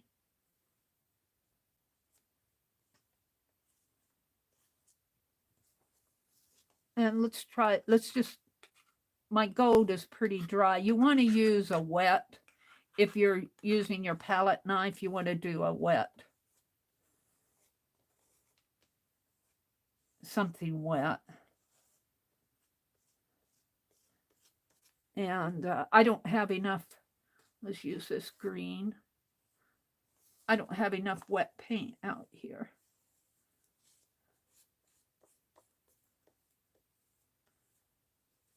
I kind of like what's going on in there. Got to be careful. Well, you can scrape it. I don't really want it scraped. I want it flat. And what else do I have? Let's go back to this silver again, because I got a lot of that on there. That's pretty on there. Let's use up my silver. And of course, I don't have the right angle here to get what I want in there. Let's come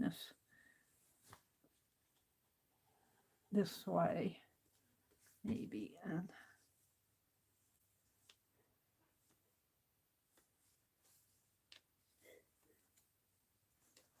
yeah, my gold and bronze are getting pretty dry. So if you're going to do a palette knife with gouache, I would say use wet paint. Don't use what's out on there. I'm just trying to use what's out on my palette. And as you can see, I'm experimenting. I think you have to have pretty much a lot of paint on your palette knife in order to get a nice coverage. But this was just what I had left out here that's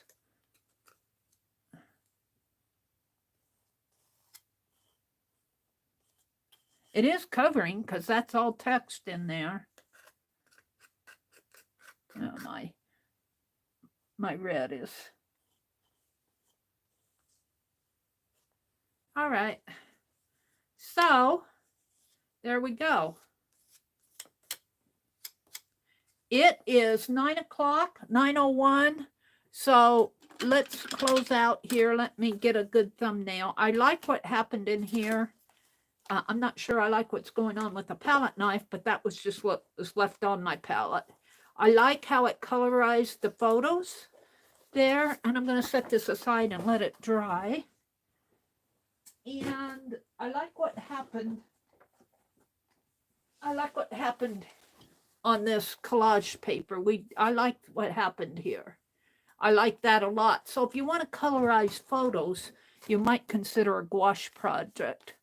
I might want to work a little bit more with it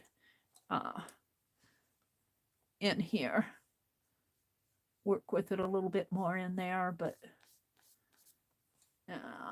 it's too dark. Well, I'm not getting what I want there. I want that to come off a little more.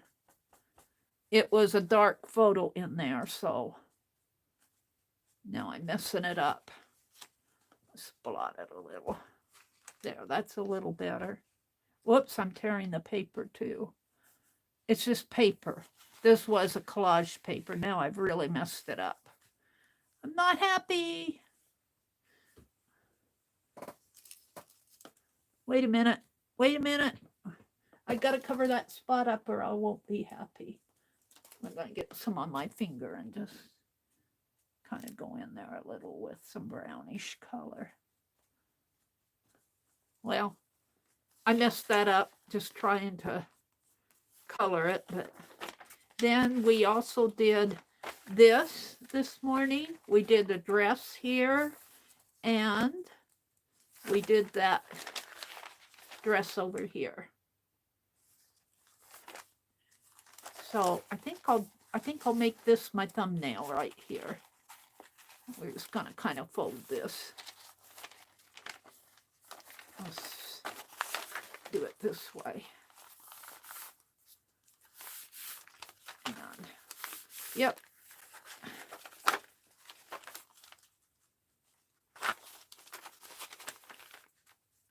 What I wanted was this in here. Playing with my thumbnails. Like this. If I can get it that way to hold. And I need a bobby pin. Quick, Meri, a bobby pin.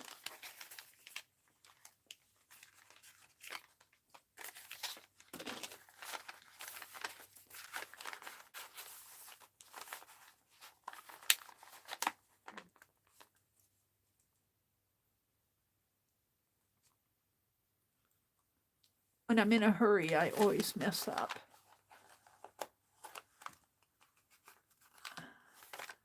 Yep.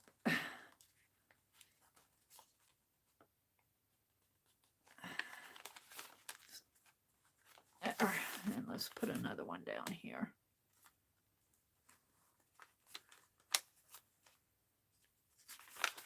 All right, I want to thank everybody for coming. Today is Tuesday, and Kathy Bird comes on. She's probably on now, or should be on now. So I'm going to let you guys go. Tell you to have a great day. Don't forget to check out the Gouache Sets here by Chalkola. In fact, that should be my thumbnail right there. So have a great day, everybody. I need to go. Bye. Thanks for coming. Bye-bye.